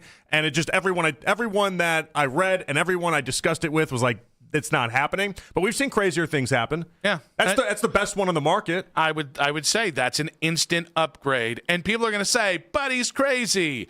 Have you seen other wide receivers in the NFL? Oh, yeah, I don't like crazy get in the way. Watch AJ. Listen, there are certain positions you just have to accept the crazy. Are the Browns ready? And wide receivers. Are they ready right now? If I was Andrew Berry, by the way, I think you have to be. But are you ready right now to go ahead and throw the bag towards George Pickens? Todd Monken is. Todd Monken is a no-nonsense dude. I guarantee you, if George Pickens' antics flare up in Cleveland, I trust him to. I did not trust Kevin Stefanski to handle these guys because Kevin was, it's a player-led locker room. All right, Todd Monken's size 12 shoe, 12 and a half, I don't know, I'm guessing right now. For Monken? I believe that's going to be up somebody's backside if they pull shenanigans. By the way, that's a heavy-handed way of saying it. I trust him to handle bigger personalities. He's a good coach. He's not a miracle worker, though. He made it work for 3 years with Lamar, who apparently is impossible to get along with. Well, until he didn't. Until it was obviously just a complete disaster at the end. And I imagine if they had won this year, I don't know that we can look at. I don't know that we can look at team, as Lamar as a success story in the Monken story. That's crazy. That's crazy. The first 2 years, they were one of the best offenses. From a personality standpoint is what we're discussing, not from a production standpoint. Well, from a personality standpoint. One and the same, because if they had been a number one offense. Monken himself said they failed as far as the relationship at the end. It doesn't mean but it doesn't mean it couldn't have been repaired if Steve Bisciotti didn't go in and, blow up the team. I just don't think it's on the coach to rein everybody in and to make sure that everybody is a holier than thou type person and everyone gets along. Because I think didn't say that. I just said I think it is the coach to check in and communicate. For sure, but there is only so much you can do. Like in some places, it obviously becomes a pattern. Like Tomlin with receivers, it became a pattern as to what was going on. They come there and then all of a sudden they lose their marbles. Whereas other situations, it's like there's only so much you can do. You can be great at communicating, and if the player's a space cadet, then the player's a space cadet. So on top of Jim Schwartz and maybe a little bit of hope, what was John Analytics at again? 15%? I think we were higher than that. I think we were like 20% or so. Look at that. The John Analytics within this segment, 3% raised every day is the idea. So every day that this goes by, it gets bumped up by 3%. Is there anything outside of the obvious that could make it bump up more than 3%? No, we're at a standard flat 3% rate. But I do compound interest. Look it up, folks. Because I've only worked in radio, and they don't give me an office at this place because, let's be honest, I don't really need one. You've had an office. I've never had an office. Could you imagine clearing out your office, all of your stuff, putting it in boxes, taking to your car, and then coming back and putting the same items back into the office? Yeah. Yeah, for about $3 million extra a year, yeah. Okay, you'd feel good about that? Okay. Now, radio will never pay me that kind of money to do that. Yeah? But like if the price world, was good enough, you'd be more than happy about that. $3 million per year on with a contract extension. It wouldn't just be... I put in the contract. Somebody has to go put my stuff into my office and put it back where it was. Oh, yeah. Jim Schwartz now has a very choice assistant out front. Yeah, thank you. Okay, good. Because I'm talking about actually putting it in there yourself. I don't think I could do that again. I would have to pay somebody to do or put in the contract. Someone's got to do it for me. See, this is where I just don't... After taking it down and boxing it and doing all that, that's like I couldn't do that. No, I would pimp walk in with a box, and I would just... Is it just $1 bills and you're just tossing at people's feet? There'd be a guy behind me with a boom box. Anybody that mocks you, you're like, you Ted poor person, you. Yeah. Money. Just make it really obvious why you're here. Yeah, no. That's just part of it. But it's if somebody looks down and goes, look who's walking in the building, I would go, I'm sorry, I got a $3 million raise for a hissy fit. How about you? Or you put like stacks of cash up to your ear. I can't hear you over these stacks of cash. And then maybe I'd have it in my contract, I can't pimp slap one person. This does all sound really mature. If one person says, no, what about your principles? I'll say, what do the 5 fingers say to the face? What? And I'll walk back and be like, that's in my contract too. And then...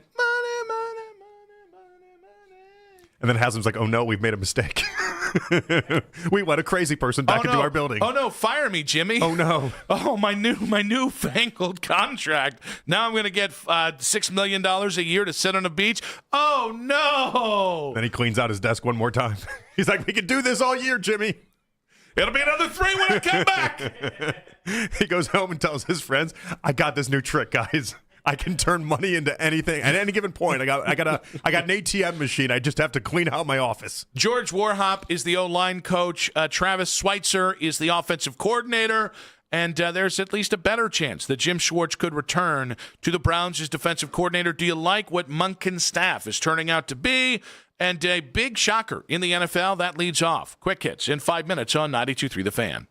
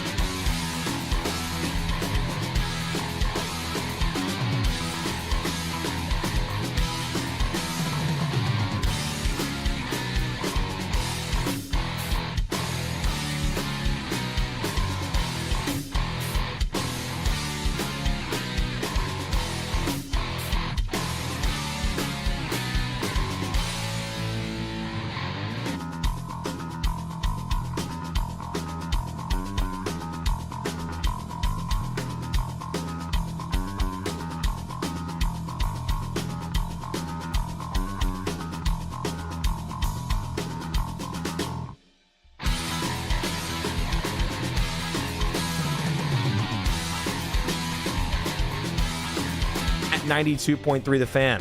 Watch our live shows, best segments all week long. 92.3 The Fan on YouTube. Headline Sports News every 20 minutes right here on 92.3 The Fan. From the University Hospital Sports Desk, I'm Cam Manna. Browns beat reporter Darrow Ryder has the very latest at 923thefan.com and the Odyssey app. Back on Afternoon Drive. You boys made it. The Monken hype video, a little teaser out there on Brown's social media. You do not hear our voices. No. But you do see our faces interviewing Ross Tucker. There we who go. is half the hype video. I'm not telling anyone how to do their job. You use the worst part of me. I'm loving it. What do you mean? It seemed like you were like almost smiling. I was smiling. Yeah. And that was no. My point is, I still don't look good when I smile. Like they use me for my dulcet tones here. Okay. They don't use me for the face. Many people will be like, "Oh, I'm gonna watch the show. Oh, his face. Okay, we're gonna turn it off there.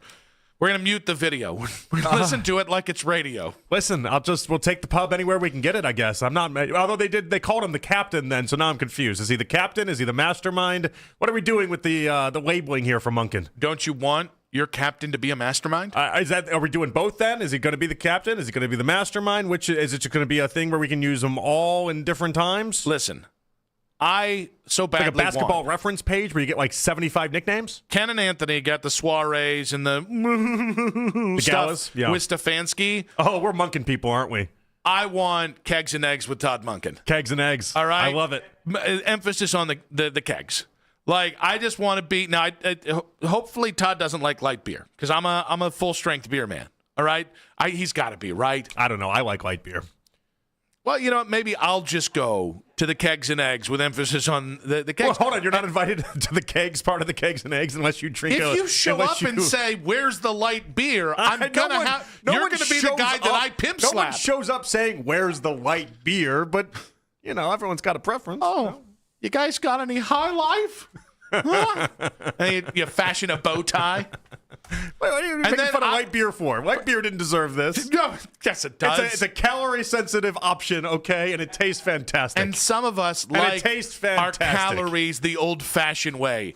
Heavy and cold, baby. That's right. Get me a domestic light and cold, and we're satisfied. Give me a Coors Banquet. I bet you Todd Monken's a Coors Banquet man. Now I can't wait to ask him, and I can't wait for him to give a domestic light answer, and then for you to just be like, "Oh man, I guess he's not my guy." Well, no. If he goes Busch Light or Natty Light, yeah, well, no, that's a loyal man right there. Well, that means because he started drinking it in college and never looked back. Yes, sir. Yes, although Busch Light's made a return. Busch Light man. Yeah, it's made a return for me recently in the past couple months or so, and it's a complete surprise, but I actually really like it. You should have led with Busch Light. As a country folk, I can accept Busch Light as a legitimate. I don't drink it, but I can accept it as something that has been around my house. My brother will bring over a 12er when he comes over for a party. That's fine. I thought you were like, I only drink Amstel Light. Oh no, nothing like that. No, I don't mean to be. I don't mean to be that way. Like everyone enjoys what they enjoy. I don't. I really don't like talking beer companies. But like Busch Light's what's in my fridge right now. If we're just being 100% truthful. Listen, guys, I can be bought. All right, to any beer companies out there, my allegiance can be bought publicly. Shouldn't have added the publicly. Let's get to quick hits. From the latest news and rumors around the sports world to the sound bites you need to hear. Hurry! It's quick hits. All right, the Vikings have fired GM Kwesi Adofo-Mensah, formerly of the Cleveland Browns front office, who just received a contract extension last summer and has been on the job since 2022. They've won over 40 games the last 4 years in Minnesota. Adam Schefter has pointed out there was a lot of tension in the building. All right, on one hand, I was legit shocked that this happened because Kwesi is thought to be one of the better GMs in the NFL. On the other hand, you did just miss the playoffs, and the guy who you let go in free agency, who was your quarterback, who gave you 13 wins last year, he's in the Super Bowl and likely going to win the Super Bowl this year. So this is where I would need to do like a deep dive into, all right, so who was responsible for saying Sam Darnold isn't our guy and J.J. McCarthy is? If that answer is Kwesi, then I'm surprised he even made it this long. Oh, I don't It's tough. Like, they drafted a kid. It would seem to me like it would be Kevin O'Connell. I would also agree, by the way. We're not getting rid of Kevin O'Connell. Did Kwesi just throw a fit because he's like, look at what Sam Darnold is and look at what J.J. McCarthy is? Oh, I don't know about that. But like, he's got to know that everyone's like, wait, hold on, you guys let him walk away. What's going on? And then he looks like an idiot in the process. The J.J. McCarthy drafting is an abject failure at this point. But even in the 4 years that he's been at the helm, Jordan Addison is nice. Christian Darrisaw is nice. He doesn't have a Pro Bowler in any of those drafts. Yeah, but they have. Here's what I struggle with. They walked in with a young defense. They did completely rebuild things, and they successfully moved on from Kirk Cousins, even if in the end it doesn't feel successful because this year J.J. McCarthy looked like booty cheeks. Well, but yeah, and to your point there, and to bridge on this, you won 14 games last year. You won 9 this year. Yeah. It's not like you won 4. It's not like you won 5, but it's tough. The NFL world's cruel. But we also have Mike Pettin and Brian Flores clearly not liking each other. Do we need to get Dr. Phil up in Minnesota? Well, let's keep him out of there for a little while longer. Yeah, that's I don't know. I don't know he's an accomplished doctor. That's all. Just because a man calls himself Dr. Phil. I was thinking about his credentials. I couldn't remember. Somebody finally checked the credentials on Dr. Phil. Yeah. I'm glad somebody finally. Thank you for that. By the way, Dr. Oz. Oh, I ever tell you the story? So, my father-in-law, he's a medical doctor, and so he cares very highly about, like quacks, basically. Doesn't like quacks. And we're at the Celebrity All-Star game when it came to Cleveland, and Dr. Oz he's playing in the Celebrity All-Star game. My father-in-law is not a very, he's not a very loud person by any measurement at all. They announced Dr. Oz at the Celebrity All-Star game. He stands on his chair and goes, boo! Started booing him. He started heckling him. I've never even crossed my mind he would do that. I am so pro your father-in-law. Funniest thing I've ever seen in my life. I just think TV doctors, TV doctors on like cable channels, never struck me as good people. Like the ones that stick in the field and don't recklessly shill for whatever product somebody's paying them to advertise without really checking on the science of it. Those guys seem to end up in TV and not actually in the medical field. Yeah, funny how that works. All right, Derek. I am so ridiculously pro your father-in-law now. The funniest thing in the world. Derek Rose says he doesn't want the Bulls to give him a statue after seeing Dwayne Wade's statue. There we go. A statue's next, right? Right outside of the United Center. Right outside, right where Jordan's is. No knock D Wade. I saw that statue. I'm good. No, come on, man. You need a statue outside of Chicago, man. So if they say we want you to build your statue, you gonna say no? You could do the statue of a family crest, but I don't want no statue of myself. I feel like that's idolizing in a way, and I don't want nobody to idolize. Michael Jordan has a pretty good statue in the United Center. The statue's great. And I think that's really the concern there, is that Jordan's is iconic. Jordan's is like a part of Chicago history in a way that Derrick Rose's statue it just won't be, because it can't compare to the Jordan statue outside of the United Center. And so, you don't win if you get a statue outside of the United Center. Yeah, I'd still want one. I would probably still want one too if they're offering it. To me, it's fake humility. I don't know. I haven't really thought about it. I don't want to be idolized. No one's offering a statue, so I've never thought about it before. When I've thought of Derrick Rose in my life, I've thought incredibly humble human being. Yeah, okay, that's fair. Now, you know what, guys? Very fair. I've been a little arrogant on everything else, but statues, this is where I draw the line for me. There is an awareness attached to it, though, knowing that his statue cannot come anywhere close to Jordan's. I just think it's a nice thing that if put it on the other side of the building, who cares? You could put it next to it. No one's going to be like, and then there's D Rose. And if they are, they're probably, who cares? The Browns have a lot of statues outside of Huntington Bank, and you never think anything of it. I'm not not going to stop at this guy. He only made 3 Pro Bowls, right? Yeah, which guy you were referencing there? I honestly don't even look at the statues when I go by because it's so damn cold outside. But if they get it wrong, why have they gotten them so wrong as of late? We used to be good at making statues. Why do we suck now? Our statues on the downturn. Was there one awesome statue maker for 20 years and they just did all of them, and then that guy died or something? Didn't get hired as the Browns head coach, so now he's retiring from. Yeah, how did we get there? How did we get Tom Brady's statue that was miserable? Dwayne Wade's statue that was. Messi's had 7 statues that don't pass. How did we get here in society?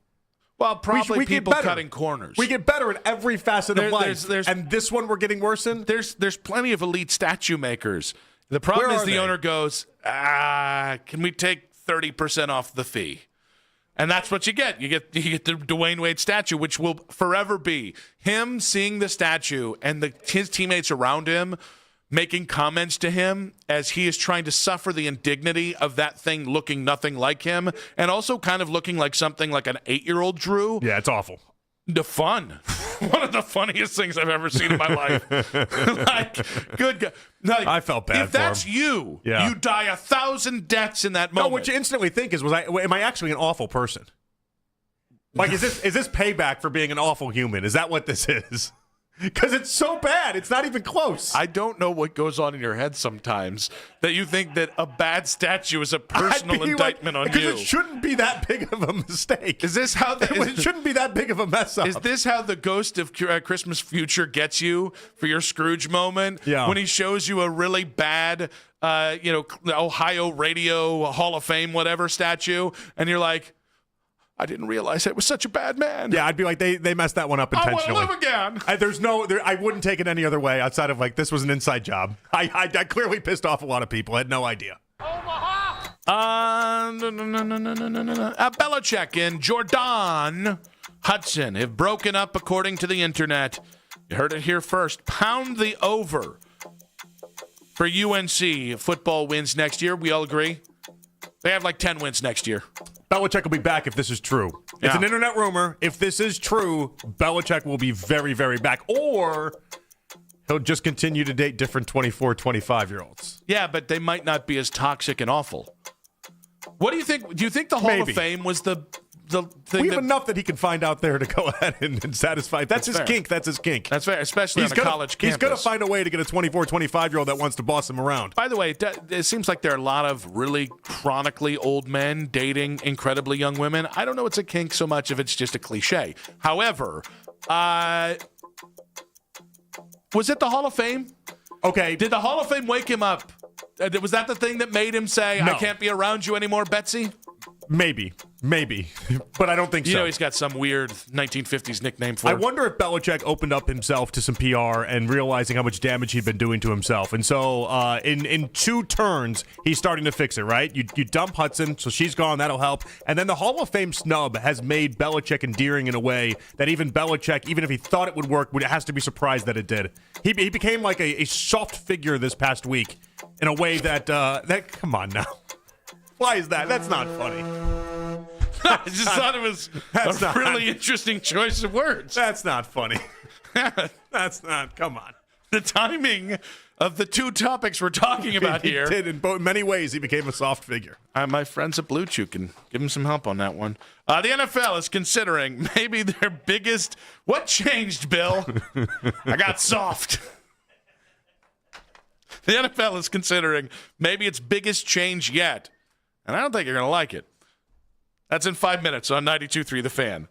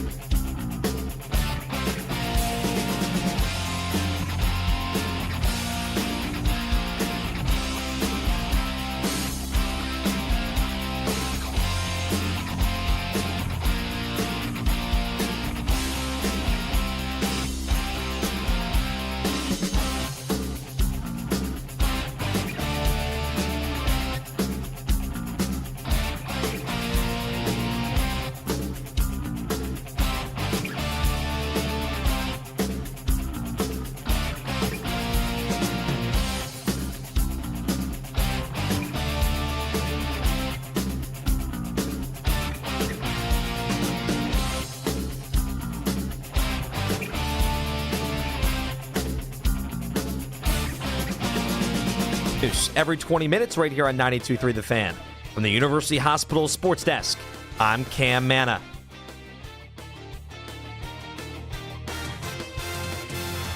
You can now stream The Ken Carman Show with Anthony Lima live on the 92.3 The Fan YouTube channel every weekday from 6 till 10 a.m. Subscribe to the 92.3 The Fan YouTube page now for free. It's the 3 o'clock hour. I'm not wavering. I might be wavering. On Afternoon Drive.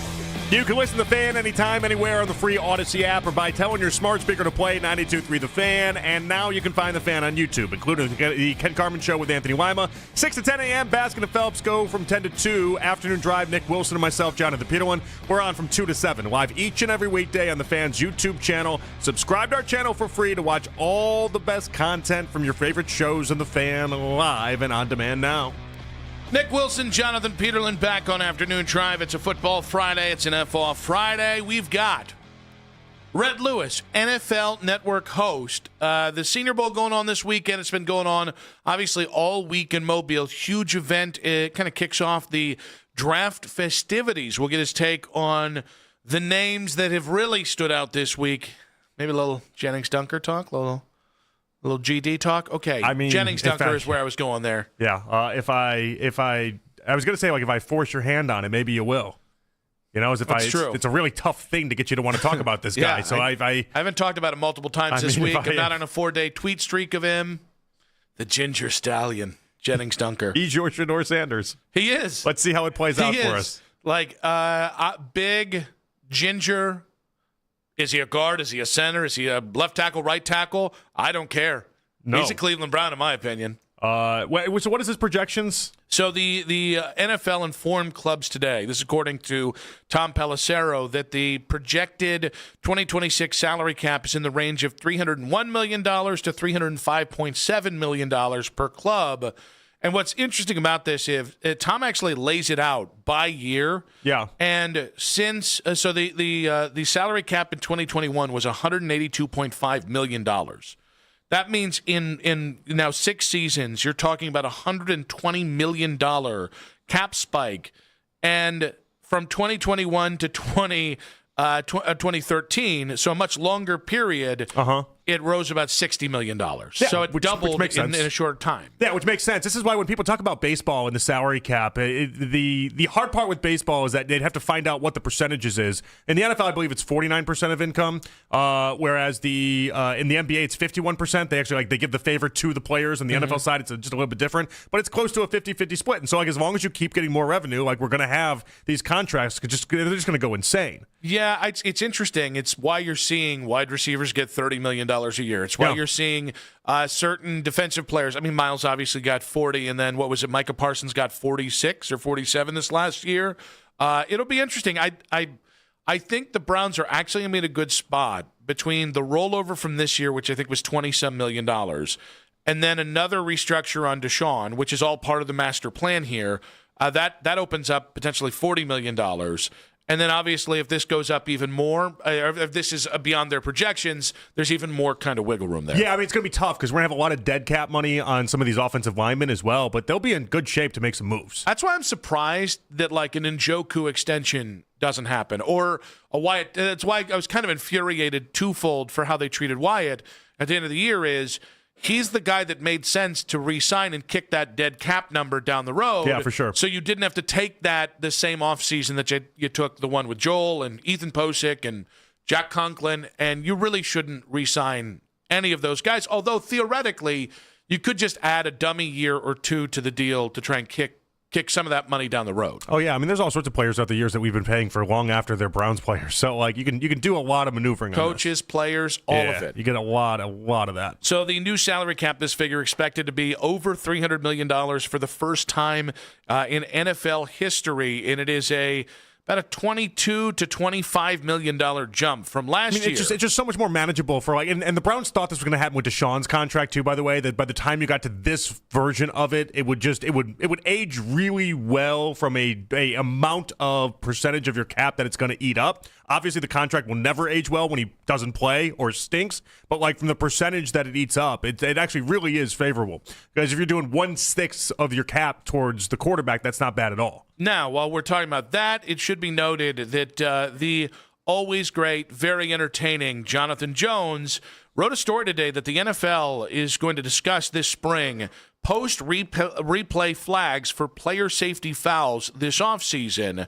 This includes face masks, unnecessary roughness, roughing the passer, use of helmet, and hip drop tackles could all be subject to flags being thrown after video review. As of right now, Replay Assist can only adjudicate whether a flag already on the field should have been thrown or not. So this would be, and I don't think it's hyperbolic to say this would be a gigantic change for the NFL if they actually go through with it. This would be massive, and for a couple different things. Like, first off, I'm thinking about on any given play, you can throw a flag in the NFL. And so I'm worried about the repercussions of that. And I'm also worried about the idea, and this is maybe the gambler's perspective, for a league that everyone is, not everyone, but some people are convinced is rigged to begin with anyway. What you're doing is taking away the officiating from on the field to then these guys that are in New York and in offices elsewhere. And if you feel like a game has a certain rhythm or a flow, or you want the game to be tighter, or you want the game to be closer, how do you do that? You can do that with fouls in a very easy way. And so I think this opens up the NFL in a really uncomfortable position to maybe kind of keep some of those stories perpetuated that the NFL is doing a lot of damage to themselves when it comes to how on the up and up it is. I mean, we already have this in the NBA and Major League Baseball. I know, but it works a little bit differently in those sports, I feel like, and I thought about this with baseball. Baseball is, you want the call right in baseball 100% of the time, but there's also not 12 million different calls you can make in baseball. You know, like we're dissected down to such a few amount of calls on any given play, where in football, you have so many different plays, and they're constantly missing plays is the other side of this. So does the fan want them to get it right?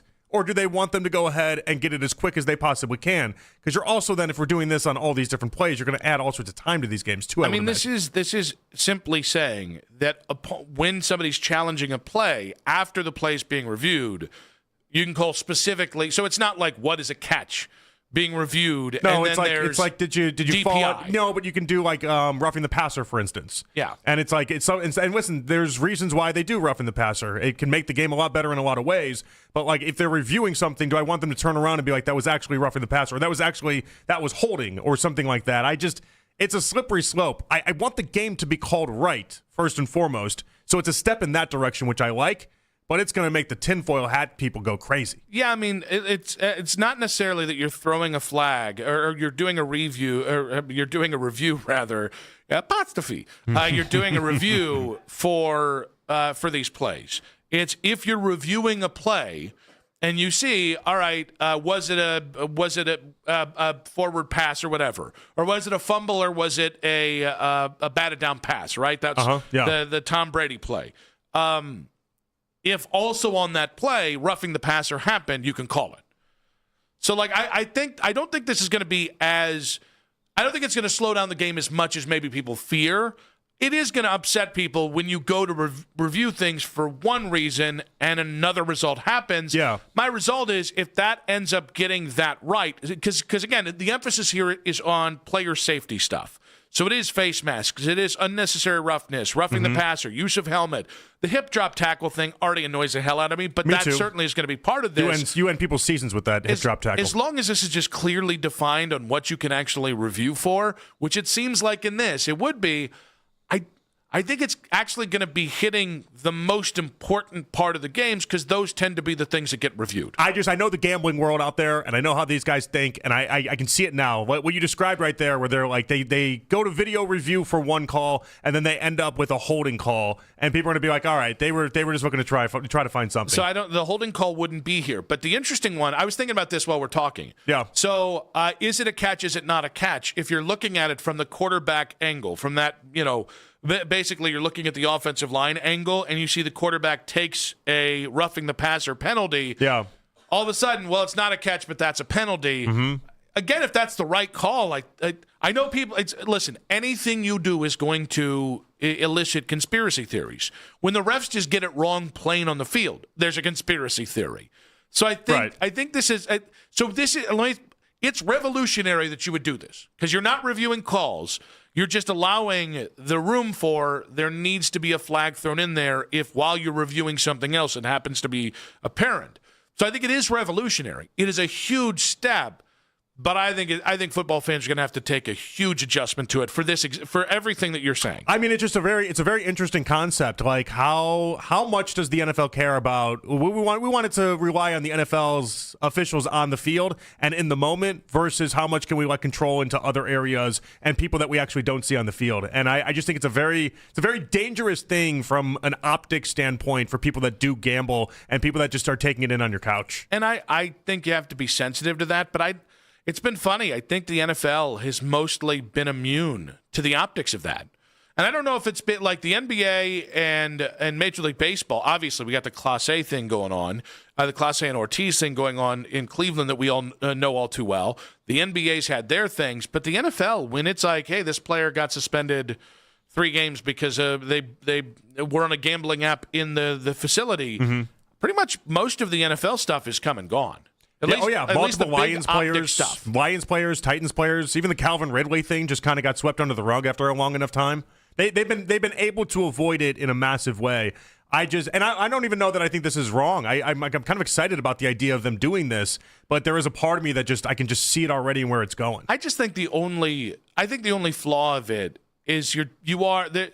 Okay, so I think it's good. You're getting really angry as a fan. Well, I think that's part of it. Like, if you see a big play happen and then it's negated and there's a 15-yard penalty on it, it's going to be a lot to take in a small amount of time.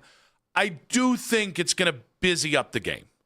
Like, I already think there's too many rules. I already think it's impossible to find out what's a catch and what isn't a catch. Now, the broadcasters don't even know what's a catch these days, and they don't even know half the rules. Look at J.J. Watt when he did this the Steelers-Browns game. But I'll be honest with you, even review itself, I think, is imperfect. I respect anybody trying to make an imperfect thing more perfect when there's a lot of gambling money on the line, when there's a lot of money for all these players and health and stuff on the line. That's probably the thing I like most about it is specifically player safety potential flags.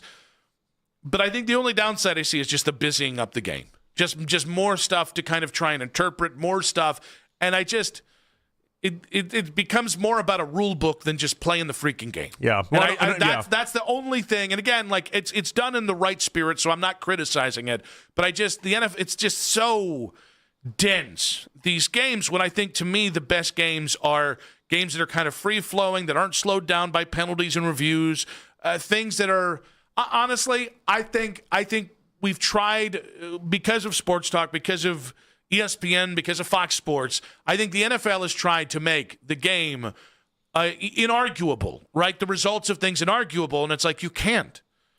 Like we've litigated a catch to a point where it's nauseating trying to have that conversation with or without a rules official. Well, and at least that's not going to be impacted in this, like they did in 2019 with the defensive pass interference. Yeah. We saw this in the AFC title game with the Denver catch non-catch situation. It's like you slow anything down, you're going to be able to find it whatever way you want it to. But so again, like I think the intention's right. You're pointing in the right direction, but it's just another extension of how busy the game is, how terminology dense the game is with rules and other stuff that I think if most Americans were being honest, we love the fight about what goes on the field, but in the end, nobody's really satisfied on was it a catch, was it a not.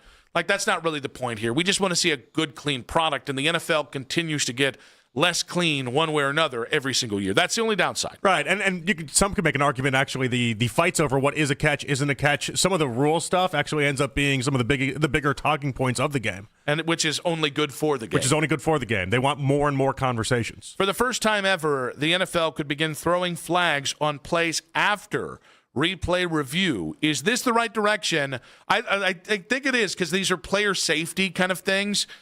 But it is going to be a little more mucky for the NFL. And talking Cavs and talking crazy in 5 minutes on 92.3 The Fan. But first, The Fan is looking for a winner. Enter the word music, MUSIC, at 923thefan.com before 4 o'clock for your chance to win a pair of 3-day passes to the Incarceration Music and Tattoo Festival, July 17th to the 19th at the Ohio State Reformatory. Get tickets at incarceration.com. It's all from Incarceration Music and Tattoo Festival 2026 and Sports Radio 92.3 The Fan.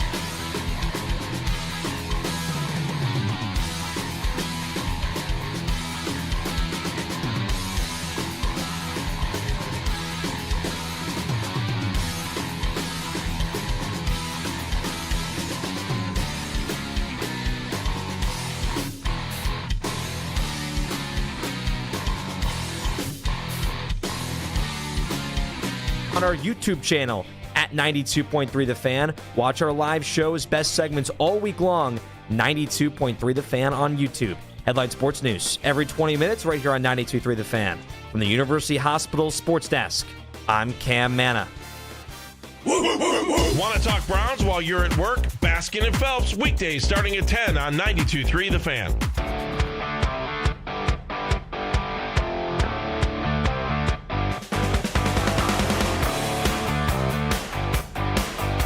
Red Lewis, NFL Network host, coming up in 1 hour's time. Nick and JP back with you. There was a young lady with red hair downstairs that I thought was one of the kids from Stranger Things. Oh, really? And I think she might just be a redheaded girl that's like 20 years old. Yeah, that's a good synopsis. I was of like, that, why yeah. would Sadie Sink be in Cleveland? Yeah. Yeah. Well, I mean, you never know. One day you'll say that, and it will actually be somebody that you think it is. You know, I got accosted by the Trubisky family. With a look. Well, I mean, that's nothing else. You've You've claimed that for a while. They look just like Mitchell Trubisky, and they were wearing Bears gear. What are we doing here? Yeah, but Mitch wasn't in that group. It was a Mitch doppelganger. Oh, so he was in the group. I've never heard that part of the story. It could have been Mitch. It could have been not Mitch. He looked just like Mitch Trubisky, and the dad looked just like older Mitch Trubisky. Who was the wrestler you saw over there at the restaurant? Jeff Jarrett, that I completely... Yeah, there we go. Oof. But you didn't. Did you know it was him instantly or no? Jeff Jarrett? Yeah, you did or no? Yes. Oh, you did. Okay. And there was like a. There's All right, so you gotta trust your eye on this stuff. I think it was just a ginger girl. I think it was. I believe that. I believe that to be an accurate story. That it was just a ginger girl. Oh, you're talking about the Mitch Trubisky thing? Yeah. Again, it wasn't Mitch. I'm pretty sure it wasn't Mitch. Well, why else would they be wearing Bears jerseys? But no. It was a very nice Bears polo. Oh, there we go. There was a whole vibe there. You had to be there. But I'm telling you, it was the Trubiskys. Okay. Mac, why are you nodding your head here? Because I was there. Oh, so is his storytelling accurate or no? Is it bad that I honestly do not remember that Mac was there? That's not great. Okay, then. Well, you were so focused on the Trubiskys that, I was also walking out of the station at that point with you. And, it seemed, I noticed the Bears gear, but I wasn't sure. So was it just a family wearing Bears gear, or was it happened to look just like Mitch Trubisky? Was it the that Trubisky? we're all just kind of standing and you kind always of told me that they like side-eyed you as if they knew who you were, side-eyed. as if they'd heard you talk crap about Trubisky, as if it was like an obvious thing. Literally at 6:20, I had just talked hardcore crap about not wanting Mitch Trubisky here and what a scrub he was, and we walked out. And I saw the Bears thing, the insignia first on like a very nice like quarter zip, and then I looked up and made eye contact, and I got the stink eye. There were two guys, an older guy, a younger guy, two ladies, older lady, younger lady. Every one of them gave me a stink eye, and the men gave me a look that made me think, I'm gonna catch a whooping here. I'm gonna have to lay these hands. Well, and it was around like 7 o'clock too, so it's not like there were other stores that were open at that point in the building. So they were just kind of lingering around, waiting until after the show was done. Yeah. Okay, that is probably a touch too heavy of it. Yeah, I like that you're selling it. A little They bit. could have just come from dinner They're across the way. They're waiting for the show to be done, but then when they see Nick, they just keep walking. Is that your synopsis? They saw strong look. Your synopsis? They saw this mountain of men, and they were like, "Well, there's two of us. They saw the shoulders. There's two of us here, but we don't have a chance against him. He'll pimp slap us." I mean, Chicago's like 5 hours away. It's not like 27 hours away. They're from Menor. There could but there could reasonably be a family that likes the Bears that has a kid like that lives Trubisky? in the Halley building, and they happen to. You're missing the number one part of this. He looked like Trubisky. He looked the younger one looked like slightly younger Mitchell Trubisky. Yeah, I mean, Trubisky. He does have younger brothers. Trubisky's got a very generic white person look to himself. How dare you? I disagree. What do you mean, how dare you? What do you mean? He's got a very specific Trubisky-esque face. He looks like every white kid you've ever seen in your life that has some height to him. What do you mean? I completely disagree. I think he's got a distinct looking face. He's got no distinct features to himself. What are the distinct features of Mitchell Trubisky? I don't think I can say because it's going to sound. There's a little birdness to the face. There's a birdness. A bit of a birdness to the face. Who doesn't have a birdness to their face at this point? Very, very That's generic. That's not a rebuttal. That's a generic rebuttal. He's got a generic look to himself in many, many ways. I wish I could go back in a DeLorean and get my ass beat by the Trubiskys, just so right now I could say I wish so too. I wish they would have accosted you. It's a much better story. I've heard this story like 30 times in my life. I wish they would have accosted you now because it would have been worth telling it the 29 other times. I think I think you've heard this story I've heard 30 it a times. lot. I've never heard Mac involved in the story, though. I think you've heard it. And it's a look from someone that may or may not even be a Trubisky. But I don't think you listened. Oh, Because I think if you listened, I think if you really heard the deets. Yeah, what details am I missing? No, I can't. I can't continue to go over wearing them Trubisky because jerseys. you're an outrageous human being. I thought they were even wearing Trubisky Trubisky jerseys. I was like, that's a selling point. They're just wearing Bears polos? quarter zip. A quarter zip. Thank you. Yeah. I don't remember. It's been, you can only it's get been those. 3 years now. You can or only 2 get years. those if your kid plays for the Bears. I mean, that's the only way you get those. And you look exactly like Everyone a Trubisky. looks like a Trubisky. That is not true at all. Go to Menor, they all look like Trubisky. That what are is- you talking about? I used to work in Menor for 3 weeks before they fired me. They do not. The Menor. No, sorry, the place I was working. Not Where were you Menor. working there? It was a cell phone stand. You've had a million jobs. Had like 12. You've had a lot of jobs in life. It's very fascinating to me. Do you realize Like I'm starting the from norm like here? McDonald's down to the racetrack, down to like you've had a lot of I'm jobs. the norm here. You only working in radio makes you the weirdo. Well, I was a server, but I had that the serving job I had for 4 or 5 years or whatever it was, from like high school to the early parts of college. So I've never just dabbled all the way around. I chased experience. No, How it's about good. that? I'm not saying it's a bad thing. I'm just saying I you've felt had the a lot of judgment jobs. between the Trubisky no, thing no. and the job thing. Just an observation. Don't know what jobs are. Just an observation. Well, I do know what they are, but I don't think we can talk about them. Easy now. I saw Trubisky. I saw Trubisky's. I don't know. I saw Mitchell Trubisky. I saw Trubisky. Now, getting back to the Cavs here, we played some crazy crap out of Emmanuel Acho yesterday. Yeah. This is not as close to that. All right, this is not on that level, but it's adjacent to it. Charles Barkley went on the Dan Patrick Show today and talked about a LeBron trade to come to Cleveland. That was a win-win for the Cavs and the Lakers. You can't tell me if LeBron went back to Cleveland right now, they wouldn't be the favorite in the East. Could you give up something to help the Lakers? They got an abundance of big men in Cleveland between Jared Allen and Mobley. Could you give up one of those guys? I think your team would still be just as good. You think if the Lakers got Evan Mobley for LeBron, they would be fine? It could be a win-win for both teams. Because, you give me Evan Mobley, Luka, and Austin Reeves going forward. My team is better. You got to roll the dice. Because the Lakers are not any good. And the Cavs, they probably were the favorite going into the season. But right now, you see they're not. They're struggling. I think Charles has got Ozempic brain. I don't know what the hell that he was. pops up with those commercials all the time. Yeah. Which, by the way, is looking good. He's lost Good like for 60 him. pounds is what they say. Happy for him. It's The more fantastic. chuck we get, this is fantastic work. Questionable. No, this is one of those trades, though, that only benefits the Lakers is the problem. And, we see this all the time in the national media where they come up with these ideas that only benefits the big city team. And it's just, this is exhibit A of that. Yeah, the problem is they've been emboldened by jackwads like Nico Harrison, who give Luka Doncic to the Lakers for Anthony Davis, which was the most predictable crap trade in history. Listen, I'd love LeBron back here, and the sooner the better. I would. If they found a way to get him into Cleveland before this deadline, I would be ecstatic.